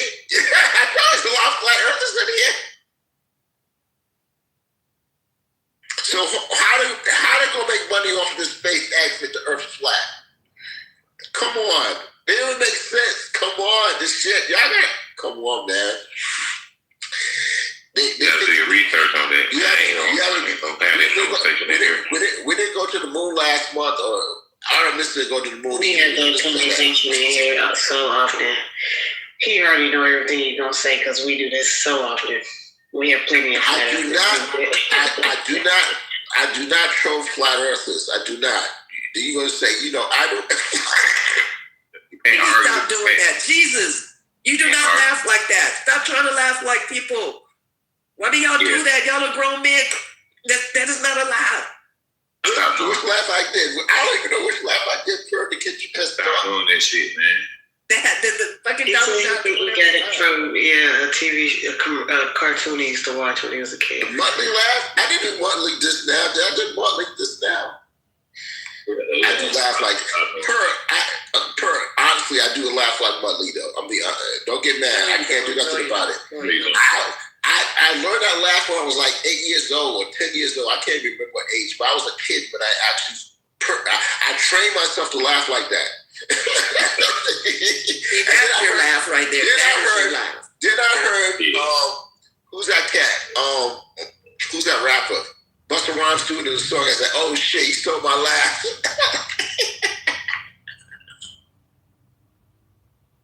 If you was a flat earther, you wouldn't laugh. You're probably right. If I was a flat earther, I wouldn't laugh like that. You're right.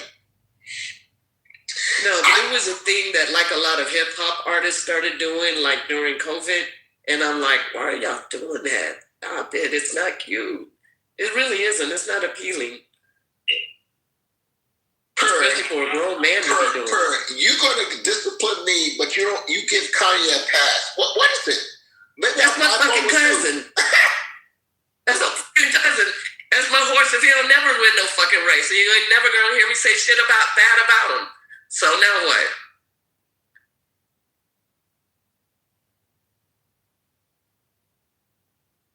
Say something bad about your mama, nigga. I think people for Chicago like to fight. At the end of the day, y'all just like to fight. Y'all like opposition. And I'm not from Chicago. That nigga from Chicago. I'm not from Chicago. So how come your man? Wait, I'm so confused. Okay, explain. Where you from? Why you be getting geography and genealogy fucking mixed up? The two are not the same. You from Indiana? Just because we related don't mean we from the same place. Oh, you from Cali? You from Indiana or California? She never said she grew up with him, and she. I believe she's older. I ain't gotta believe she's clearly older than the man anyway. I'm like, what the hell?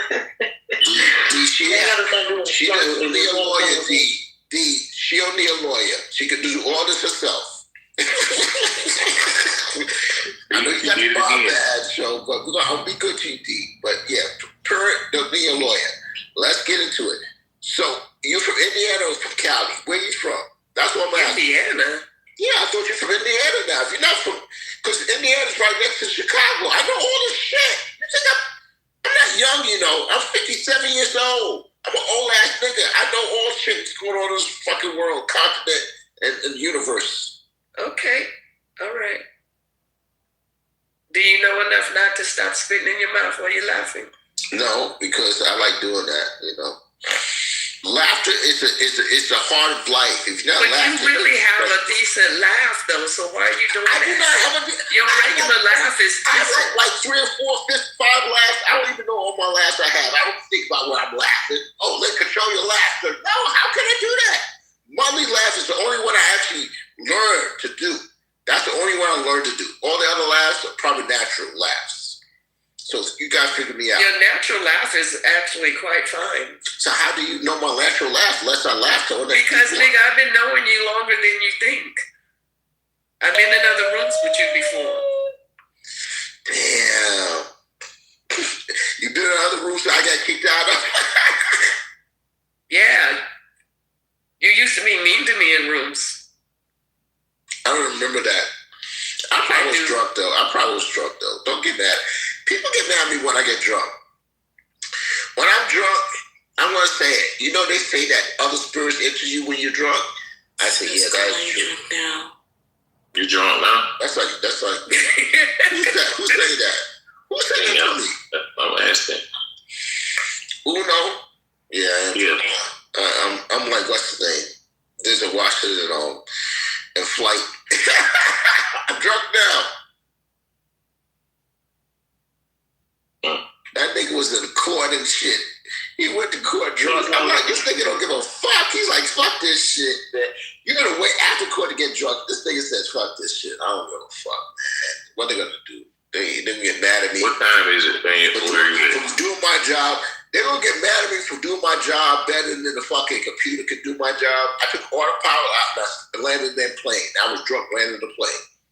What time is it in what time zone are you in? I'm Eastern, so it's 5 o'clock right now. That means 5 o'clock. It's 5 a.m. Wait. What's that song? 5 is somewhere? Yeah. It's a country record. It's a country record, man. You know, it's a bar. If you go to bars, you gotta listen to other music. You can't be listening to only hip hop in a bar. You gotta be listening to country rock and all that other bullshit they like in a bar. You gotta know music in a bar. You know, I DJ in the bars for years. For like been a bar. Probably 13 years I was DJing in a bar. 13 plus years. I did a country night. I did a rock night. I did what's that shit with the tacos? Spanish night. I did open mic. I had to get mics and shit for that shit. That was hard. That was hard work. When I did open mic, I did a ladies' night, which was probably my favorite night of the week when I did ladies' night. A lot of fights on ladies' night, man. That's when me and Lil Wayne became good friends, and Plies and Duck Riders in Florida. Yeah. But let me meet up, man. You're tired of my drunken ass talk. Yeah. Oh, wow.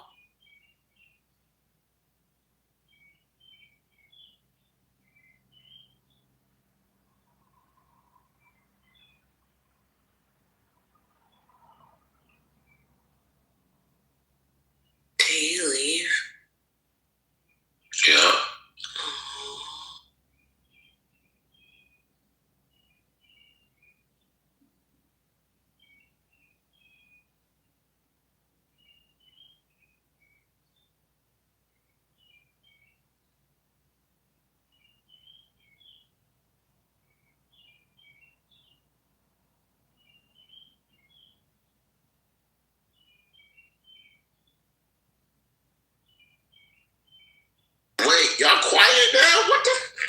Come on, man. See, this is why. It's quiet time. No, it's not quiet time. Nuh-uh. Quiet time is when people cannot talk because they're busy doing other things.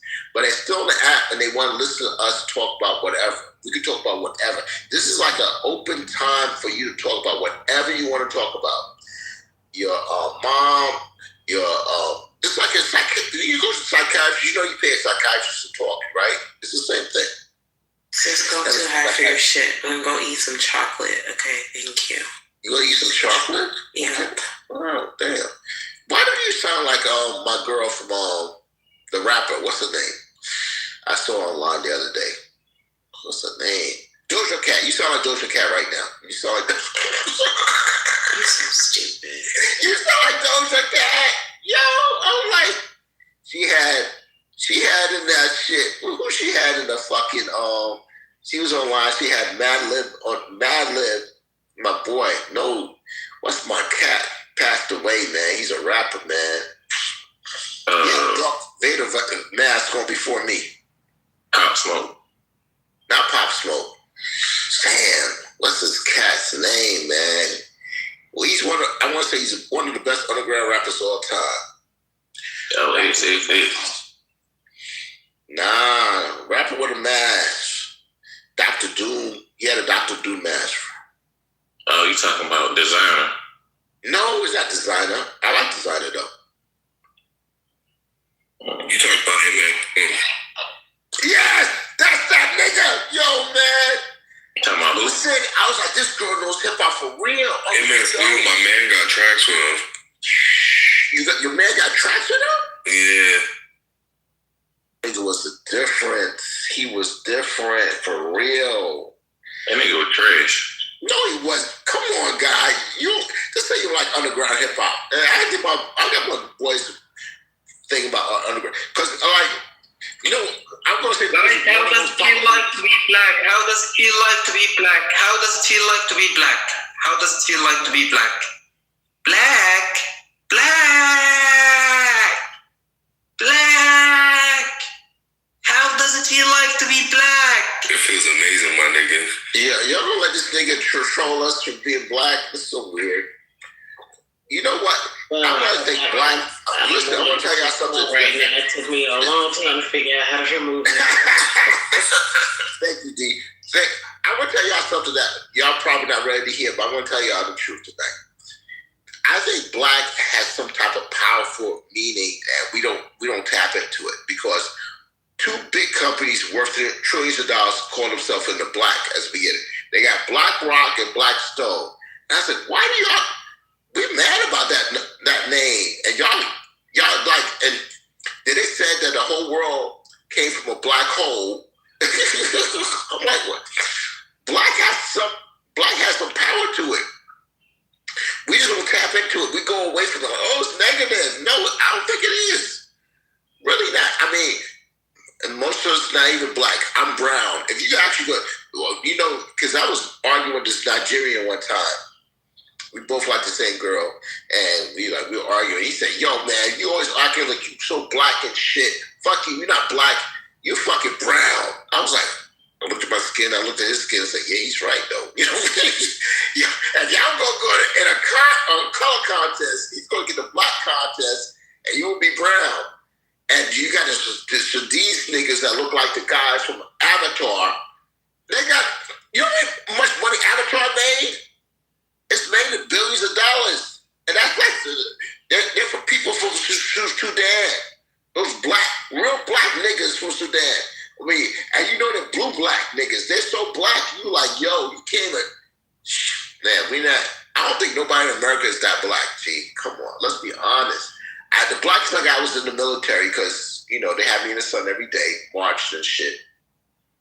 That's the blackest my skin ever got.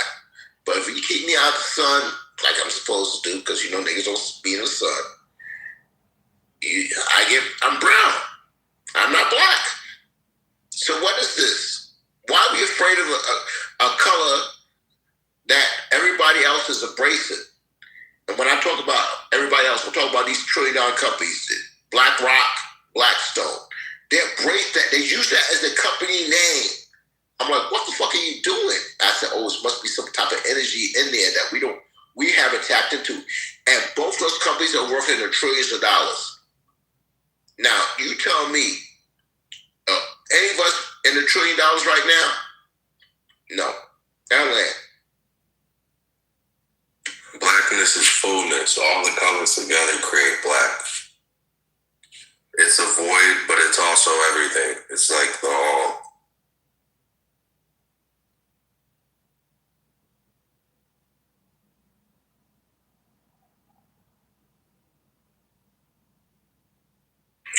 And man, that's supposed to be the whole full answer, man. Come on, X, you got the whole floor. Give us a pep talk. Give us 2 minutes at least.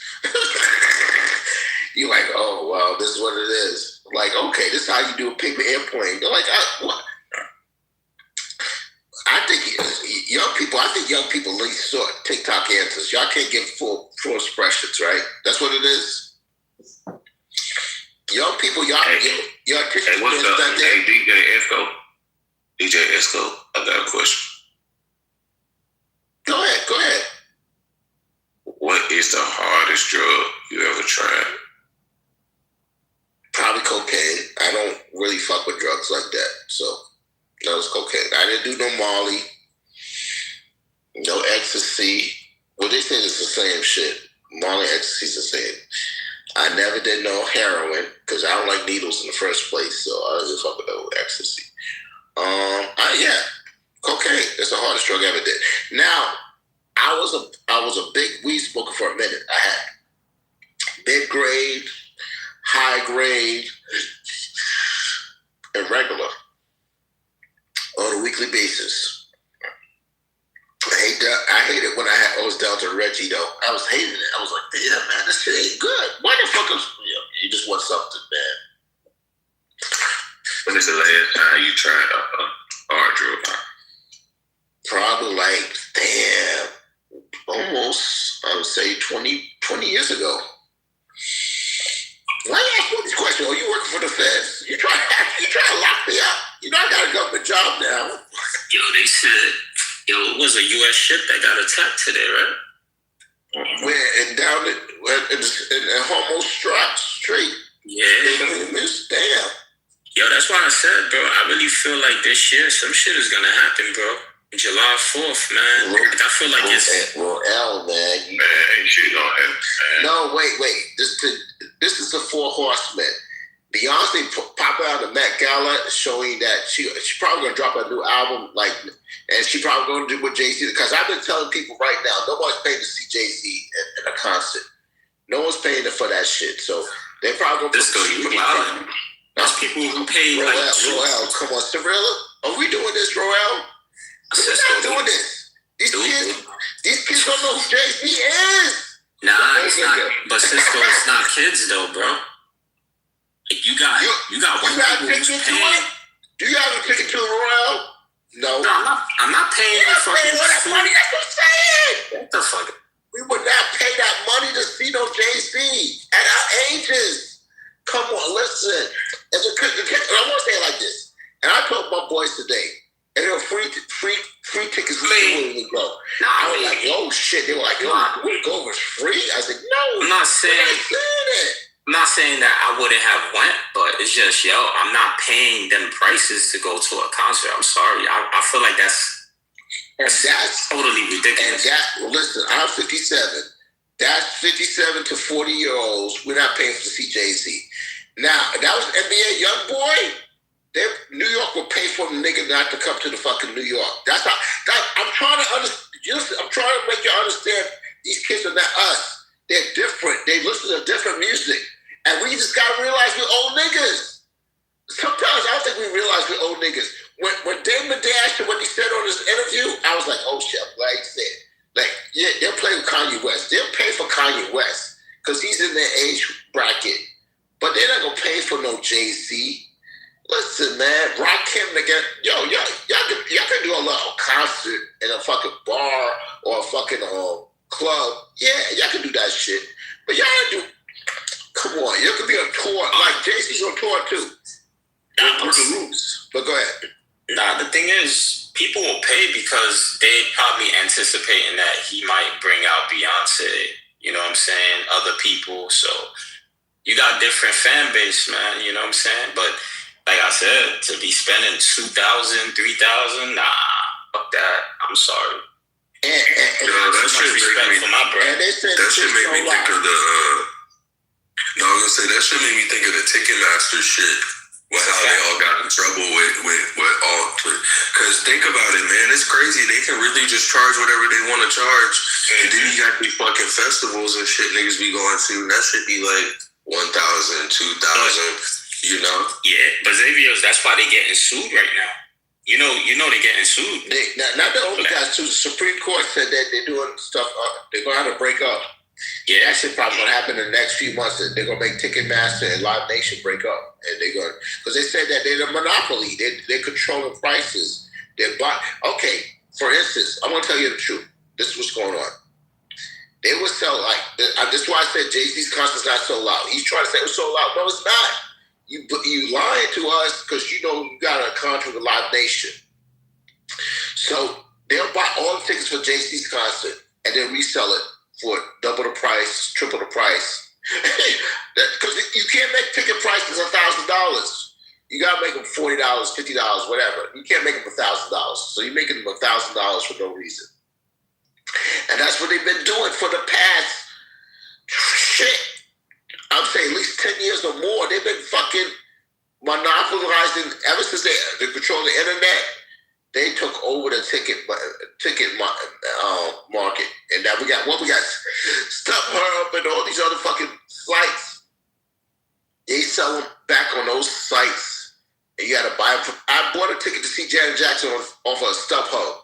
This is what I'm saying. I know what's going on. And you act like I'm not buying tickets. That's what makes me upset, Roel. You know what's crazy too? I was reading an article. They saying, there's people that's literally purchasing these tickets through Klarna and Affirm, literally going through these. Yes.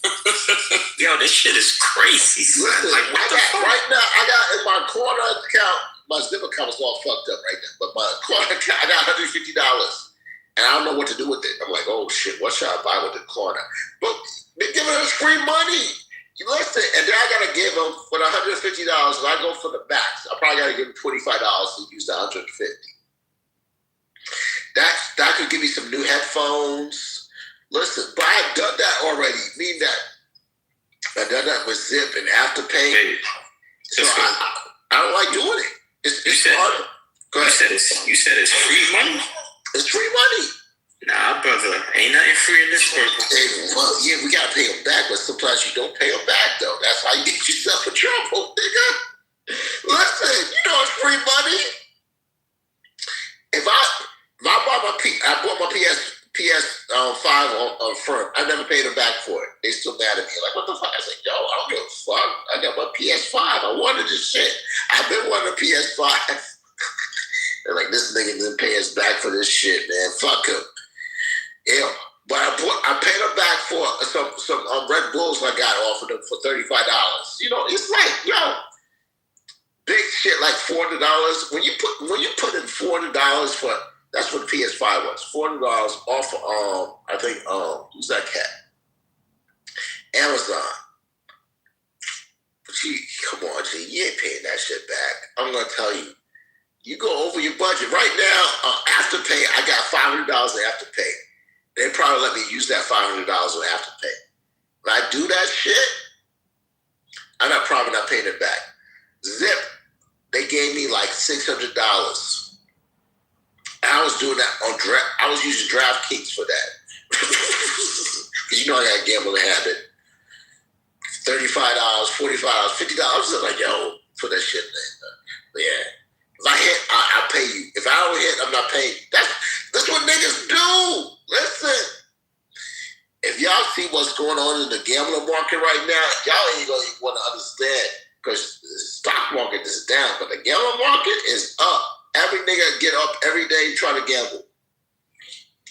And the thing is, I know baseball, football, and basketball. So I know 3 of the major sports. So that means even when WNBA started, the 17th, I'm gonna be betting on WNBA. So, I got a whole summer betting on basketball till the NBA starts. So, I ain't gonna stop betting, guys. I can bet all the time. And some of my bets, I can make $1,000 worth of bet. I had a bet last week for like $1, 12 parlay for 1,012. That's what I'm gonna pay on credits back. And then, I have some money in myself. Listen, that's how we live. It's not the same thing as the stock market. The stock market, everybody, you go in there, you get like $2. What the? Come on, you can't do nothing with $2. They're gonna laugh at you. But I wasn't gambling when I think I was born a gambler, G. Before it was legal. I played the illegal numbers in New York, man. The guy came to me like, yo, and I played a straight number. Give me $100 on 8. That's my whole paycheck. I was putting on one number. I had to hit that day. That's the kind of shit I was doing as a teenager. So what do you think I'm going to do as an adult? Okay, I'm going to shut up. Coco, why do you all be in the chat not talking, Coco? Because you was running your mouth.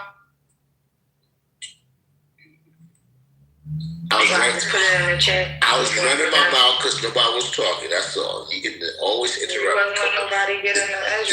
This is your show. Early morning, late night show. This is your show. Everybody knows you're the host. That's all. Mm-hmm.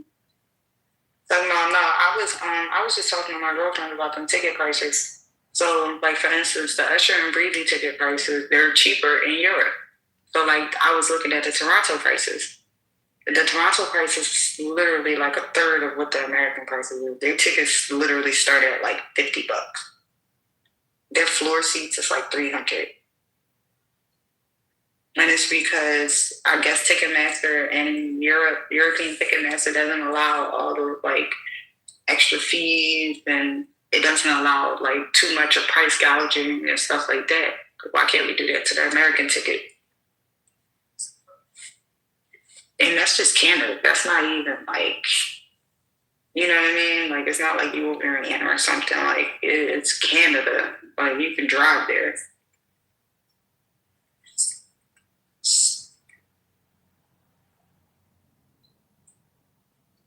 Hey, Goldie.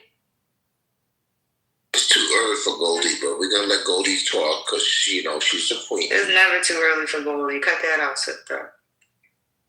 Period. It's never too early for a wife.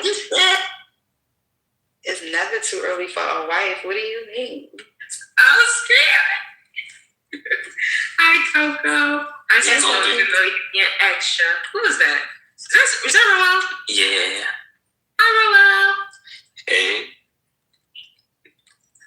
But I'm serious, man. Them prices is crazy, yo. I'm like, go look at the Rogers Stadium Usher and Breezy tour compared to like DC. Yeah, I think I'm gonna. I got in trouble for this last thing. I think they dropped me. And Chris Brown's closing all the shows. Y'all girls gonna play for it because y'all want to see Chris Brown. Y'all want to see Usher, and y'all gonna try to make me think like y'all want to see Usher. Y'all don't care about no fucking Usher. What are you talking about? I'm on the radio, bro. I literally watched his whole career through my childhood. Like Usher is probably one of the greatest of all time in my generation. How you saying? And he's a crossover artist across many generations and genres. So same thing with Chris Brown. We've been listening to Chris Brown since we was in high school. He's fucking 37. Y'all think I'm trolling though. I'm going to just tell you. Any girl 30 or under is only going to that concert for Chris Brown. They don't want to see Usher. They're like, that's not true though. That's not true. That is true. It's true. You're not under 30 of Coco. Everybody knows Usher though, even the ones under 30, and they know his original shit. Like, you make me wonder. Like, that's crazy. And I could be wrong. I think Chris Brown closes all these concerts. They might not know my way, but they definitely listen. Usher gonna get him onto the show. You tripping? Usher's not closing the show. It's gonna be Chris Brown closing these shows. I'm just gonna let y'all know how the line is going. Usher opening and Chris Brown closing. I'm not even a Chris Brown fan. I got like 4 Chris Brown songs I like. I like 4 Usher songs. I like 4 Usher songs, man. I like the whole fucking. Go ahead. No, you know what they might do? They might alternate it. Like, who the fuck did I go see? And they just kept coming back out. It was Lil Baby and somebody else. But every time one went back and did like 1 or 2 songs, the other one would come out and do 1 or 2 songs. Like, so it wasn't like nobody closed whoever, or nobody closed. It was just, they just kind of split the stage. And I think that'd be a better look.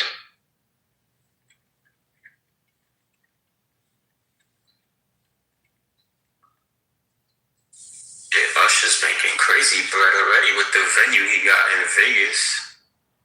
No, that shit closed. That shit's finished though, bro. That's why he's doing this tour. He done with the residency in Vegas, and that's what I'm saying. Usher already did a residency. That's what old people do. When you go to Vegas, y'all realize when you go to Vegas, yeah, so he realized that John was selling. He took that shit on the road. Because I ain't gonna lie, I definitely went to go see Usher in Vegas when he had his residency. You saw him in Vegas? Damn. Okay, let me shut up, Coco. I definitely went to go see Usher in Vegas. Were you Keke Palmer? Did he pull you out the crowd and shit? No, I wasn't no Keke Palmer. Even though Keke Keep It Bad Palmer, that's my girl. Facts. But go look at them concerts. Shut the fuck up, Denny. Oh, hey, Denny. Denny, shut the fuck up. Denny, I got you. Don't talk to Denny like that. Cisco, don't talk to Denny like that. I know. I don't know why you're talking like that. He's a hater. Because you know, this nigga know we from a radio show. This nigga used to come on my radio show early in the morning just like this. And be like, yeah. Denny, I'm taking over. I'm like, what the fuck you are, this silly nigga? What was it, 2018, Denny? Brother, you know how talented I am. You know I'm a radio legend. You know that. You know that already. You know, Grammy passed away from the ugly morning. I know. I heard. Yeah, damn. What was wrong with him? What was wrong with him? They say he had a heart condition. He didn't know he had too many Red Bulls that night, and he died in his sleep. I was like, damn, that's fucked up, man. Yeah, he was a drinker. He used to drink a lot, man. Yeah, he drank more than I do. Yeah, you need to stop, brother. That Ray and Nephews, he was fucking with that Ray and Nephews, that Jamaican bro. And listen, if you're gonna drink, it should be once a week. It shouldn't be all the time. You shouldn't drink heavy like that. Diddy, come on, you drink all the time. What the fuck you doing? I do not drink all the time, bro. I drank a lot during the pandemic. I was in the crib all the time. But I don't be drinking. I got responsibilities, man. I can't be no drug addict motherfucker. I have shit to do. You know what I mean? When the last time you talked to my boy Kevin Hart, man? You know you and Kevin's like... I talked to Kev last week. What the fuck? So you gonna put you on tour finally? Come on, Denny. I mean, you gotta understand, man. I'm rich. Not like a millionaire, but I'm rich. I don't ask niggas to do shit for me. I'll be begging. I'm good. So I'm cool. First, I feel like Kev got his comedians. He got his place. Yeah, he got the guys that he want to work with. You know, and then another thing, everybody's begging him to put them on. And I'm like, y'all niggas is outrageous. What's the tall, dark-skinned one name? His name? Stank. What you say? Stank. I used to work with his mom. Yeah. I used to work at an outpatient drug and alcohol facility. It was like the oldest black-owned one in the city. They closed it down. It was called Stop. Yeah, Spank doing real good. Okay. No, Spank funny as shit. Mm-hmm. Hell yeah. So, you know, it's all good. Yeah, Miss Crystal was really nice. Oh yeah, she's sweet. She's coming to shows and stuff. Hang out, you know, supporting Spank. And she was always super proud of him too. Yeah, always told us how proud she was. She was a really nice lady. Oh yeah. Yeah. Oh well, Denny, you did say that Will Smith is not gay, so I'm like, I gotta listen to you because I'm like, everybody thinks that nigga gay. The thing about Will being gay is that none of the people that's calling Will gay really was around him. I take him. Like they wasn't around Will like that, and a lot of people just attacking Will. They're mad at Will because of what he didn't do for them. You know what I mean? Like people just assume that because he's rich, he's supposed to help you, and people don't want to work for what they're supposed to get. So you know, you hang around Will carrying his luggage. You know, some people are like, you want to hang around me carrying my luggage? I'll let you carry my luggage, and I'll buy you something to eat, and I'll let you borrow the car. And when it don't turn into anything for them, then all of a sudden now, you know, Will's gay now. You know what I mean? And then if Will is gay, why is it a big deal? Because I thought that being gay was the shit. Because y'all, like being gay is only a problem if, just say you are gay trying to hide it. Then it's a big deal. But if you come out and be like, yo, you know, I'm gay, then they leave you alone. You know what I mean? It's fucking crazy. Just like on here. Like somebody, you say something, oh, you gay. Then they start lying on you. But if you came out and was like, yo, I'm gay as shit, they leave you alone. Yo, did you Yo, did y'all see that interview with Ray J and old boy? Oh, what was Cam Newton? Yeah. I didn't watch the whole thing. I supposed to post on Instagram. So tell me what you saw that you like, because he was really talking about Kim. Nah, I mean, they were asking him like, is he gay? But I don't know. I don't know if he was trolling. I think he was trolling, but when they asked Ray J, was he gay? Yeah. He was like, what if I am gay? Yeah, because like everybody makes a big deal out of who's gay. To me, everybody's gay. Let's see, that shit is old news. All these niggas is gay. Everybody gay. They're fucked. Like I don't know. Man. Nah, I'm gonna agree with you there. Yeah, like fuck it. Everybody's gay. We live in a time of the trannies too. Yeah, everybody's gay, man. Honest though. No, let's be honest. As men down there, all the girls are gay. We're gonna give them like super passes. We're gonna be like in love with them. Give them like, oh, they're gonna give me a threesome in the future. Yeah, but there's nothing sexy about gay. Even with women, two niggas with a goatee kissing, it's not even sexy to women. Like you don't see two niggas kissing because they trying to turn the bitches on. That's fucking insane, bro. So like everybody's gay. This is my thing. It don't even affect me. Like if you gay, that's it. That's cool. One of my homies gay as shit, right? This nigga been acting like he liked women for years because he felt uncomfortable around us. This nigga saved my life before. Okay, he gay. He's still my homie. It don't make me gay because he gay. Or if a gay dude is around and I'm cordial with him or whatever, you know, people so homophobic, you know what I mean? Like, I'm like, put it like this, it's bad if you gay, right? That's what people say. But they don't judge me because I have a big titty addiction. You know what I mean? Like, I'm a tittyist. So you don't see motherfuckers trying to trash me? My titty addiction is serious.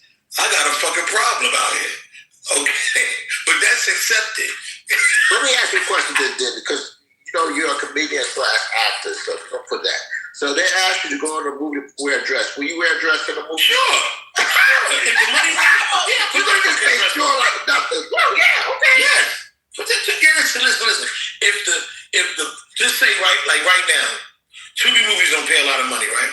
So just say, all right, you gotta wear a dress in the movie, the whole movie, and the offer is $2,000, and we film it for 4 days.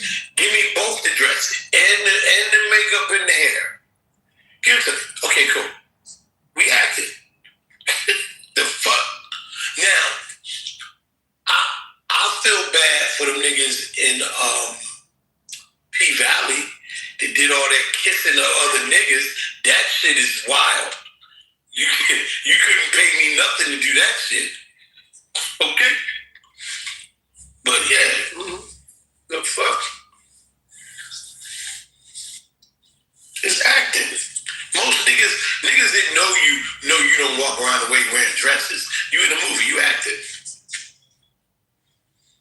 all that other shit. That shit wild.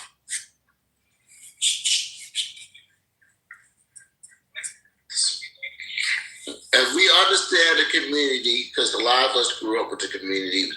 I want to say we should not be judging people that are part of the community because all of us are part of the community. Let's be honest.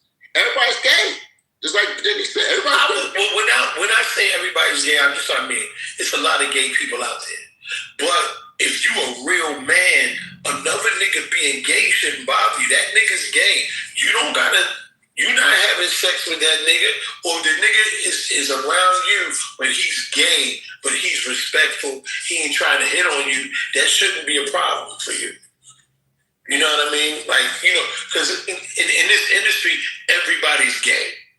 Okay? When I did BET, the guy that did the makeup for me was gay. Man, I'm gonna tell you a funny story. He was 6'6", real built, strong, muscular motherfucker, and his name was Red. Light-skinned boy, he had blonde hair, spiked up hair, shit like that. And he had a boyfriend. And he found out his boyfriend was cheating, and they got in a fight on the UPN lot. Years ago, UPN used to be right next door to BET. And he knocked his boyfriend the fuck out and was sitting on the steps crying. And I thought it was hilarious. But his boyfriend was cheating on him, and he got emotional, beat the nigga up. And this nigga had just did my makeup for the show and everything. He was a big, strong, homosexual guy. And that was like, but the thing is, that shit is regular in this business, man. All these niggas is gay. And the thing is, if you want to work, you don't have to be gay or do nothing like that. You just got to be respectful. You have to kind of, what I do is, I treat them like they girls. I treat them like they chicks. Nigga come in there with a dress on and say, hey, that's a nice dress. You killing it.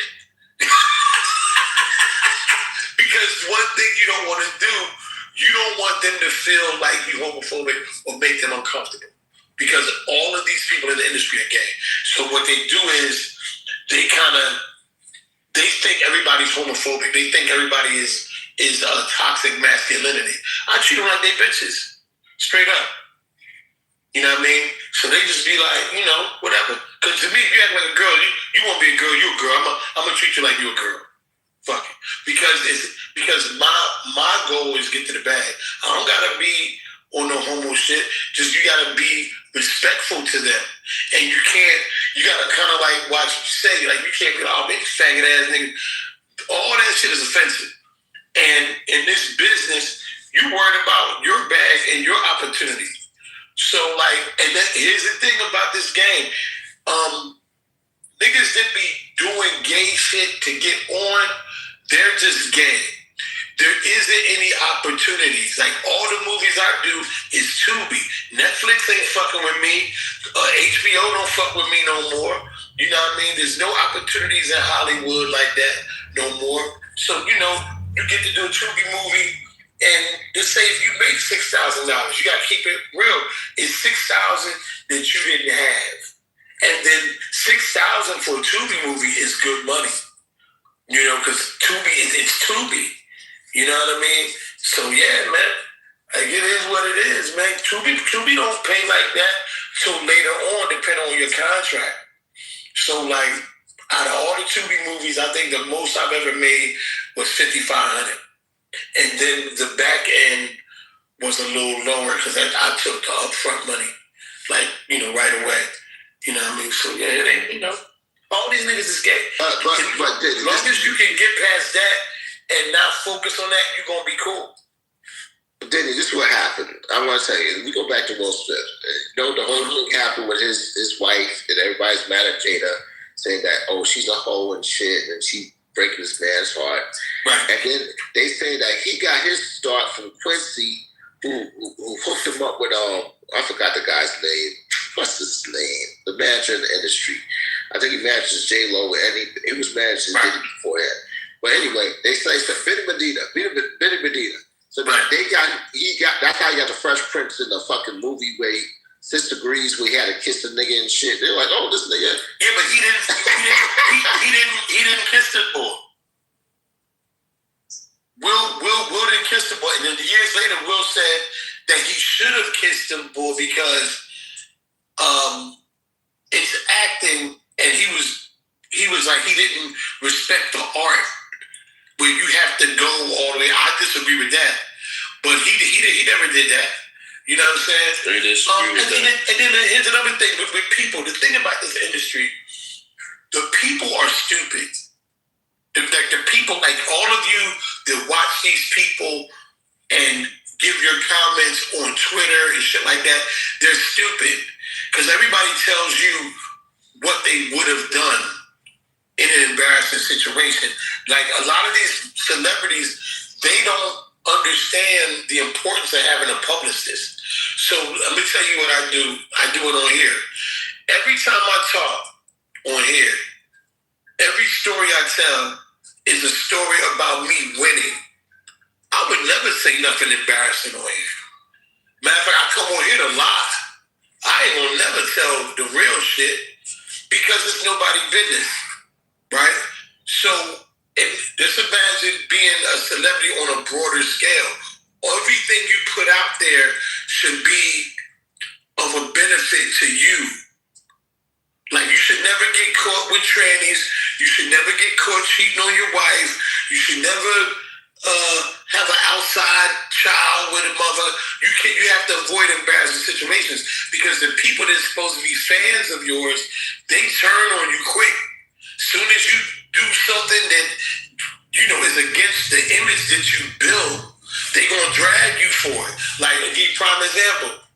This thing with Gucci Mane. Gucci Mane rap all this shit about gangster shit, whatever, but when Pooh Shiesty robbed him and the police got involved, all of a sudden Gucci Mane is a rat. But you have to understand, Gucci Mane is a millionaire and the money that he has got put up by the white people. So the white people that's behind 1017 marketing and record company, they're like, yo, Pooh Shiesty's a liability. Find another Pooh Shiesty. Get the fuck rid of that nigga. So Roderick, they don't call him Gucci Mane. Roderick, you gotta do this. And what you think he gonna do? He gonna fuck up his bag and keep it real with the streets? Man, fuck Pooh Shiesty. Pooh Shiesty a dickhead. Pooh Shiesty a dickhead. Lil Durk a dickhead.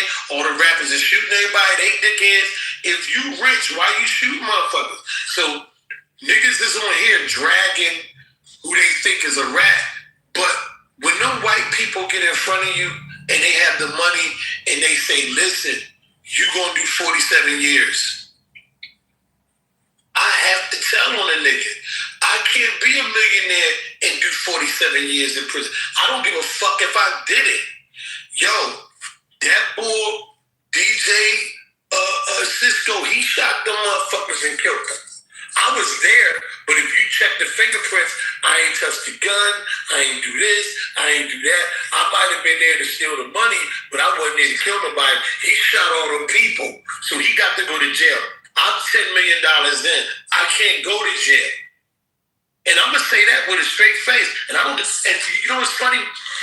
When Whack 100 be exposing niggas the paperwork, all that shit would go away if a nigga would just say, "Yup, my name on the paperwork." I told.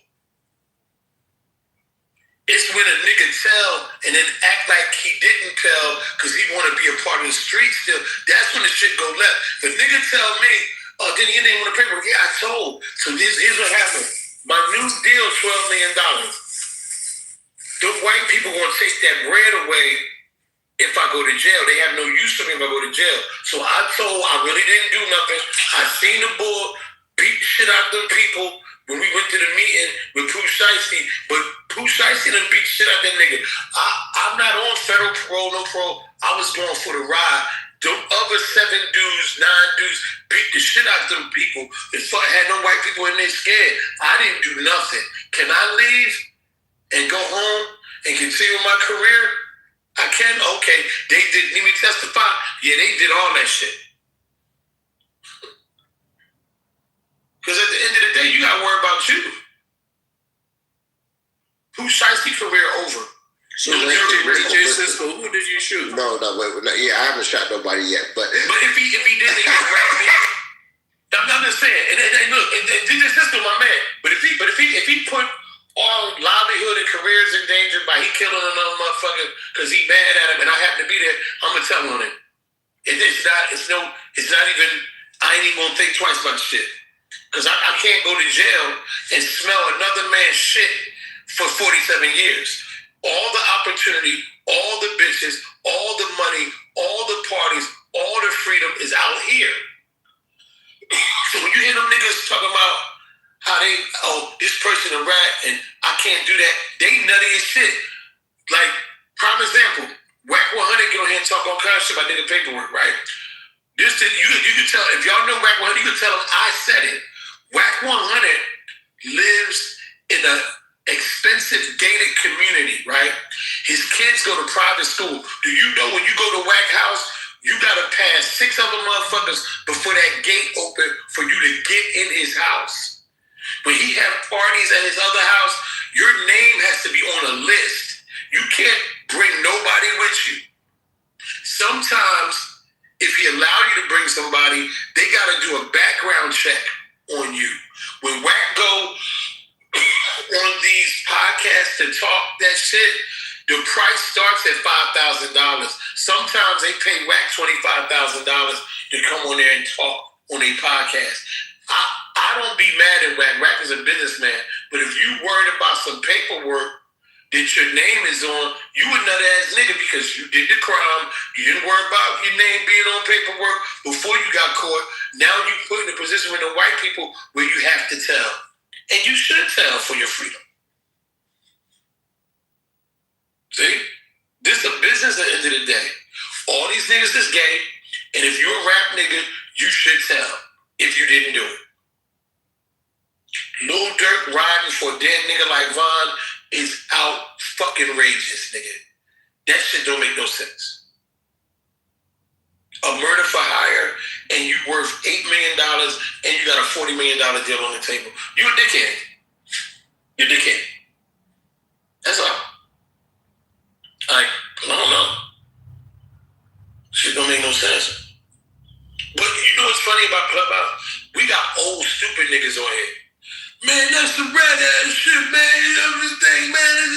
You gotta stand on that. Listen, if you a dirty nigga in the street, if you a dirty nigga in the street, and you doing crime anyway, why now you have morals and principles now? You terrible for our community. So, but you gonna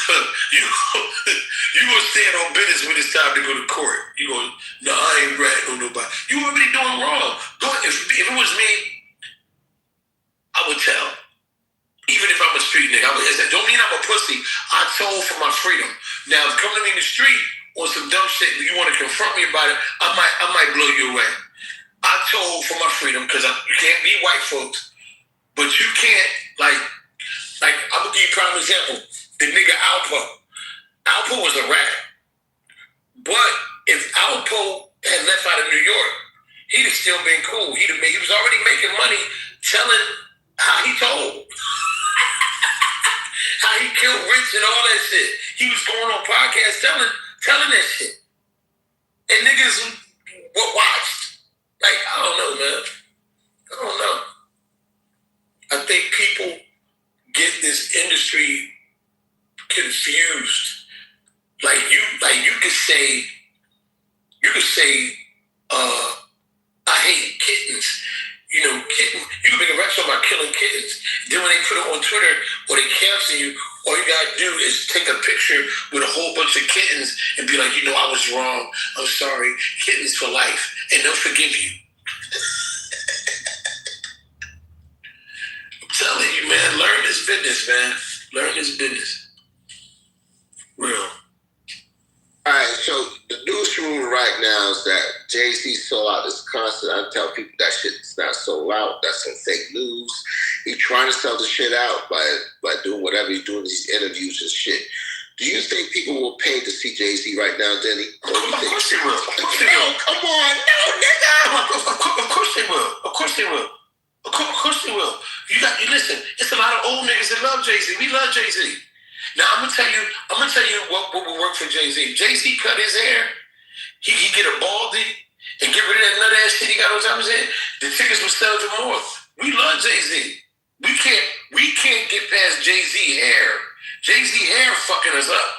But we like Jay-Z. Yeah. Jay-Z cool. The fuck? David talking this. David's agreeing with me, saying that nobody pays for Jay-Z right now. No. He's full of shit. Jay-Z going. He don't have to sell out to make money. If Jay-Z do an arena and he sell 75% of the tickets, right? That's still a profit.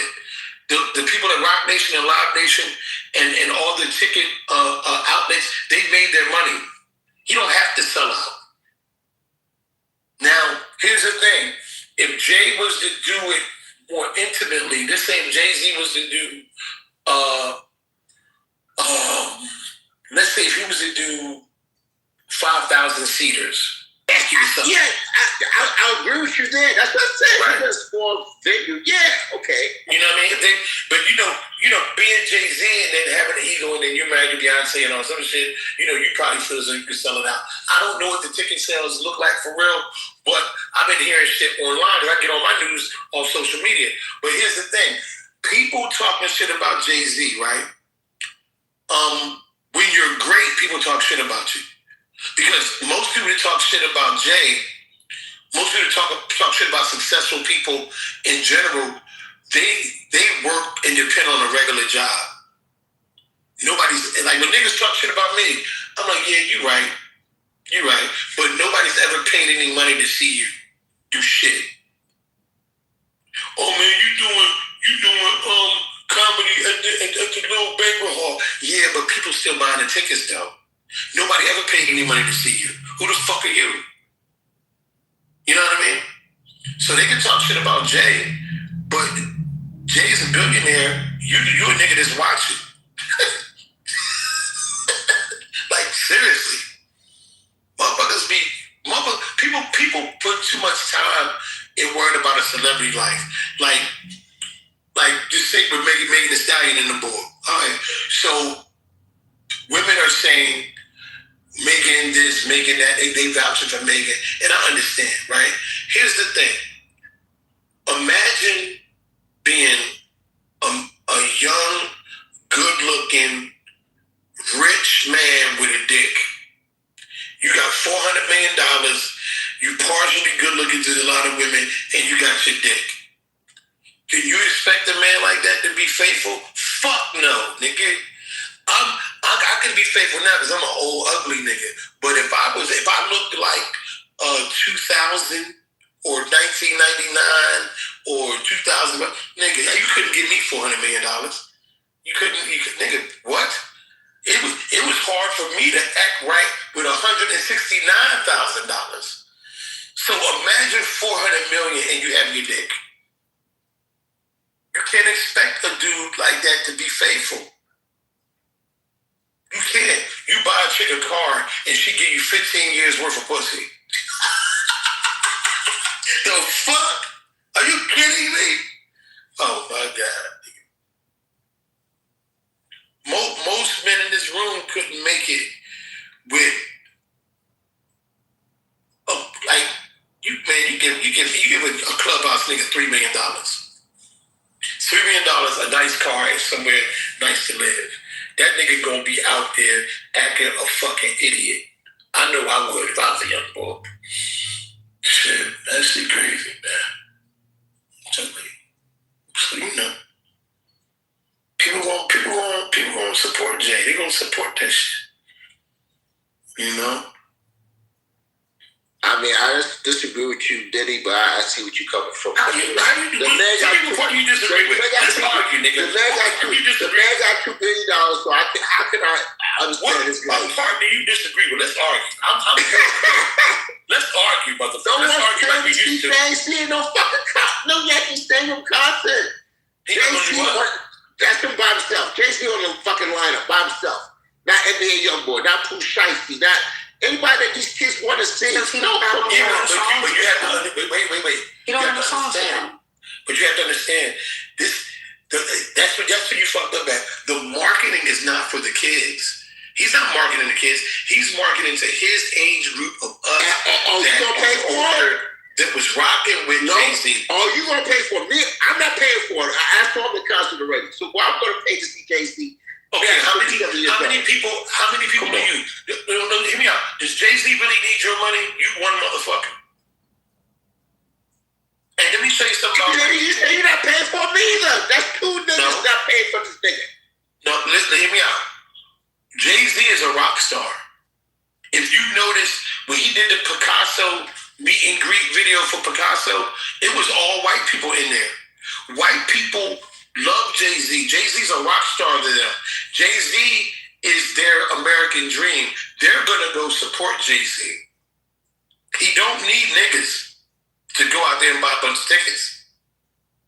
It's older black people and white people, because white people are into classic music.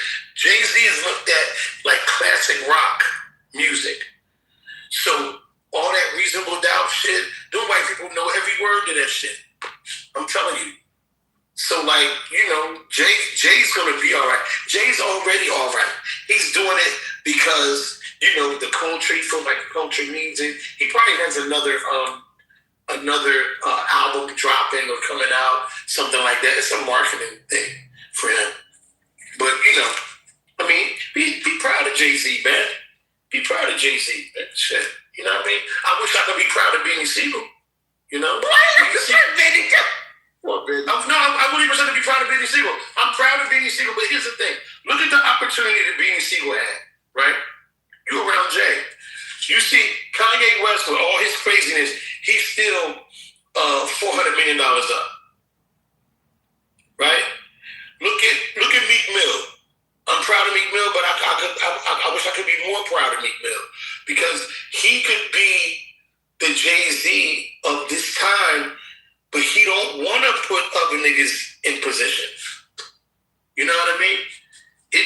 It could be Meek Mill Records. It could be something. He could sign a lot of these talented Philly artists. He has the power to put the promotional machine behind them and just sit there and be a real boss and be right where Jay-Z's at, be a billionaire, but he don't want to do that. You know what I mean? And then now they trying to say Meek Mill came. That shit wild. So, niggas just be hating on Jay. They be hating on Jay, for real. Don't nobody want to see Jay and fuck out of here. You can't see Pooh Shiesty because he going to jail. You can't see Kid Von dead. I would like to see Pooh Shiesty in a concert. I want to see Pooh Shiesty go to jail for 55 years. That's what I want to see. Yo, you don't listen to his music though, did he? I'm not with his music, but listen. We don't need a dickhead like Pooh Shiesty. Pooh Shiesty need to go to jail because we don't want young people to get the wrong message and emulate his stupidity. Here you get out of jail, you got $2.7 million, right? You buy your mama a crib, you buy a bunch of dumb shit, then you go rob Gucci Mane. You're a dickhead. So, now here's another thing, and this is what young stupid ass people, some of you old dickheads don't understand this here. You was on federal parole and you crossed state lines while you was on parole. Armed robbery, right? But this is what white people do. Robbery, assault with a deadly weapon, attempted murder, weapons charges. Because it's you, your nut-ass pop, and 7 other guys, because you did it in a group, they can hit you with a RICO charge. You're looking at 9 to 55 years in prison. Niggas like, you gonna come home? Okay, he might come home. So Pooh Shiesty 24. You do 15 years. When you get out, are you gonna buy a Pooh Shiesty album? Fuck no. Because the new hot nigga is gonna be a nigga that's younger than him. He's gonna be damn near 40 years old when he get out. And the new nigga gonna be 23 and not going to jail. And he's current. So Pooh Shiesty is a dub. Like he a dub. And he should be a dub. You know what I mean? Like, we should have learned from nut-ass Woody, Thugger, and Gunna, and all them niggas. Y'all niggas got lucky. Y'all got lucky. And once you get lucky with them white folks, leave them white people to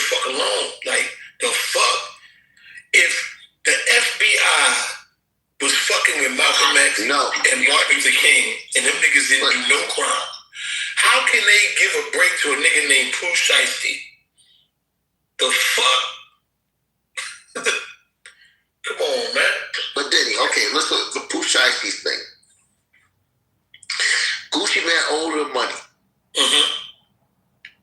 He said he ain't paying you, nigga. I'm not paying your fucking ass. That's what he basically said. Like, yo, shut the fuck up, young nigga. I'm not paying you. You know your contract. You should go buy your contract. That's it. The nigga was like, yo, nah, And he's the first one that actually turned up and did something. Now, people said Jeezy did something too, but Jeezy really did not do nothing. He just left and he got his own shit with Diddy. Then he went over to Jay-Z.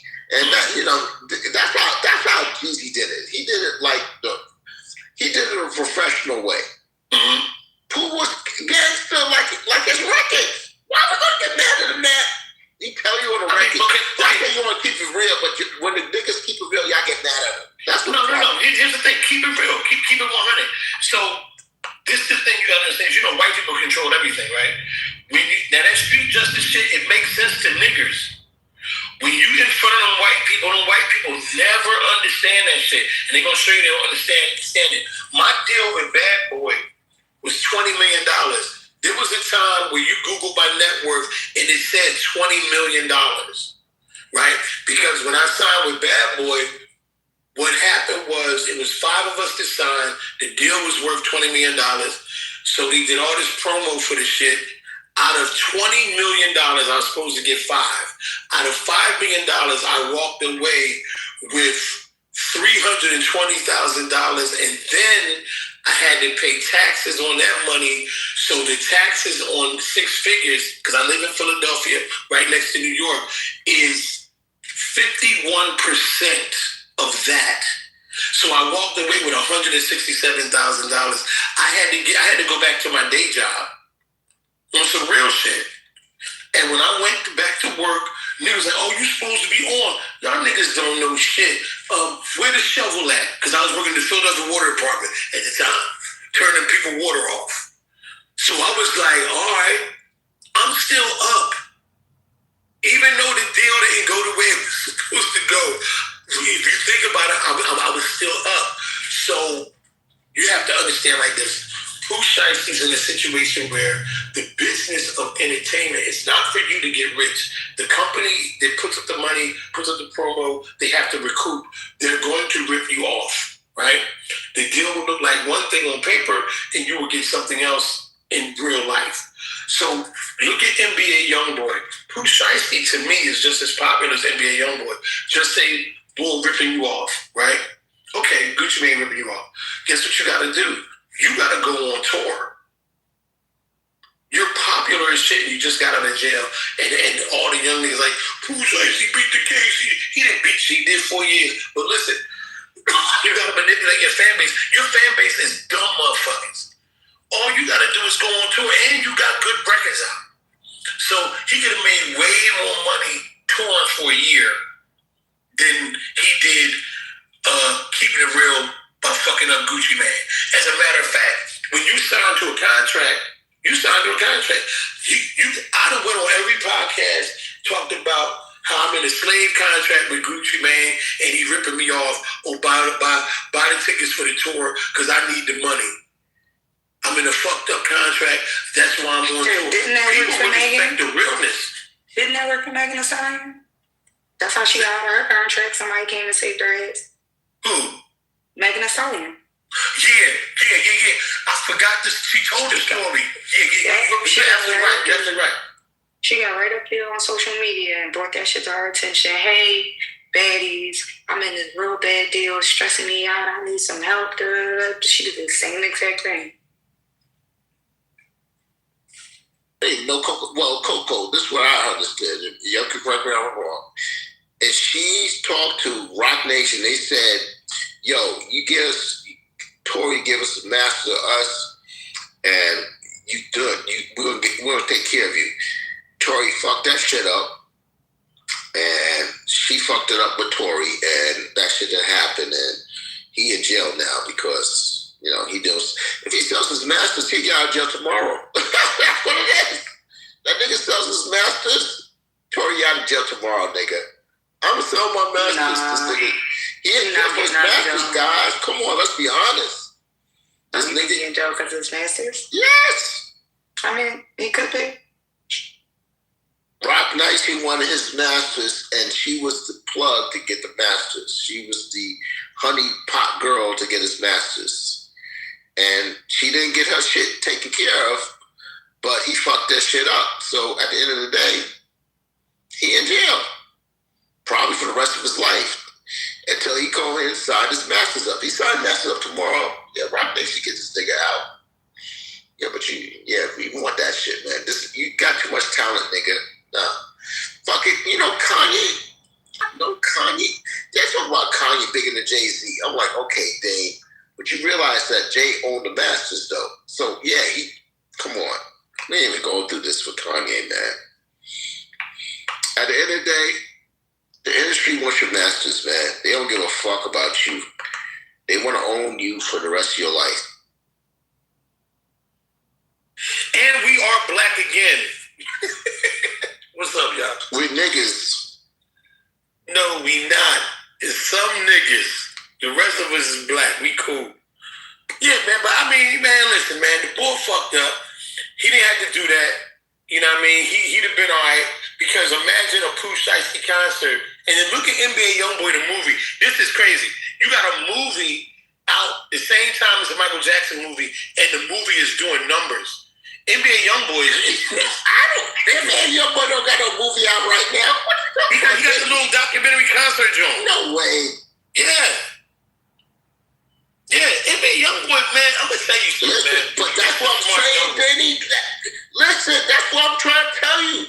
He has a movement I don't even know about. It's like, yo, yes, let's go put this nigga up. Birdman is I think, the CEO and shit. I'm like, how you got this young nigga I don't know nothing about is doing all these numbers? NBA Youngboy, I'm gonna tell you how I start fucking with him. My son got me fucking with him. The kids like NBA Youngboy. My son got me fucking with him. And then when I listened to him, I was like, oh, all right, little nigga, I see what you doing. And yo, listen, man, this whole shit that he does where I'm dropping an album at midnight and everybody buy the shit, get the fuck out of here. That shit is crazy. Like, this nigga is really, really like that. He really like Let me ask Coco, do you still listen to NBA Youngboy? Because this is what I'm saying. We don't listen to this nigga. We're like, Denny, I think Denny like 40. I'm like 50. We don't listen to NBA Youngboy. We don't listen to him. Nigga, I'm 46, nigga. Yeah, but I'm just saying, we don't listen to this nigga. I listen to him. No, you don't. I do so. That's not put him on. That's not put him on. That's not put you on. You said it. Listen, let me tell you, listen, one day I was in the crib, right? Because, you know, my son is in his 20s. We in the crib. We drinking. And I got the big-ass TV with the speakers. This nigga go on YouTube, and we played all this NBA Youngboy shit for like 2 hours. And I sat there and I listened, and maybe I was a little high, but I enjoyed the shit that I heard. I was like, oh, that's what he do? And then he started telling me how the nigga got a lot of albums out, and he put a lot of work out. He works like a motherfucker. Like, he's a worker. You know what I mean? This nigga take this shit serious. So it's like, I like the little nigga's work ethic, and I like the fact that he's today's Lil Wayne. Let's just put it. He's today's Lil Wayne. Let's get it. I think he kind of better than Lil Wayne. Damn! No, yeah. Benny. Yeah, I think better so. Lil Wayne? Yeah, I think so. You know why? The reason I say that is because he's doing it without everything that Lil Wayne had. He's actually bigger because Lil Wayne had to wait to do an album. He got all the promo, all the videos, and he's popular and shit like that. But NBA Youngboy is doing it a different way, and he has more music. He has a bigger catalog than Lil Wayne. Listen, he has a bigger catalog than Jay-Z. No, wait. Probably Jay-Z, not Lil Wayne. Listen, you realize... No, he does. He has a bigger catalog than both of them together. No, we're not doing this, Chris. No, we're not doing this. We're not doing this. I was listening to Lil Wayne off of Napster, LimeWire, straight off that pit. Where that shit at? Where that shit at? Where the fuck is that shit at? Somebody gonna put an X by me? All right, I'll tell you what you do. Google NBA YoungBoy sales. He has a lot. He's not just selling one album that sold a lot of downloads or whatever. He has a lot of material out. He's constantly working. So you can be mad at what I say, but the truth is still the truth, whether you like it or not. Okay? I know AG, thumbs down.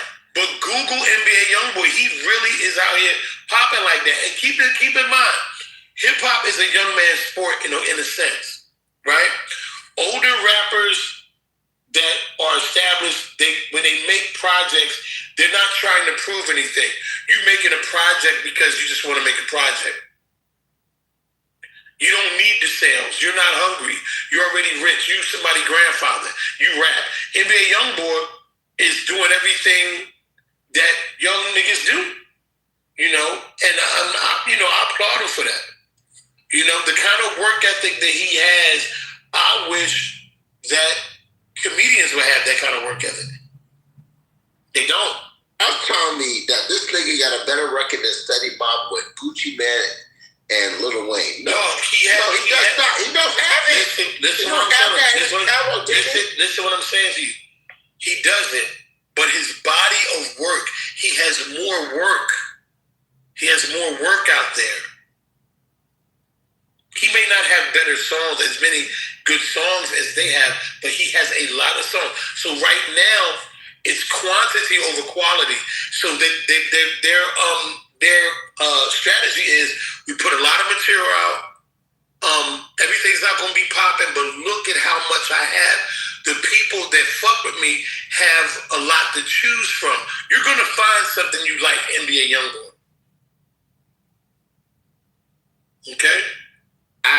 Listen, and again, maybe I'm old, and maybe you're old as fuck. You're old as fuck. Yeah, because when I was AG, get from down in them goddamn comments and come argue with me, nigga. He won't come argue. Some of these people just shut up, AG.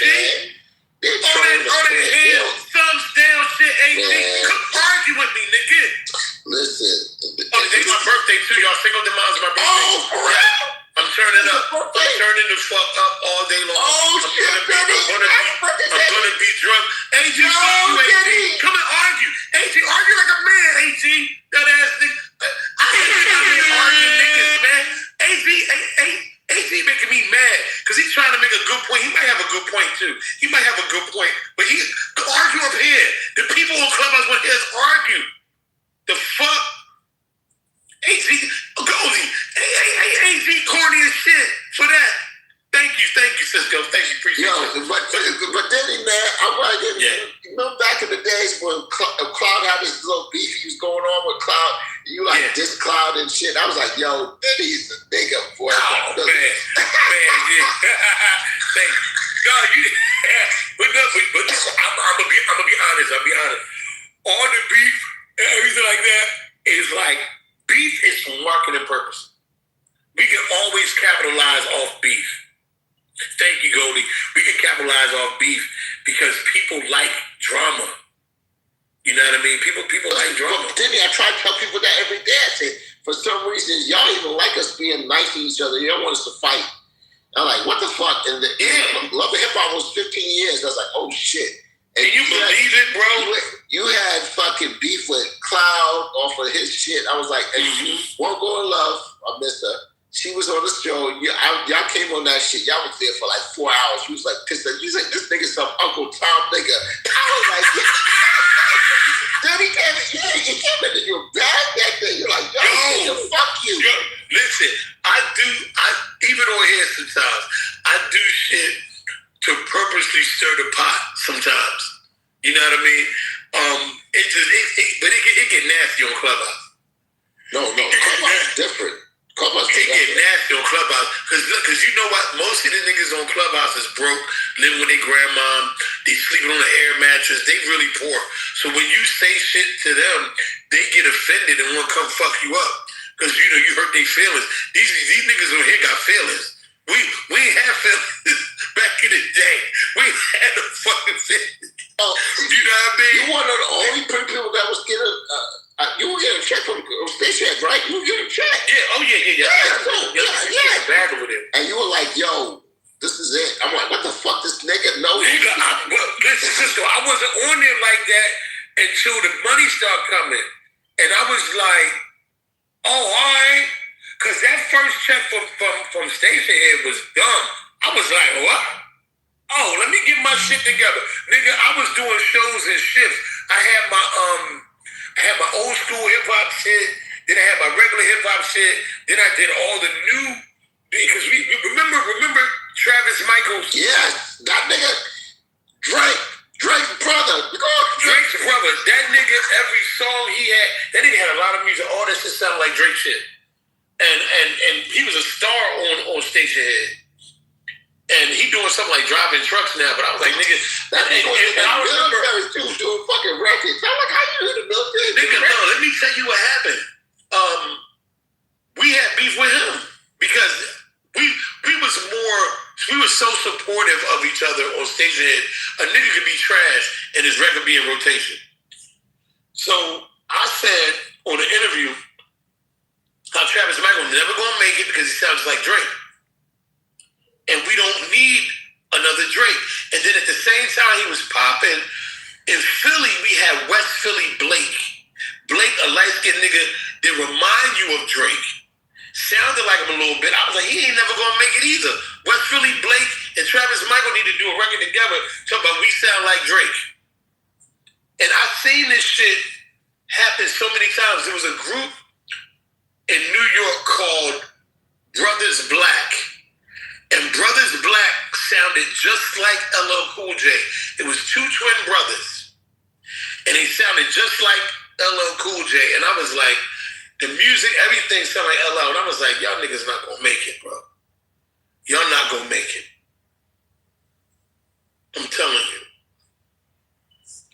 So, that sounded like shit never works for niggas, man. You gotta be original. You know what I mean? We had, well, me and him still got beef. We still talking though. Me and Glitch Squad / PG. Yeah, Clay P. He said all this shit. I'm like, yo, Clay, you're not a good rapper. This nigga said, yo, I'm the best rapper ever. I'm like, this nigga, you ain't even on beat. You ain't even rap on beat, nigga. He's like, yo, I'm gonna fuck Cisco. So we got beef, but he got like 3 diss records against me. I'm like, yo. And I don't know why he got a diss record against you, because don't play for you. You ain't popular like this nigga crazy shit. He's wasting studio time. Don't nobody know you, nigga. Crazy shit. This is, oh my fucking God. This nigga he ain't never gonna make it. Because wasting studio time to diss you is diabolical. He's the only, I don't think he's the only nigga. Well, no. This cat called Knucklehead got a diss record against me too. Why? I got people got diss records. He wasting studio time making You listen. Okay, wait. My boy got me on this app, O'Hara. He actually got me on this app, and I did a song with O'Hara. He was like, yo, Cisco is the nigga. This nigga is just like, he got dark hair on. I'm like, what the fuck? That's crazy, brother. He said, but I put him on the app because this nigga, this is Cisco, but he's like a troublemaker, and we need that. We need Cisco on Clubhouse. If we need that nigga, I'm like, oh shit. Cisco, I'm gonna tell you, you need a podcast, nigga. I'm trying to do that shit. You need a podcast because the shit you say make niggas mad. I'm gonna tell you the truth though, and this is after tea time and everything. Me and Gabs was doing good for the past like 2 years, but Gabs is taking a break right now. If Gabs come back, I'll start my podcast. That's my baby right there. Don't wait for Gabs, that ass. Don't wait for her. Show, man, she's so good. She's good, but don't wait for that motherfucker because Gabs is doing every fucking thing. First of all, when Gabs was doing TMZ, it fucked her up. She started getting a little famous and she started doing. I was like, what the fuck? She wasn't focused on shit because she was on TMZ every fucking day. I was like, one day I was like, bitch, I'm tired of seeing you on TMZ. Why the fuck they keep talking to you?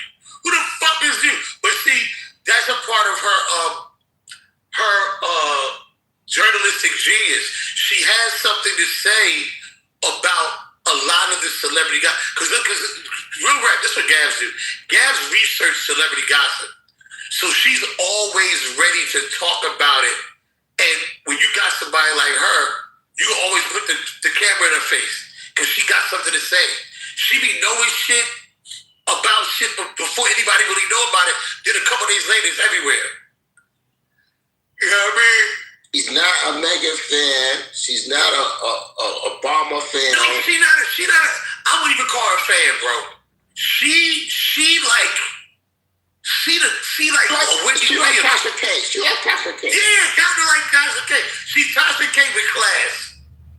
Basically. Yeah, because Tasha K would go over the line.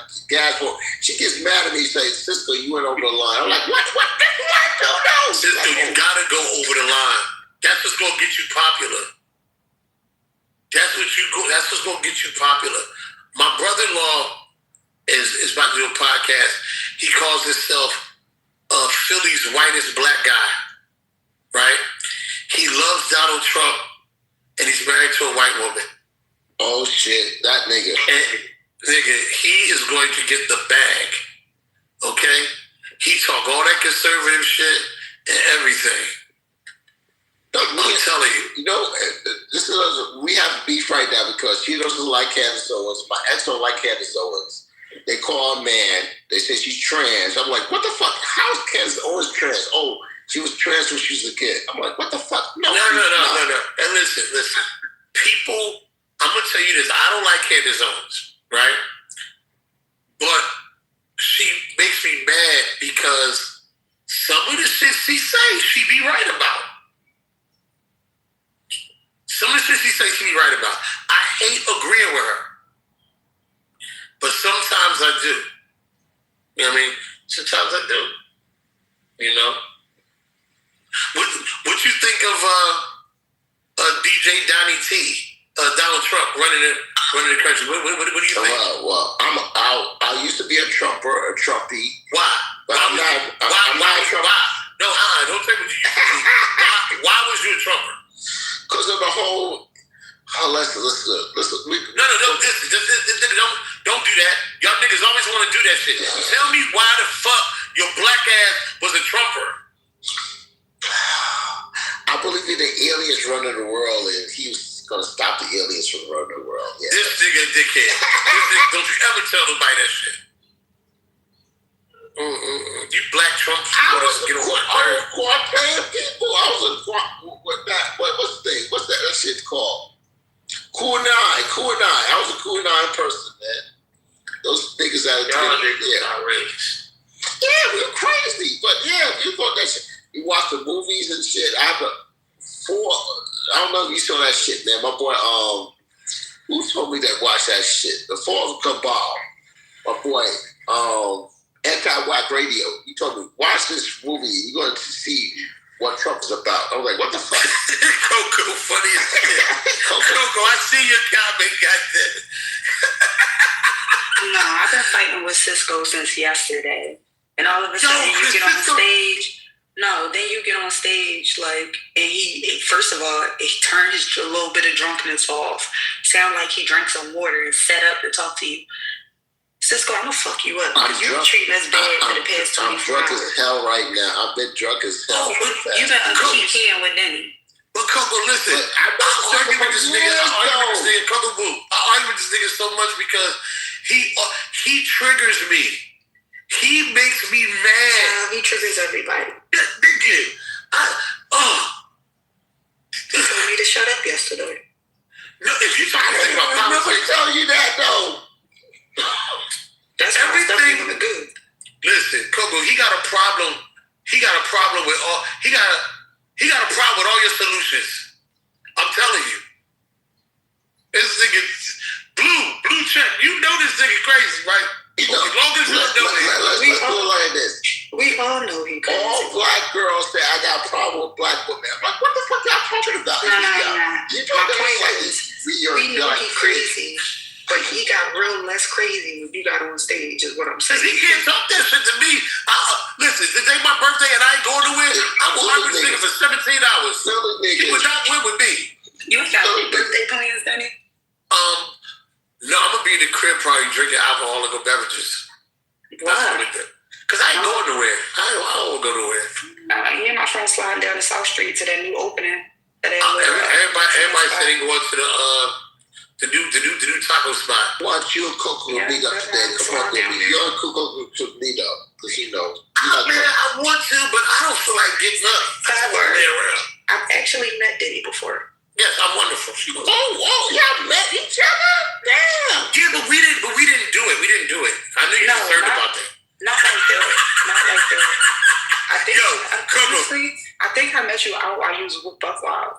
Yeah. It was like Blue something. All your fans, all your male fans, they really be concerned about who doing it to you. They don't want nobody that they know to do it. No male fans. You all these niggas is fans of yours. You think these niggas in here just because you wonderful? I don't throw my fans. Oh, you did? Yeah, hey, you not gonna put no X on me. Coco not cute. She not cute, nigga. The fuck? Every time I give a woman props on Clubhouse, somebody diss me. These niggas. I'm telling you, y'all funny, man. You know all these men hate women. I'm telling you, I don't know why. Shoot, if I was a single nigga, I would be on here trying to get some Clubhouse booty. I'm like, yo, you want to fly to Philadelphia? What you want to do? You stupid. I'm telling you, I'm going to be flying these chicks. Because the Clubhouse women is crazy. Yeah, they'll be sex trafficking. The Clubhouse women is crazy, and they lonely. They crazy, and most of the Clubhouse women is crazy and lonely. Okay. Yeah. Not you, but some of this is a little bit lonely. I'm about to say, I'm at work, and this is a hobby. But you one of the only women over here with a job. Like, women don't. That's not true. Jobs on Clubhouse. There's a lot of women over here on jobs. I know they do. Listen, they're not at work. Don't disrespect my girl. I'm not disrespecting. Okay. If you on here, young urban professional. Ain't no young urban professional. It's young book professionals over here. Nope. It's not a lot of. Okay. A lot of these women are poor over here. And dirty. Okay? You gotta pick. I ain't never come on Clubhouse. You gotta pick them up and wipe them off. I'm middle class, lower middle class at that. Listen, man.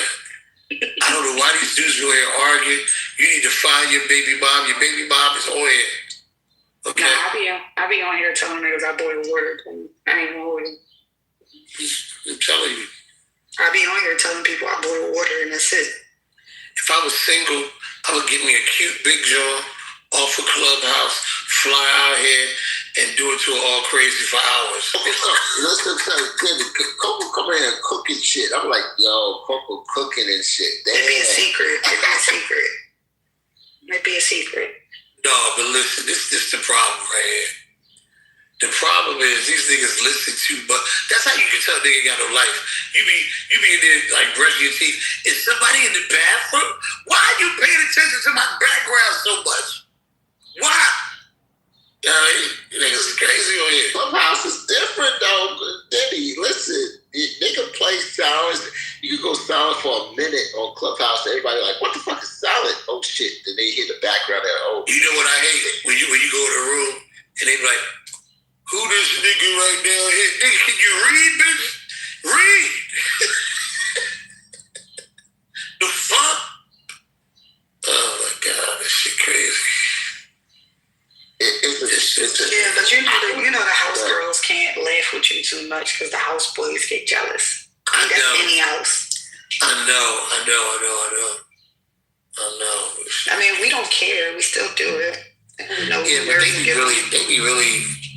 they be really hate about everything on here. They funny. Well, because you interrupting people's routine. Yeah, but they don't have a routine. It is a routine now. Like morning lobbies are routine.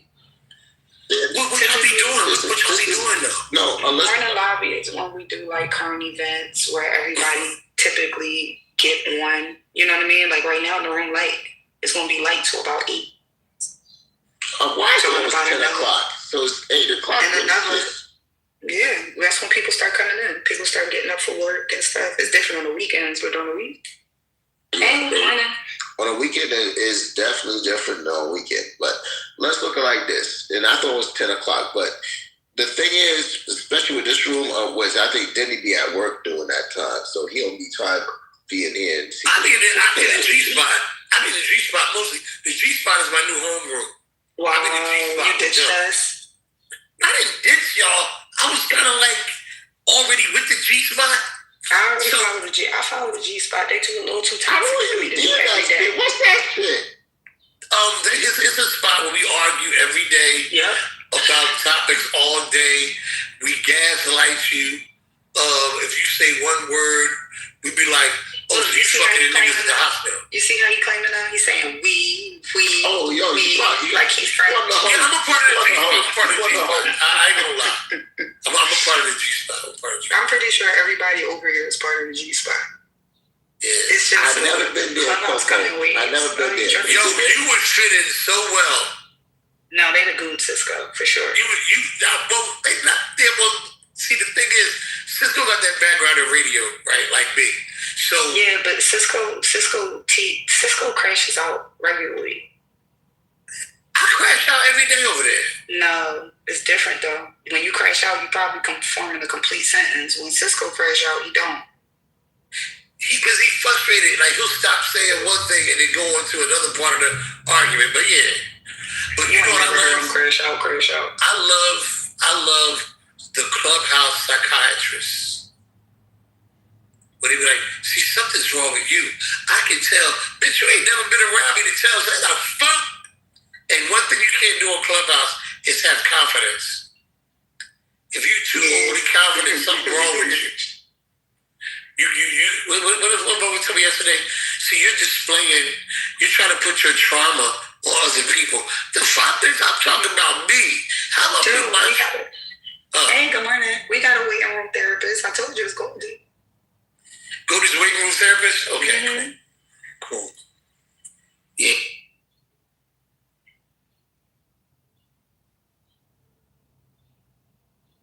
And she official. Ain't none of this clubhouse therapy. That's she gonna bill you afterwards. As she should. My bad. I don't know what happened. I was here, then I wasn't. Goldie, I need therapy. Goldie, I need therapy. I'm crazy as shit. I need therapy. Goldie trying to fix me too. Yeah. Trying to fix you too? All right, cool. Goldie got so listen, me and Cisco going to do family sessions with you because we both crazies. You can talk about his craziness, then I can chime in and tell you about all my craziness. All right? Goldie, I just want to be an assistant for these sessions. That's it. I just want to be a because we really need therapy because like people be offended by us. I'm starting to think it's us. We used to blame everybody else. Now I really think it's us. Because me and Cisco be in conflict with each other, and then we fight other people. So I think it's us. She said back channel her the schedule. Okay, cool. Oh God! She Trini though, Denny. You remember the Trini girl? Oh, she Trini. She Trini. Oh shit! Well then listen, she gonna be able to help me. She gonna be able to help me because I'm totally confused. I got a Dominican father, Puerto Rican mother, and I'm black, and we got this trauma over here. It is trauma, okay? Trauma and child abuse together. Think it.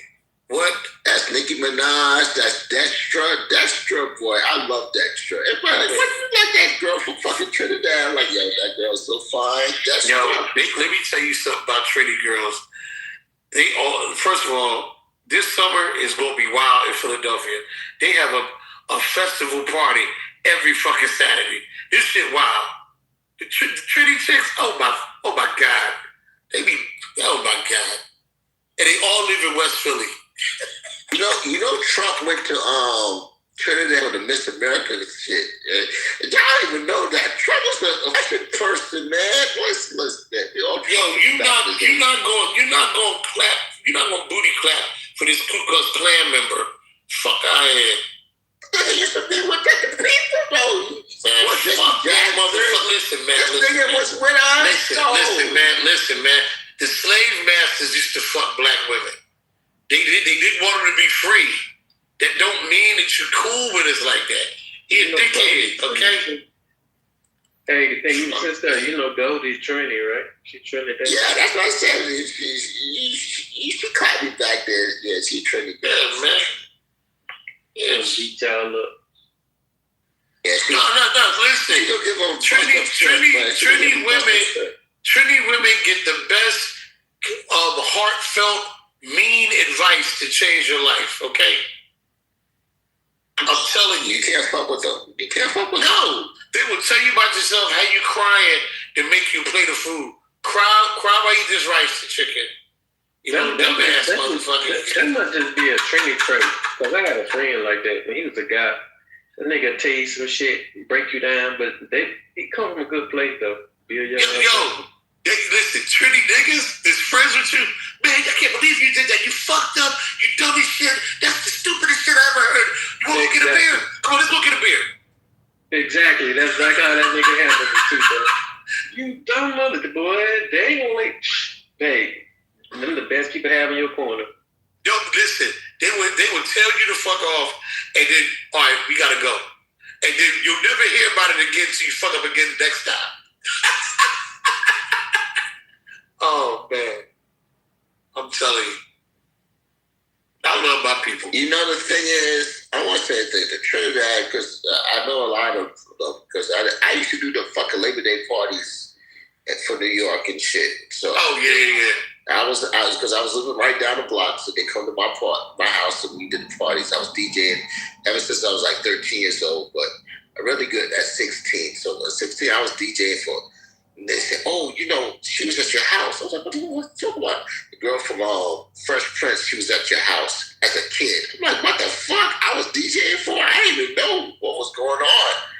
And my boy knew who's that cat? I forgot this guy named Arthur. He knew Alfonso Ribeiro, which ended up going into Fresh Prince. Because he did Tap Dance Kid in New York, and that we were like, "Oh wow, this nigga's a star in New York." They're like, "Oh shit, yeah." But yeah, man, that's like calypso music, all that shit. Well, anybody can be a star in New York. Y'all get no props for that. Anybody can be a star in New York. It's drug dealers that sign autographs, nigga. Y'all ain't shit. The fuck. Criminal niggas, celebrities in New York, nigga. I did go to school with Kane and shit, so yeah, you're right. Everybody could be a star. Bismarck and just hang out. That's crazy. That nigga easy, drug dealers sign autographs. But they do. He's right. That is right, though. They're like celebrities. And then if you live in Harlem, if you from Harlem, you already think you something. You delusional as fuck. All them Harlem niggas. First of all, how come you don't got regular sweatpants to run to the store? How come when a nigga from Harlem go to the store, he got to take a shower first and get a haircut before he go downtown, go up the street to get some milk? All that, the niggas, y'all get on my nerves, man. Fuck that. Well, you do know the Harlem niggas do it the best, right? Yeah, but if you got to go somewhere with a Harlem nigga, you got to call that nigga 7 o'clock in the morning for him to he take all day to get ready because he got to look better than the bitches. It's crazy ass, man. I'm telling you, man. Shout out to Harlem, man. Them niggas get on my nerves. You gotta put yourself first, brother. You from Harlem, nigga? Yeah, I'm a Harlem Crip. I know.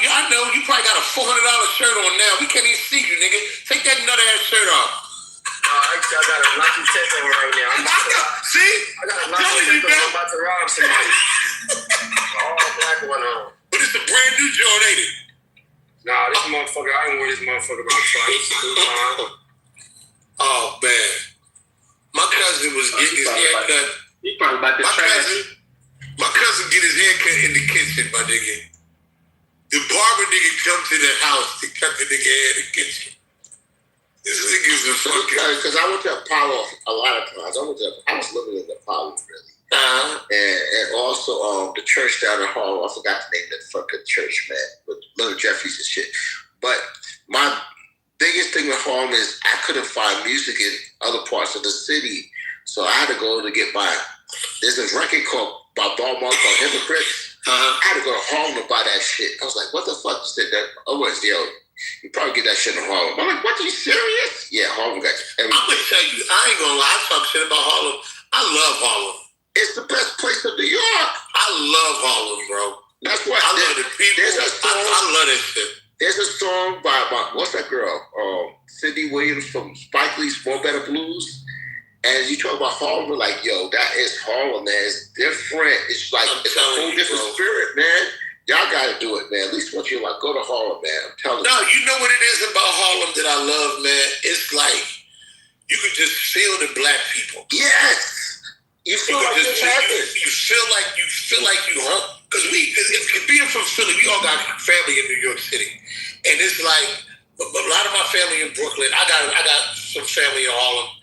But it's like Harlem, I don't know, that shit feels different. And especially in the summertime. It just feels different, man. It's like, I don't know, like niggas in Harlem. One of my grandparents in Harlem, and she like lived there all her life. I'm like, yo, how do you do this? She like, and she has stairs too. I'm like, yo, this shit, even the stairs is bad. She's like, oh, it keeps me in shape. Let me tell you some crazy shit happened to me in Harlem. So I meet these boys, right? It's cool with my cousin. They outside by the car they're having a party to themselves. Like the car is bumping all the music, and the boy got a fucking cooler, 2 coolers, one in the trunk, one inside the car, iced up, drinked up, juice, sodas, everything, all this crazy shit. We outside. Boy don't really know me. He was like, oh, you told cousin? I said, yeah. He was like, yo, you drink? I was like, yeah. Man, the boy give me a motherfucking red cup, fill it up with this shit with some goddamn soda and shit. Nigga, we out there getting flabbergasted 2 o'clock in the afternoon. I'm telling you. You talking about having fun outside? I said, what the fuck? This shit was crazy. Then the next thing I know, the chicks that was on the block was like, pour me something. All of it's different. And the funny part was, these niggas wasn't going nowhere. Everybody was fly as shit. Jury, it was like we was at a white party, we was outside. Going nowhere, having fun, talking shit. I was like, my gosh. Oh, so it's not like Harlem full of strugglers that just like New York and shit. That's exactly what it is. That's exactly what it is, man. That's exactly what it is. Fly niggas too, fly. Yeah, it's the fly niggas from the South that moved up north lineage. Because that damn sitting outside and drinking and having a good time, yeah, that's some Southern shit. Man. And then you know, when a bunch of black people come together, we create a sun, right? Yeah, so it's like warm energy, like this whole, everybody talk about it. So what you talking about ain't really, they say it ain't it's not in your head. Like you be hearing from other people. It's crazy, man. This shit got so wild. A boy was like, yo, I'm about to bring the grill out. Yo, go up the street, get some meat. These New York niggas, go get some meat. The fuck? Who says, go get some meat? Boy come back with some chicken. He like, yo, my sister about to watch this shit up, season this shit, we're gonna throw this shit on the grill. All right, son, we throwing this shit on the grill, son. Yo, Bobby, go grab some bread from the other store. I said, what the fuck? We on the block by some, and nigga, this was an unplanned cookout. This wasn't even planned. I said, this is wild. We had a good damn time. That shit was crazy, dog. We was out there at 2 in the fucking morning, just sitting on the steps talking shit. Crazy. Shit was wild. But anyway, I gotta run to the G-spot. I gotta make my appearance over there. I'll be back over here. I'm gonna tell you, I like y'all over here. I gotta go to G, cause that's my home room.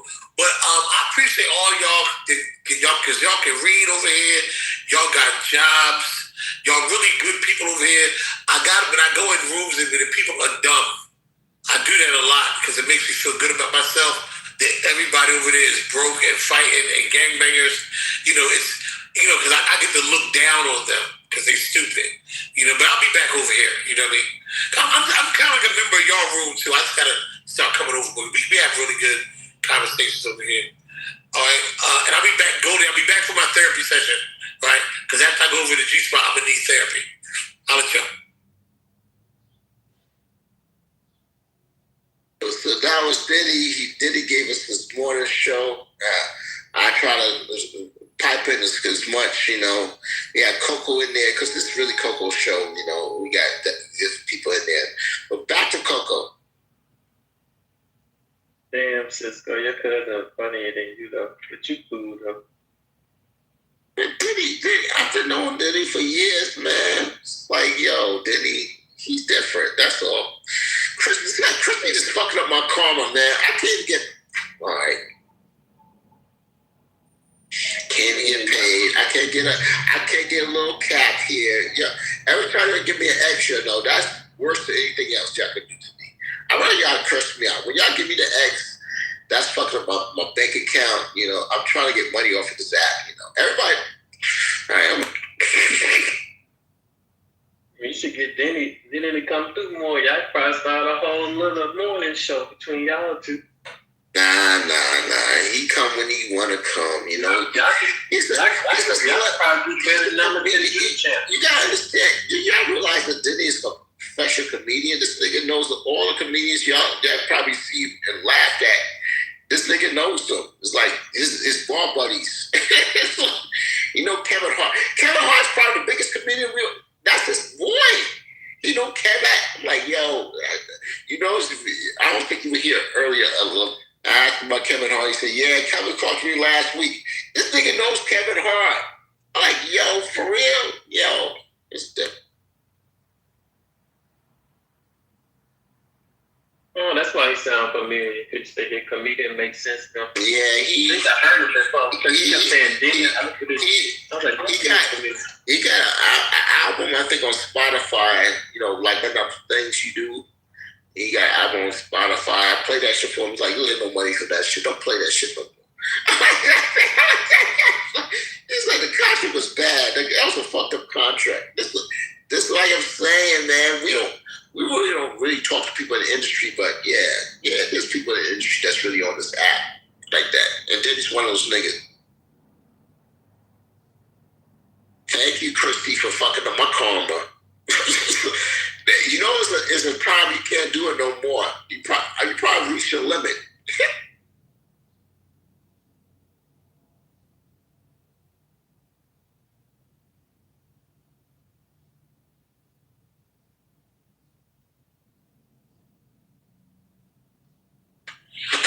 Somebody who might work for him.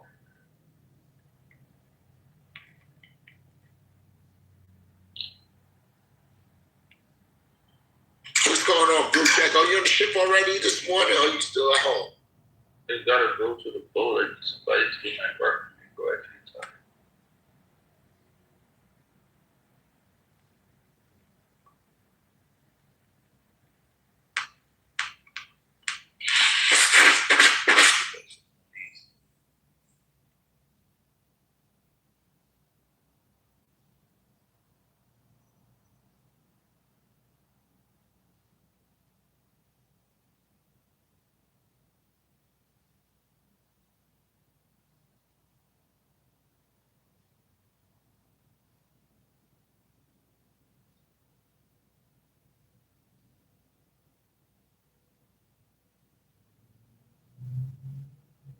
Yeah, it's one of those days. It's one of those days.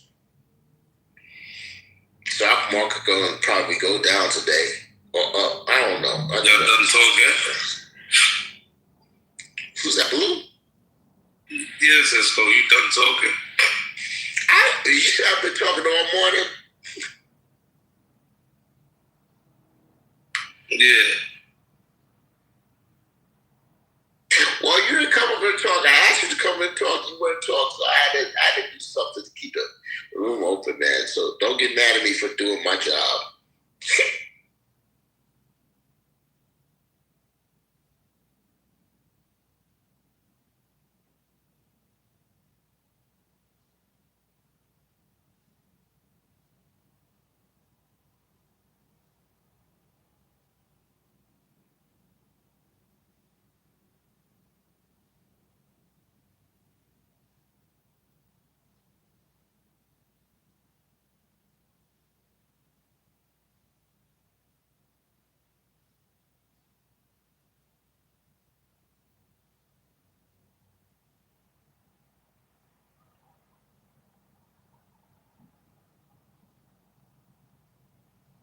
And now Blue up here not talking. Blue, you supposed to be talking. Get your shit. You got your shit. Come on, man. Y'all tired of me talking? Oh, that's definitely talking about me. I try to get an extra 30 minutes before I go on social.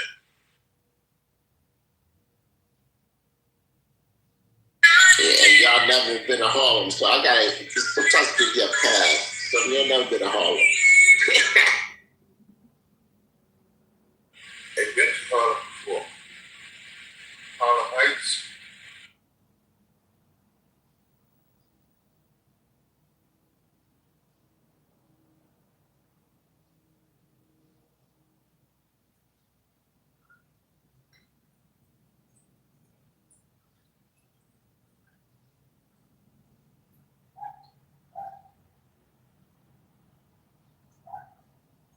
Yeah, I want at my old age to be nice on that. I want to be nice at my old age. I'm trying to be in my natural. Because they said old people should be nice. That's for young people to troll and do all the drama shit. I'm getting there though. It's gonna take a minute.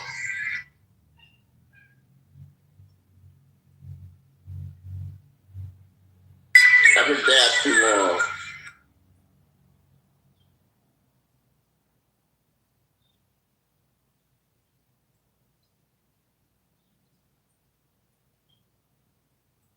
You go to check the chat. The only one sleep, she got to sleep, man. Well, anyway, Cisco, you said R&B dead. Check this. R&B's dead, yeah. R&B's dead. I checked all R&B songs. Man, you gotta step into the now, bro.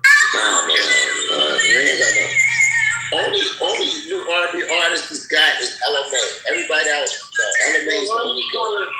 Why you wanna live in BC, bro? Like, be right, bro. It's folks on the TV. Are we doing this? It's your black and white Instagram and shit, man. Like, R&B still alive, man. They need to step up the game, man. We got Chris Brown running things. Come on, we're not doing this, man. Come on. That's why I'm trying to share these new artists, bro. Like, if these new R&B cats come out all the time.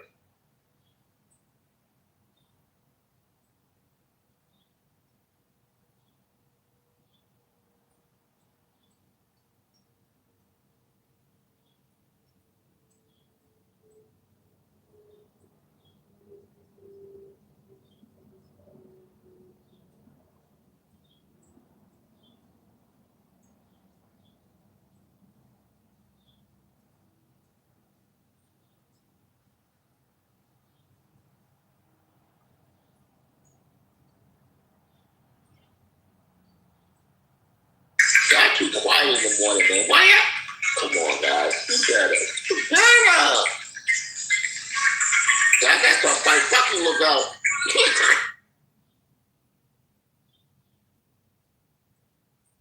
Y'all be getting serious when I start fighting, though. Y'all be like, oh, just hurt my feelings. Come on. Listen, I don't really fight nobody. I just sit there and start shit because that's all I know how to do. I've been doing this since I was a kid. I'm a spoiled kid. What? From Brooklyn, make it worse. I'm a spoiled kid from Brooklyn. I always start trouble. I can't be nice. I try to be nice for people, but I'm not that person. I'm not a nice person. I just want y'all to know that. I'm not nice. All your fucking things you think about is a bad person. That's me. And all the shit I put here is for what's that word? What's that? Entertainment purposes only. It's for entertainment purposes only. Yes, that's what I do. Because I can be nice. I mean, that's my nature. I'm usually not nice. Because y'all don't want nice. Y'all don't want nice. Especially women, y'all don't want nice. Oh, he's too nice. What the fuck is that meaning? All right, let me be an asshole. As soon as y'all told me that you don't want nice, I need to be an asshole from them. As soon as girls don't like nice guys, you finish last, the asshole on me started right there.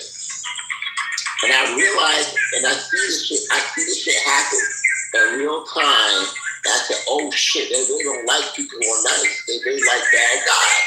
It's your girl's fault. It's your Christy, it's your worst fault that we're not nice. Y'all don't like us being nice. Oh, I see. 2 exes.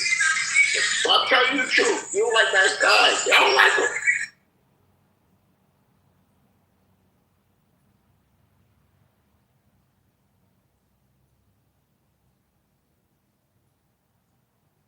So anytime any woman gets mad at me, I say, oh, she's mad at me because she likes me.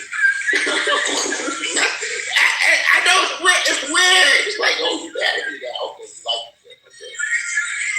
Actually, nice to you. You hate me. What the fuck is that? That shows me it's women's fault that men are assholes. It's the truth, yo. Goldie, it's the truth. I'm gonna tell you straight up. Women don't like the nice guys for some reason. They want the bad guy. They want the bad guy. The killer. They want. Listen, Ariana Grande get on fucking a podcast the other day, and she said straight up, "Oh, Jeffrey Dahmer, oh, he's cute." I'm like, what? You know this nigga eat people? How you going on a fucking podcast knowing this shit gonna go all over the world and say this nigga is cute? And do y'all like the guy who killed the fucking guy for United Healthcare? What? Y'all girls, y'all like the mental men. I don't understand it. I want to be a nice guy though. If it's up to me, I'll be a nice guy.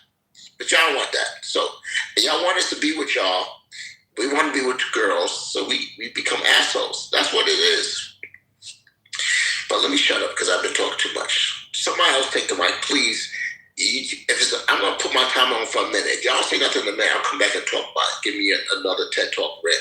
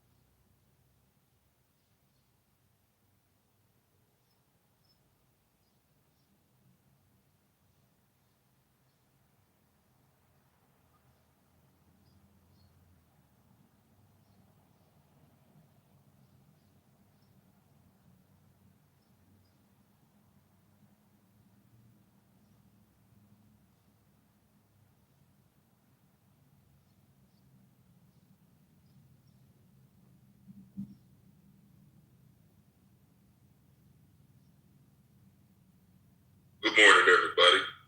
So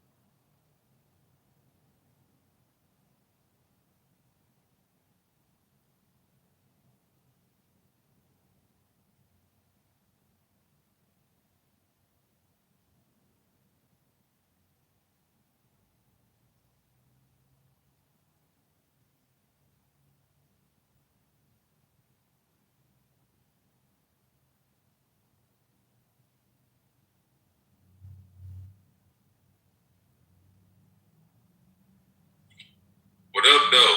Y'all done got quiet as fuck, man. What's going on? What's up, Max? What's going on? No. Just nothing much. What current events you got for me today? Actually, right now I was gonna ask you somebody. I know Trump said he was making an announcement this morning, but his old ass probably still asleep, so I don't think he said nothing yet. But he's supposed to make it. He only do victory laps, so it should be interesting. Don't talk to us when shit wrong. They sit in the chair. He made it as an announcement already? I'm sorry, Sergeant. My bad. I didn't get a chance to read the chat. Not My that bad, one. player. No, you're talking about this chat, no?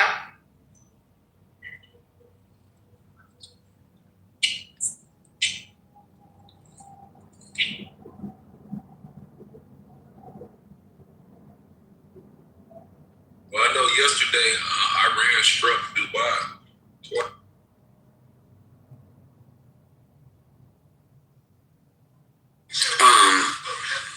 Does anybody, I don't know, I don't know to even throw this out, but like, the past couple of days, I've been feeling like, I don't know what, but like, just something feels like off or like, almost like I don't know, just like this weight or something or a silence. And I'm wondering if it's a collective thing or a personal. Like if other people are feeling that weight, or is it just? I think you're just high, bro. Just keeping it real. What you have might have been. I'll get high. We'll see if that helps.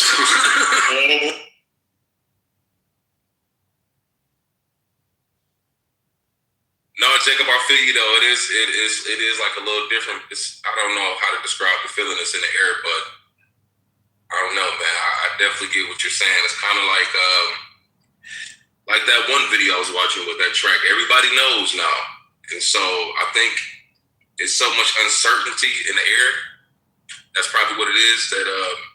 That's why you get so much silence, because people don't know what the fuck is going to happen next. There's no telling. You know what I'm saying? Well, also it's like a feeling of there are a lot of people waking up, but at the same time, it's like a bunch of people still living in the Truman Show. You know, it's like there's this thing. It's like, all right, the Epstein stuff is out, the UFO stuff is out. These are like major things, and not shit. You know, everyone is just like fucking robots still, for the most part. There's a few of us that are, you know, woke up or whatever, but like most people, like they hear both those stories and they don't give a fuck. They don't care if it's real, not real.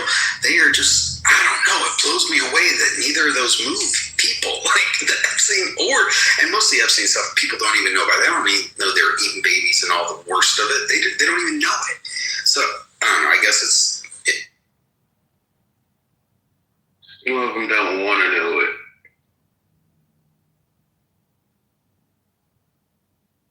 You're right. It's that. You know, it's that willing cognitive dissonance to the whole thing, I guess. And I guess I kind of understand why people would be that. Yeah, because, you know, some of them, look at everybody else that doesn't know about it, that didn't delve deep into it. Look how much energy is spent on that. And some of them rather not give that loose away.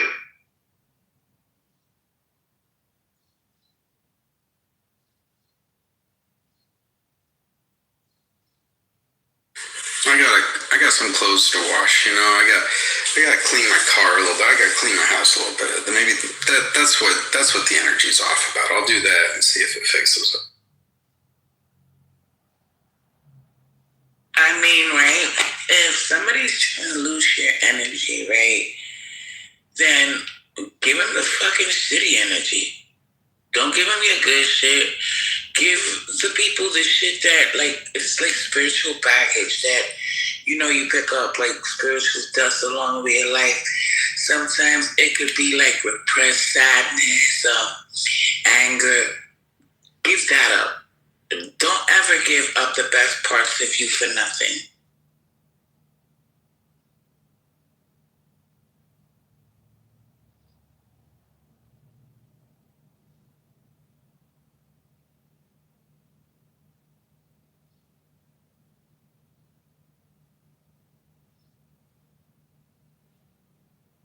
Thank you, Dolly. That was great advice.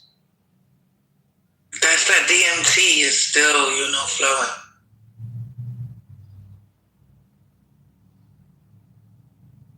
And no, not illegal DMT that they say, the actual natural DMT that you produce. Oh, did you mail me some of that? I wish I could. Did you know that the human body produces natural DMT on its own? Yeah. Back when I was in college, the psychology professor we had was talking about actually a subject in the textbook. And it said that it can be expressed. So this Vietnamese American student that we had in class, you know, his English wasn't good, so he was asking the teacher about how it can be extracted. And she just went in on his ass. Whatever. And I'm looking, I snapped on that lady, and everybody in class was like, yo, why the fuck you did that? I said, because he asked a relevant question. It's right there in the textbook saying that it can be distracted, you know, because the human body actually produces it. He was questioning how. Just because his English is bad don't mean that the lady should have did that. She has a fucking PhD in psychology. He's Vietnamese American. Have y'all been paying attention to the fucking college shootings that be going on? So yeah, I'm gonna take your side and I'm gonna grill the fuck out of her because she should know better.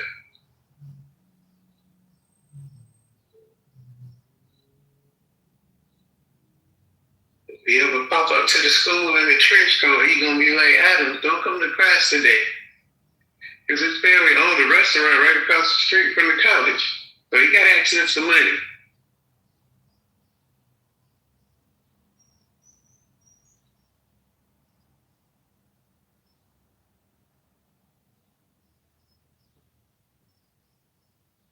It is kind of what.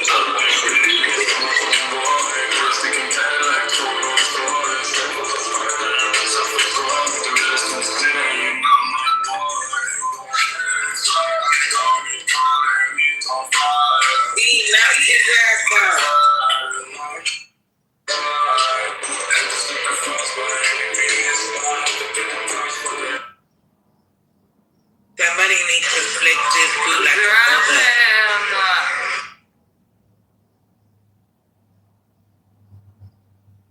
I didn't know I could do that.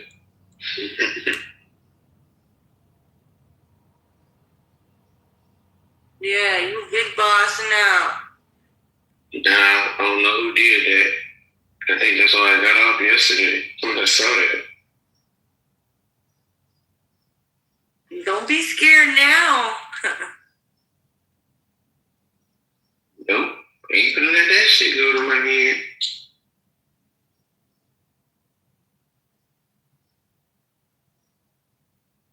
I was just reading this shit from that guy that's the president of France. That nigga said we should not underestimate the fact that this is a unique moment when the U.S. president and the president of Russia and the president of China are categorically opposing Europeans. Damn, that's what I was saying yesterday. And he said it out his own mouth. Wait, you said they're categorically opposing Europeans? What, is that what you said? Yep. What does that mean? Like, what do you mean by that? Their take on what's going on in Ukraine, their assessment. President of America, President of Russia, even in China, their assessments are very similar. And it has the British government and the EU very worried. And King Charles' visit ain't really do shit to change any of that. They say both Vladimir Putin and Donald Trump have given broadly similar assessments of the behavior of the Kyiv regime led by Zelensky, was pursuing a policy of prolonging the conflict encouraged by European countries with their support. That was from the Russian Presidential Aide for International Affairs, Yuri Yushakov. So, yeah, they're real worried. It's pretty much those three nations were united before they were broke up via communism, and all that shit was a brainchild of them same British royals in their intelligence agencies that literally birthed our intelligence agency. And I was reading how even Henry Kissinger himself set up a lot of the framework and everything, and he was self-admitted British agent.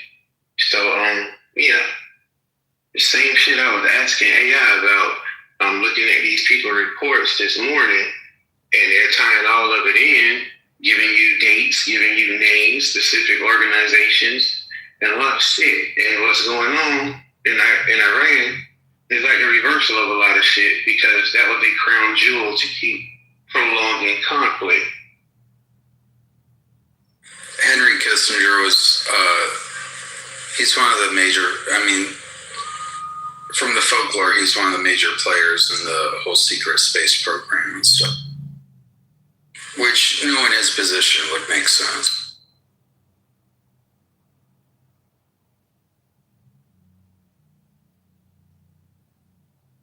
Yeah, because they mentioned him, and them two links that I put in there, they went into Kissinger and a couple of other cats that came before him, like way before him.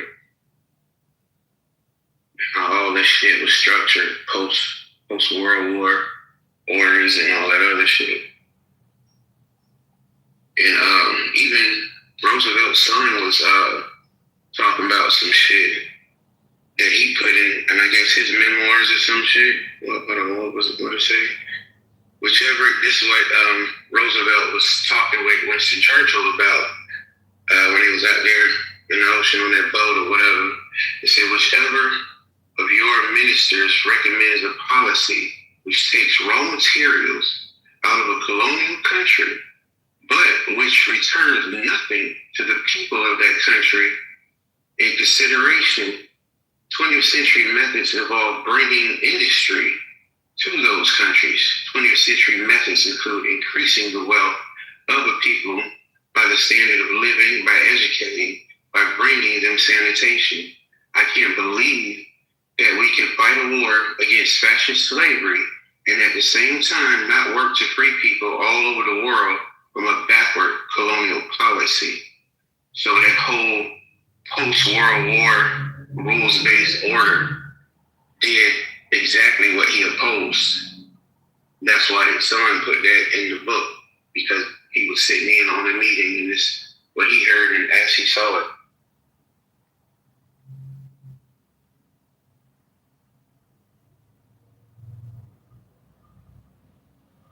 So yeah, people keep saying Israel, Israel, Israel. It's really Britain.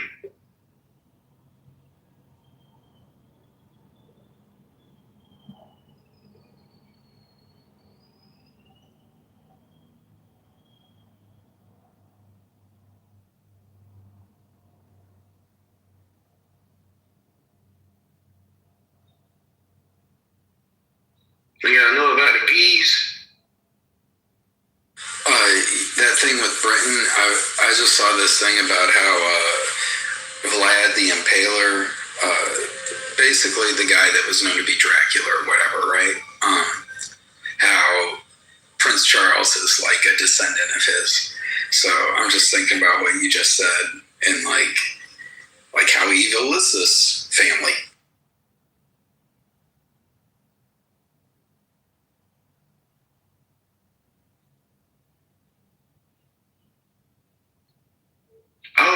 I don't know. I'm not gonna buy the book. No, I'm not. I'm gonna try to find that shit online free. But the lady that was supposed to the queen, she dropped a book about a week ago called The Queen and Her Presidents, right before her son come over here to visit.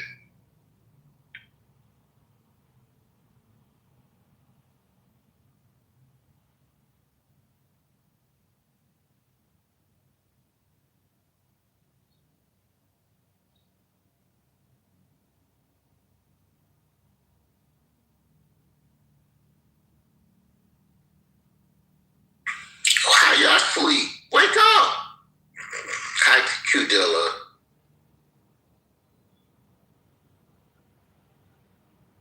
It's only what? Morning, Chris girl. How you doing? I'm good. How are you? I'm good. What? It's Tuesday. It's Tuesday. Yeah, it's Tuesday. I gotta go to work. Fuck it. Damn. Yeah, me too. But at least it's not Monday. You know what? I like Mondays better because I'm off on Mondays. I was just gonna say, I know you're off on Monday, so I know. I can start trumping. I can't start trumping today. I gotta be good today. That's just a long weekend. No, because he works on Sunday, so you don't have him back. I work Sunday and Saturday, yeah. Yeah. I opened up Saturday, my boss got mad at me, like, oh. You only have one day off? Yeah. I'm off Friday and Monday. Okay, yeah. You don't like having 2 days off in a row? And that's I haven't had it off for 2 years. 2 years. But it was bad for me though, because I used to get really wasted drunken when I had when you got 2 days off in a row? Yeah. You'd be like going wild. Don't worry, we know. Yeah.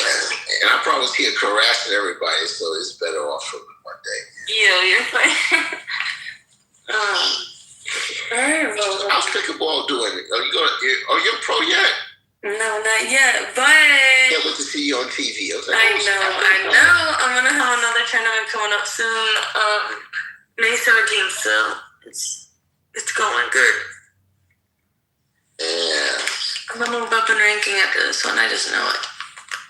Damn. So you'll be like Coco Golf for pickleball. Yeah, exactly. So how is it close? I mean, I even know the sort of score. Is this the same score they have in tennis? It's different. Yeah, tennis got a 15, 13, 30. We normally do play to 11, win by 2.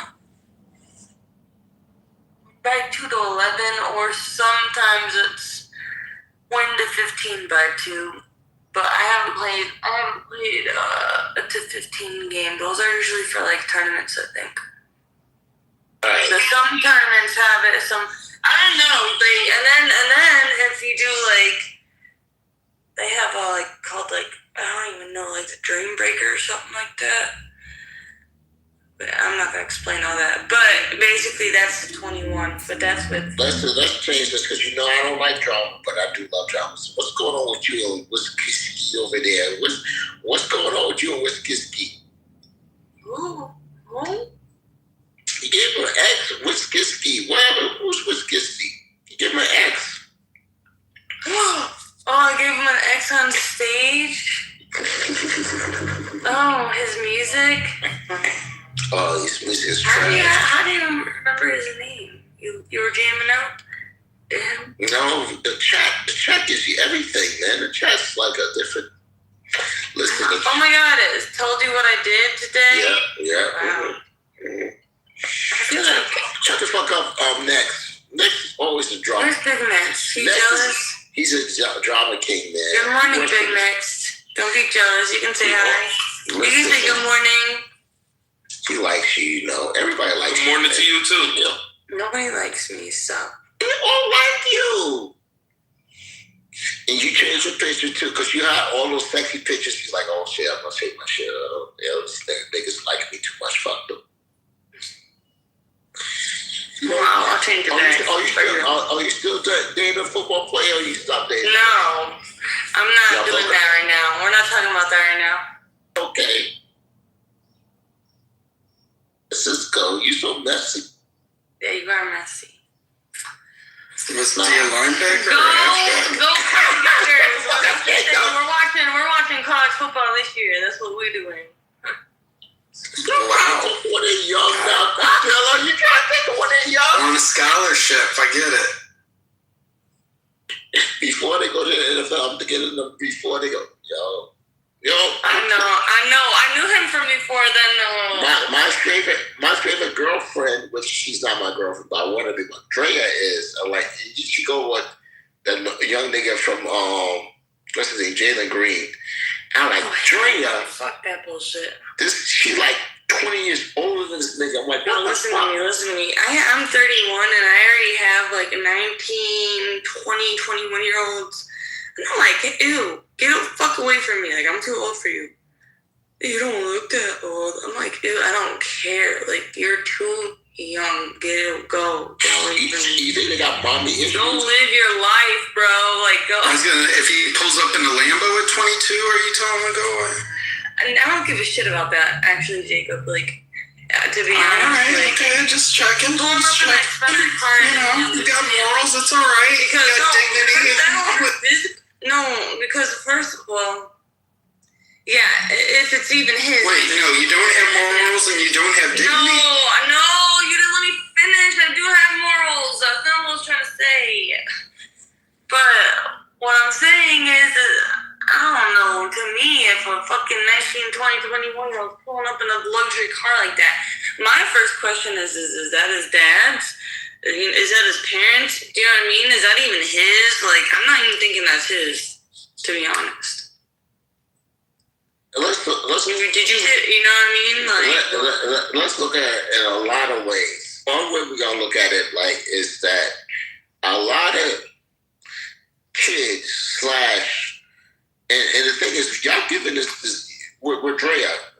Y'all giving this that y'all want younger men. Y'all don't want guys your age.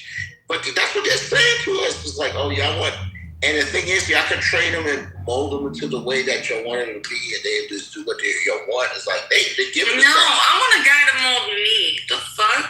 I don't want to have to waste time molding a motherfucker. No, I don't want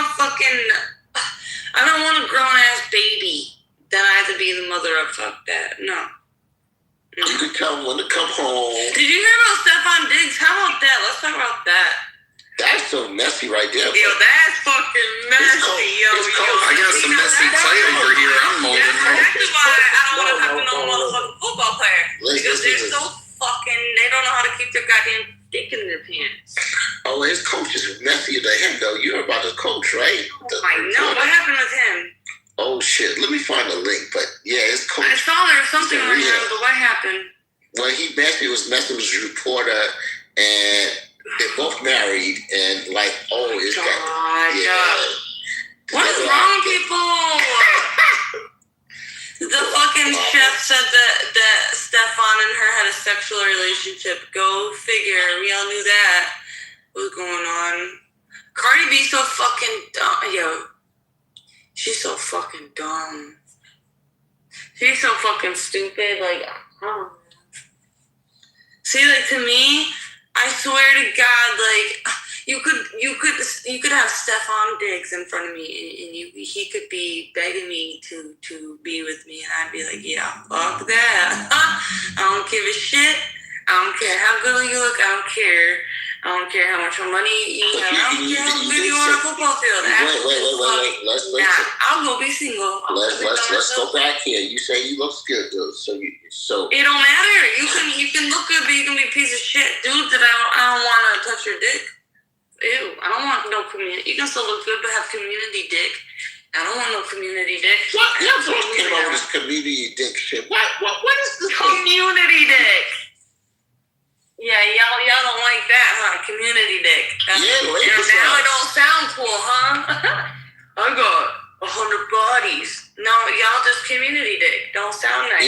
Jay-Z said that shit on his second album. He's like, them niggas are foul just like us, but y'all want with a nigga that don't have this shit in the public, but this nigga's this foul. You don't want a virgin anyway, so what the fuck you talking about community dick? What's that verse? Wait, I don't know. I'm not asking a guy if he's a virgin. I'm assuming that at this point no guy's a virgin, but okay. I'm 31. If I run into another 31-year-old man and he's a virgin or claims he's a virgin, I don't think I believe him. Yeah, but not being a virgin and can't function ain't the same thing. Like you might got some pussy. That doesn't mean you don't learn how to fuck yet. The minimum age she's dating this guy is 35 to 40. She's not dating anybody. Based on what you're telling me now, Q, so you actually tell me different, Q Dilla. If he's younger than you, you're not dating him. Period. No. Right. What about your same age? You're not gonna even date him? I'll do the same age. No, the most I'll do under my age is like 1 or 2 years, and that's it. So he's 2 years. 1 or 2 years, I don't even know if that counts, to be honest. That's just like 24 months. What are you talking about? Wait. Right? We went to high school together. 21's base, or 29, oh god, ew. See, 29, 30, 29, 30 is the same as like 31, basically. It's like the same. Pretty much, Yeah, so that's okay. So at 29, I got a chance to date you at 29, but at 40, 45, I'm out of the picture. It's like, this thing's too old for me. So I'm like, I understand what's going on. Y'all got some weird rules that y'all stick to. It's like, what we look like with 20 and with 40. I mean, let's be honest. It happens. Oh, I know. I mean, the same thing happens to us, but y'all care too, huh? No, we don't care about girls' ages. This is some of y'all. Now, listen now. Was 20 or 30. I'm still dating Drea because she's past the drinking age. So we're going to date. Well, 21. Let's get 21's drinking age, right? I'm dating Drea. I'm just going to date you. I'm not going to ask your age, birth certificate, and all that shit. So I'm just going to date you. So you don't think a girl can be too young? No, girl too young. All right, okay, like for example, this guy, right? I'm 31, right? I play pickleball with him. Oh, so you know me. I'm taking pickleball serious, right? So I'm not looking at no guy at pickleball like that, right? This guy's 48, driving a BMW. Was my pickleball partner. Trying to fucking give it me, and I'm telling him like, no, bro, like you're too old, like you're too fucking old, like you're old enough to be my dad. Like how is I don't know, like how is he okay with that? To me, like that's weird to me. Like You don't think about that? Like, oh, this girl's young enough. You are making him a 16-year-old father at this point, though, too. No, 18. Like, He'd be 18. I thought you said you were 31, he was 48, right? That's 17. Okay, well. Okay. Is that giving birth at 17? Or is that fucking... Hey, he should know how to take a no for a no. That's all I'm saying. Like, if you ain't interested, you ain't interested. It don't matter why. 18? Or is that he would be... Because, I mean, we got parents that are 15, 16, 17, 18-year-old parents all the time. I mean... I want to tell you something that most women... My point is that he's old enough to be my dad. Like, that's just weird to me. Yeah, like, ew. But I want to tell you something that most women don't know. Anytime you tell a man no, that makes him want you more. Oh my God, no, because this guy won't leave me alone, bro. Like, I felt so bad. Just go, yo. Nah, because I had to not play with him for a little bit. I had to go find other pre-well partners for a little bit, and make sure he watched me play with them, so he knew. So I knew that he knew I was playing with other people, not just him. But yeah, I don't know. You did that because you didn't like him. Yeah, I don't like him like that. Because he should have been being like a mentor brother to you and not like look how short your skirt is. Instead of trying to rob the cradle, bro. Rock the cradle of love. Rob the cradle of a 31-year-old. I think it's rock, but yeah. Men gonna still try. He's probably dancing by himself. Men not gonna looking for a white wedding. No, you gotta stop. Yeah, I understand. Men, that's our dreams and hopes. We trying. We don't stop. I mean, so you thinking he's sitting there like, oh my God, there's a chance. I have a chance one day. If we don't until we get a better option. That sounds like Dumb and Dumber.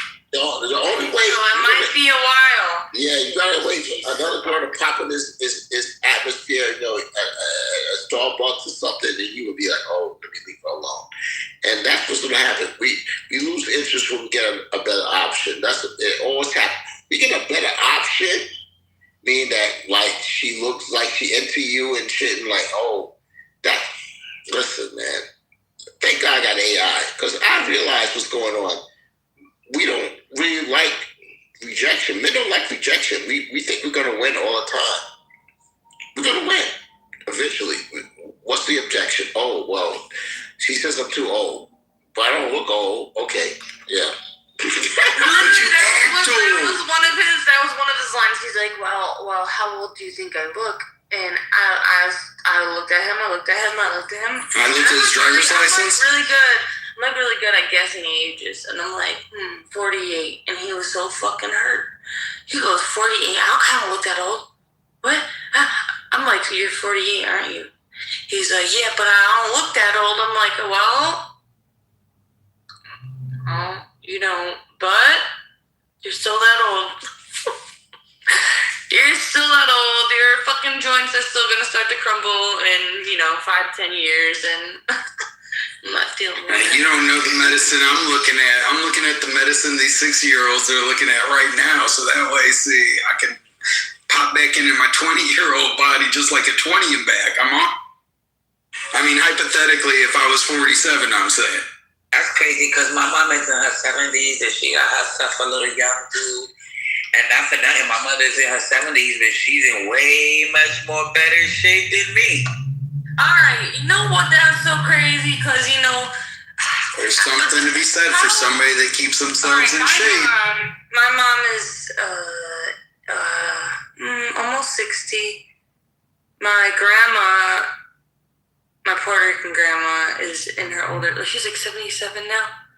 She's in really, really, like, she's in better shape than my fucking mom. And I'm like, what the fuck is going on?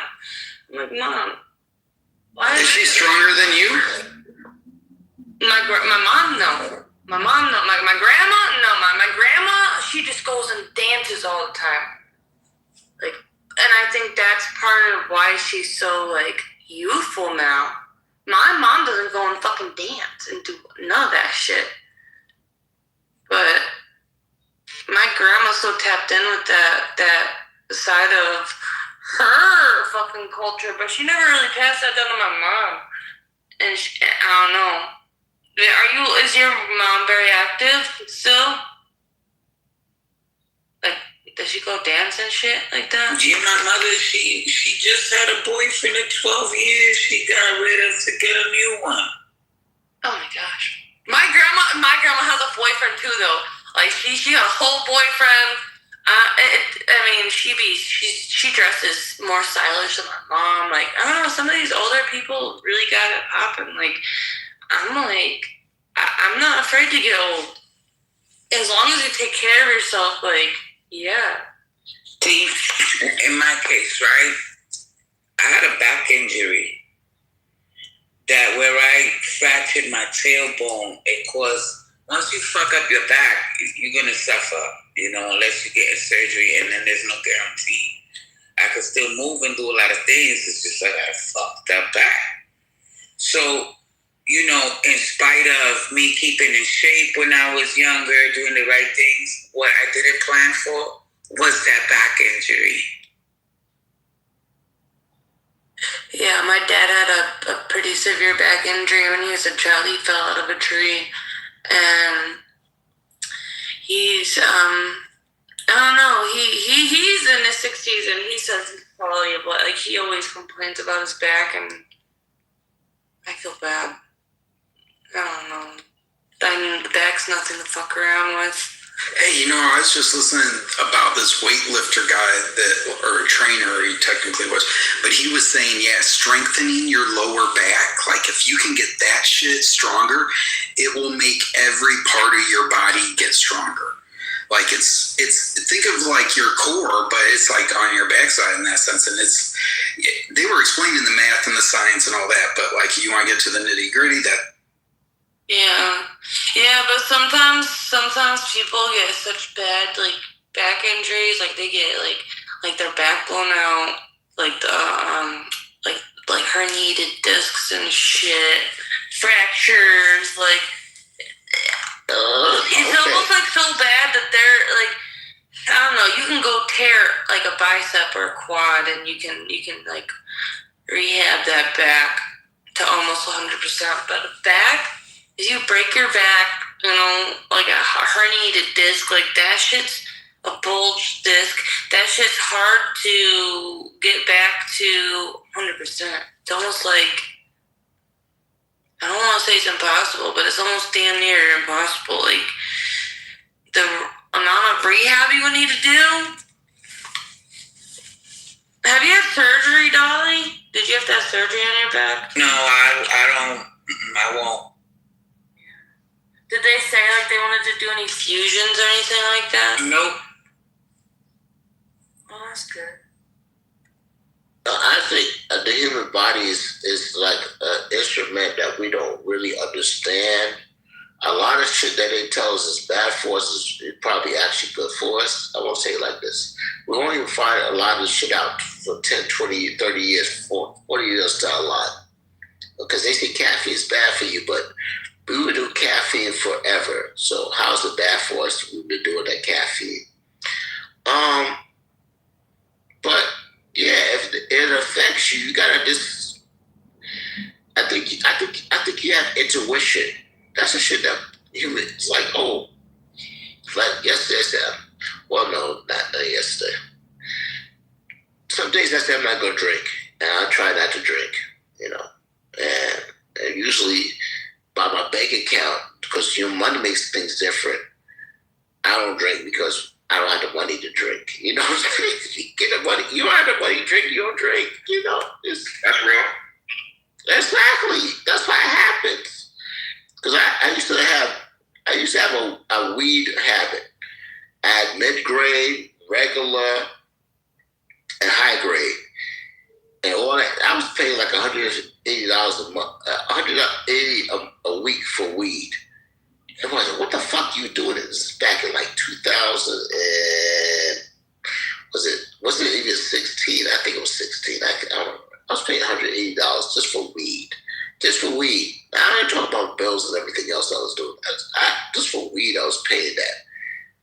Regular cost me $20 a week. mid-grade $60, and the high grade. What's the point you trying to make about the weed?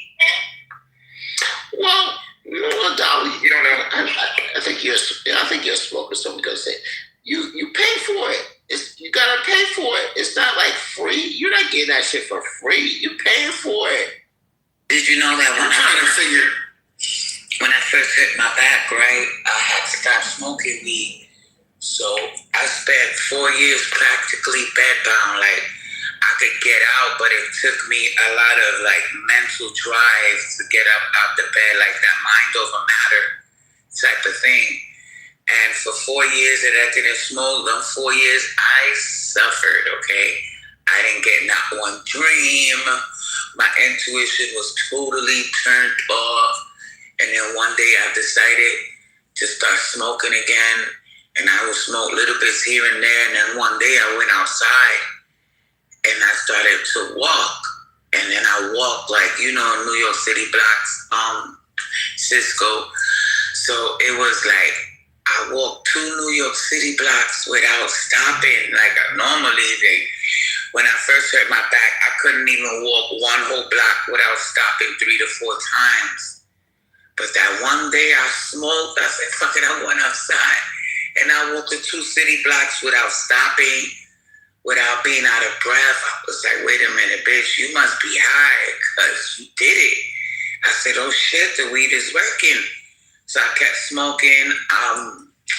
It was like right on the time when I was going to the gastric bypass seminars. And they had wanted to like give me the surgery. But then when I did everything for the seminar, they was like, oh, you lost the weight. So I was like, yeah, boy, the weight up. So they told me that since they cleared you, once they clear you, they give you like this stack of labs you better go do, right?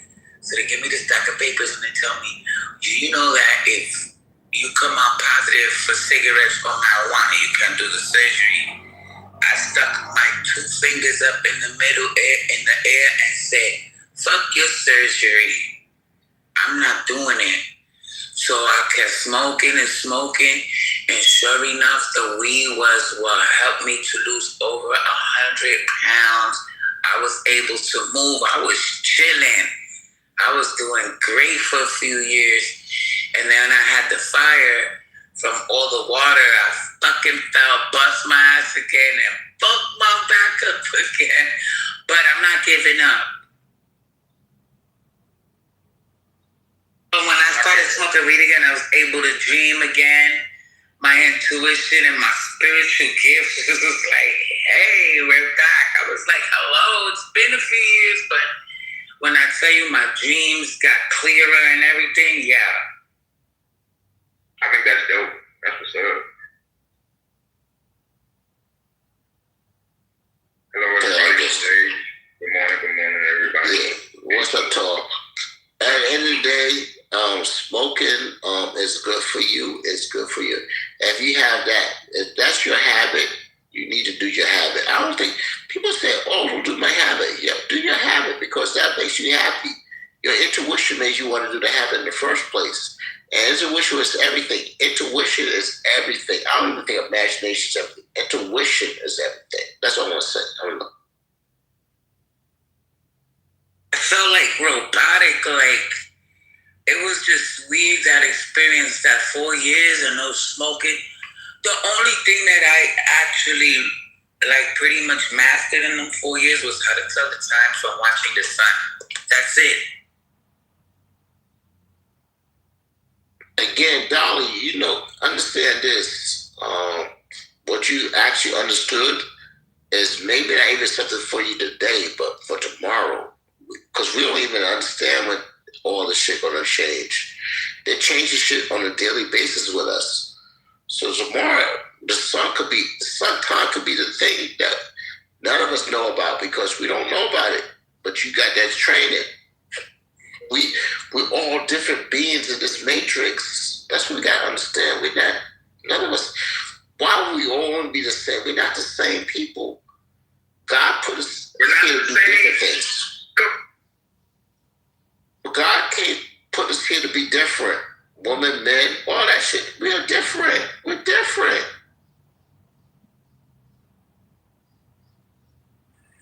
You have a unique purpose. That's right, Jacob. Even you. Everybody's unique. Except for the NPCs and they out there. Not Jacob suggesting purpose, like a soul control. I'm playing that Ye song where he's saying something about get out, I'm out of my body, right? Or something. I'm like, hell yes I am. Yo, some of us have been here before. That's a problem. And we don't even know that. Some of us have been here. Reincarnation, I think reincarnation is a real thing. We've been here before. And we got to come back to fix a problem that we started. And we got to fix that shit. They're like, oh, you're going to go back and fix your shit. No.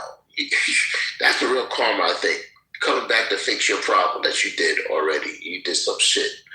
But how about if you come back as the very thing that you hate? Yeah, exactly.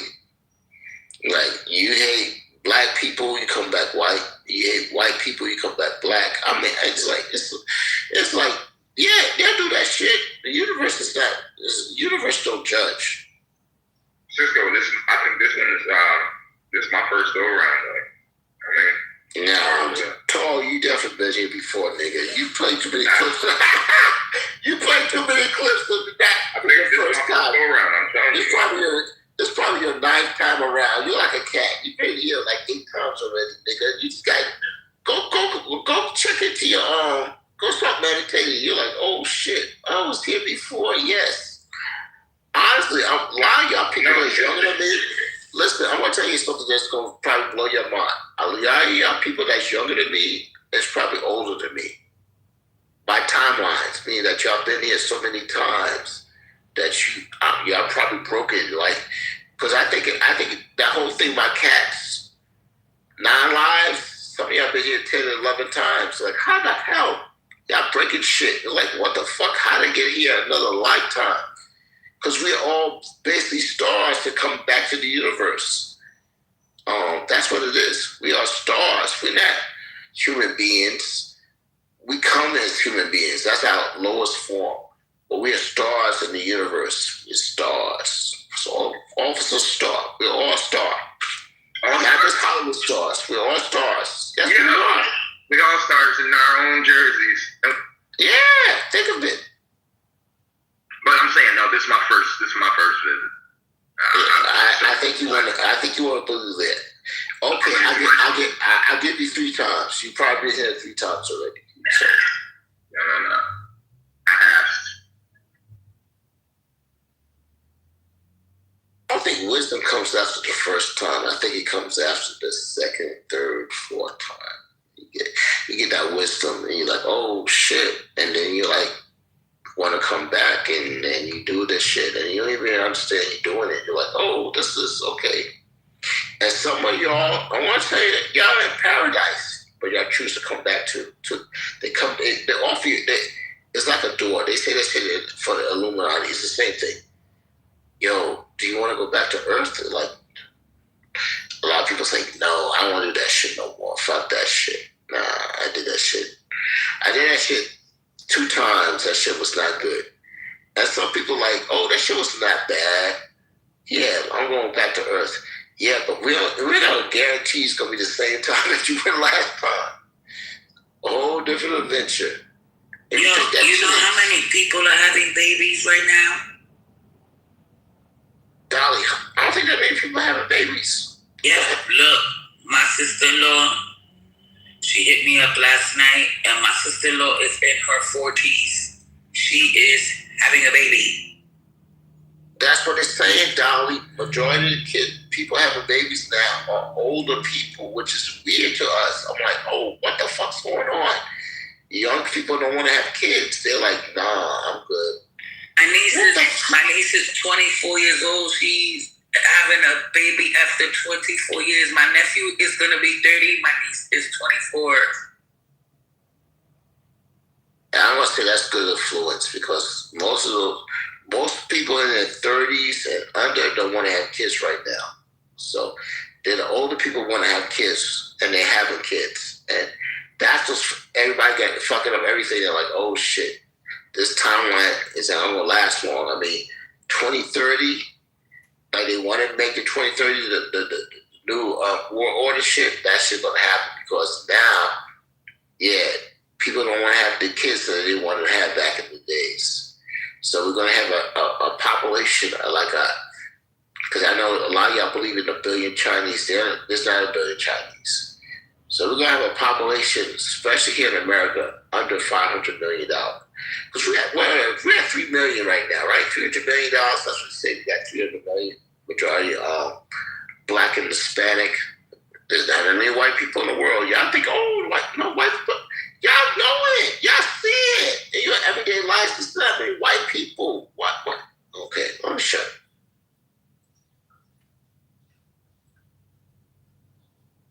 Yeah, but a lot of older women are because my daughters are 20 years apart in age. My oldest is 35. My youngest is going to be 15. I got two in between the two boys. But still, my daughters are 20 years apart. So it's like, and even the two younger ones are 7 years apart. Like, I ain't had no back-to-back kids, really, you know? And I would kept saying to myself, if I don't have one more before I'm 40, please, I don't want to get pregnant after 40 because I didn't want children after 40 at all. Really, I didn't. And I got her, I'm good, you know, but I'm proud and I'm happy for those women that, you know, they trying and they conceiving still because I know it could take a toll on a woman's psyche.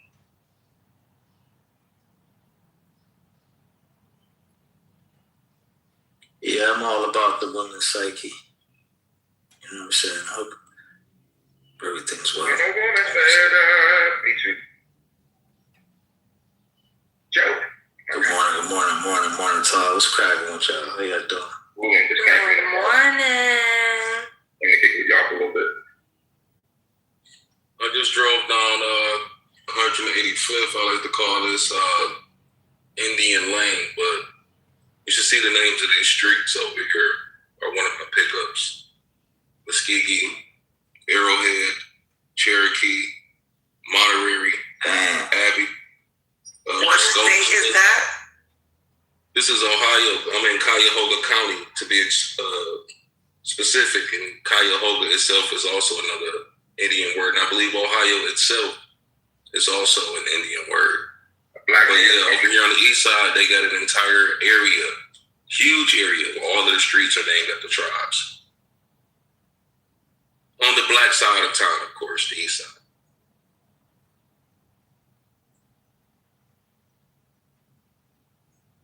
Black native country, no question. What's the name? The Mongolian ones, Pacific Northwest, the migrators. And come out this way. Contrary to popular belief, Damn, Paul, you a little low today. I'm sitting way back over here by the window, and I got the computer way over there. So you I do this and move over to the computer and whatnot. It's probably gonna sound a lot different. Are you on your club deck? Yeah. Yeah, I like club deck too. Yeah, I like how you guys sound on the computer because I got the really, really dope HD sound system on the computer. So you guys be sounding all crystal clear and properly in your spaces and all that. Left over here, right over there.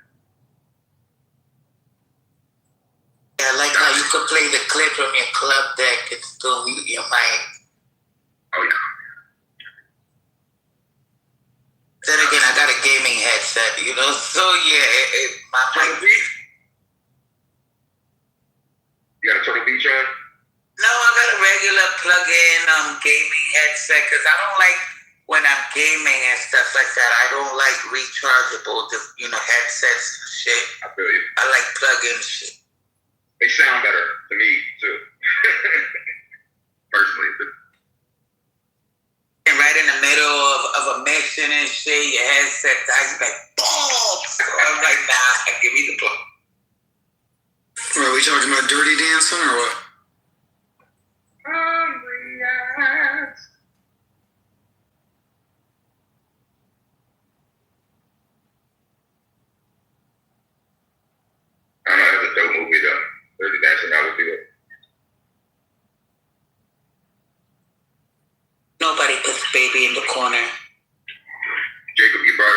that movie? I'm ready to line dance in the formation right now. You know what I'm saying? I got my snap and everything.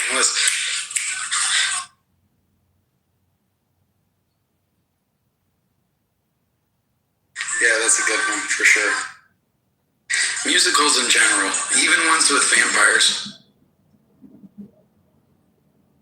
And what's wrong with musicals?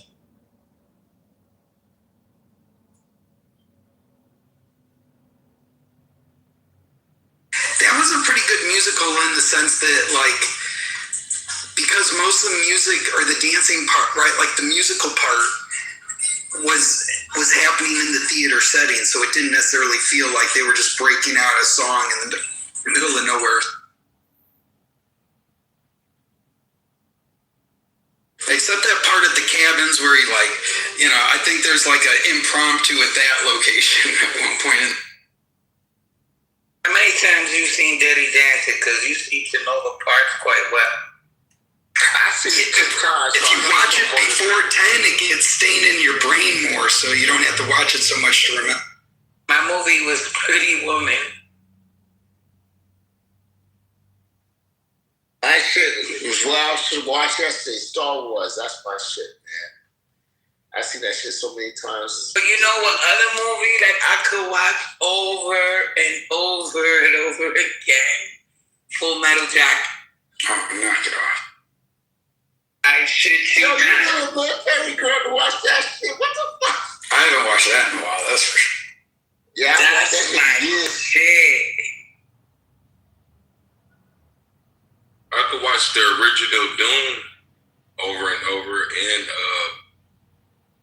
damn, I just started. You guys talking about the one with Charlamagne and Zendaya? Because I ain't even watched that one yet. So you talking about the one where he's calling him Paul Muad'Dib? Remember with the fat dude that the disease? Watch that shit. I think I watched. If I watched it once, I didn't like it.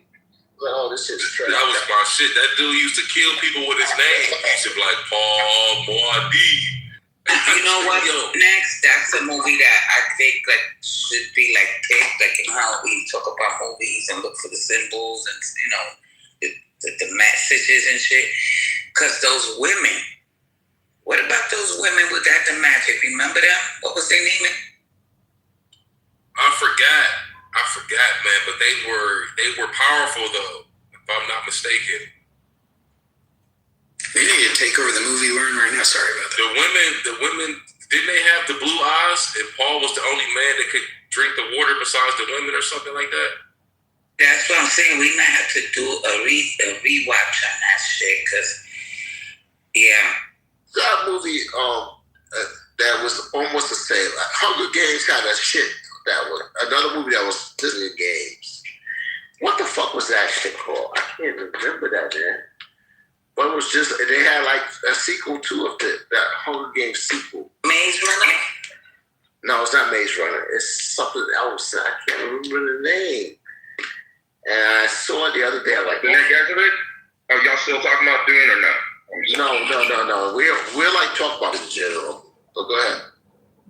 No, somebody mentioned the women from Dune, the witches, the blue eyes who drank the yeah, they put the name in the chat. Bene Gesserit, the women of yeah, the Gesserets. Yeah, well, they drank the worm shit.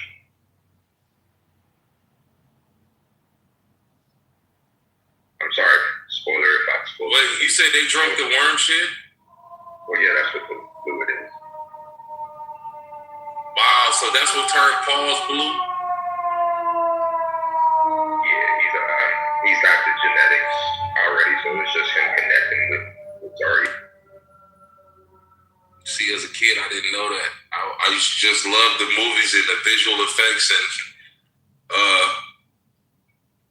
and just seeing Paul fuck people up when they disrespected him. You know what's crazy? They in that Dune movie, it was the guy that wrote the script. He was looking at that Ansar movement that was going on overseas. The helpers that helped guide Muhammad in Medina. Now, if we do the etymology on Bene Gesserit and whatnot, it's Latin, of course. It comes from the Latin phrase quatim,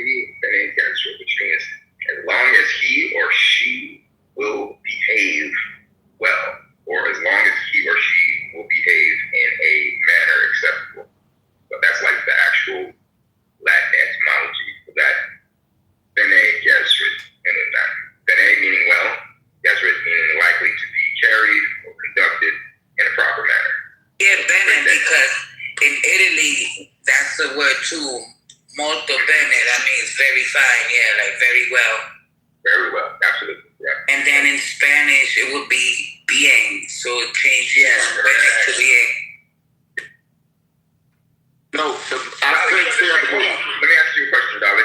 I know a lot of my Puerto Rican folks do that I know, just from New York and whatnot. You understand a little Italian? Yeah, a little. Yeah, they feel like you get around it, and a lot of the Latin word commonality, they just start picking up the phrases just being around it. But kind of similar, not the same. Kind of similar, and they just able to pick it up. Right, because I was watching Man on Fire last night, and you know that it takes place in Rio de Janeiro. So there's parts where they're speaking in Portuguese, and there's some words that, I can't understand. I can dig it. I figured out the movie was Divergent. I don't know if y'all watched Divergent, but that's like basically the same. I didn't finish it. I started at Cisco. It's literally in the watch later on Resume watching. Divergent is the one with the factions, right? Also, that they had the different groups, right? Yeah, they had the different groups, just like Hunger Games. Like, oh shit, they showing what's gonna happen in the future. I'm like, what the fuck? Yeah. Poor people gonna be separated from the rich people, and you're gonna have to fight. Which was Squid Games, which was the most popular shit on Netflix. I'm like, oh shit! So now they're showing this in real time. You gotta fight for your money, niggas. What the fuck? I'm like, yo, this is kind of weird. And then we had I think Squid Games came out right during the pandemic was happening, and everybody was looking at this shit. Oh shit! So when we reopened, we ain't gonna have regular. Which I thank God that we do still have regular working class people doing what they do for work. Or we gotta fight to actually make money, or we're gonna be in poverty, meaning that, and you know, all those pictures are saying that you not only fight for yourself, you fight for your family. I'm like, what the fuck? So I got all the responsibility. I gotta win this shit so my family don't die. It's like, yo, how do you put that pressure on a nigga? Shit, man. You talking about that? Well, think of it. Squid Games, Hunger Games, all those, you know, they were fighting for their families. They wouldn't just fight for themselves, which is kind of weird. Right. That's the shit that we're living in right now. I think that's so much weird, but, you know what I mean, it's appropriate, if you will, just for the setting and all. I'm talking about a person, for all intents and purposes, I don't know anyone's family situation. Let's just say that all the folks we see, you know, have families, people who are concerned. It just doesn't affect us, it affects everyone. So I get that idea, you know what I mean? One thing I like about oh, that is terrible.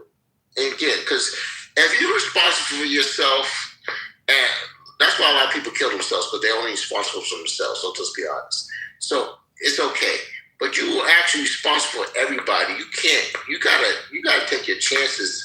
And like, well, if I make it, I make it. If I don't, I don't. You gotta go extra mile for everybody. So wait, I don't like my mom. I don't like my pops, but I like my brother. You know, that's what people actually. That's what they're doing right now. They're trying to do this to us. Well, we're fighting for everybody else. I'm responsible. My job is responsible for everybody else in my family. And when you movies like Squid Games, Hunger Games, and shit, you actually owe. Now you respond, because I don't think people understand the Hunger Games thing.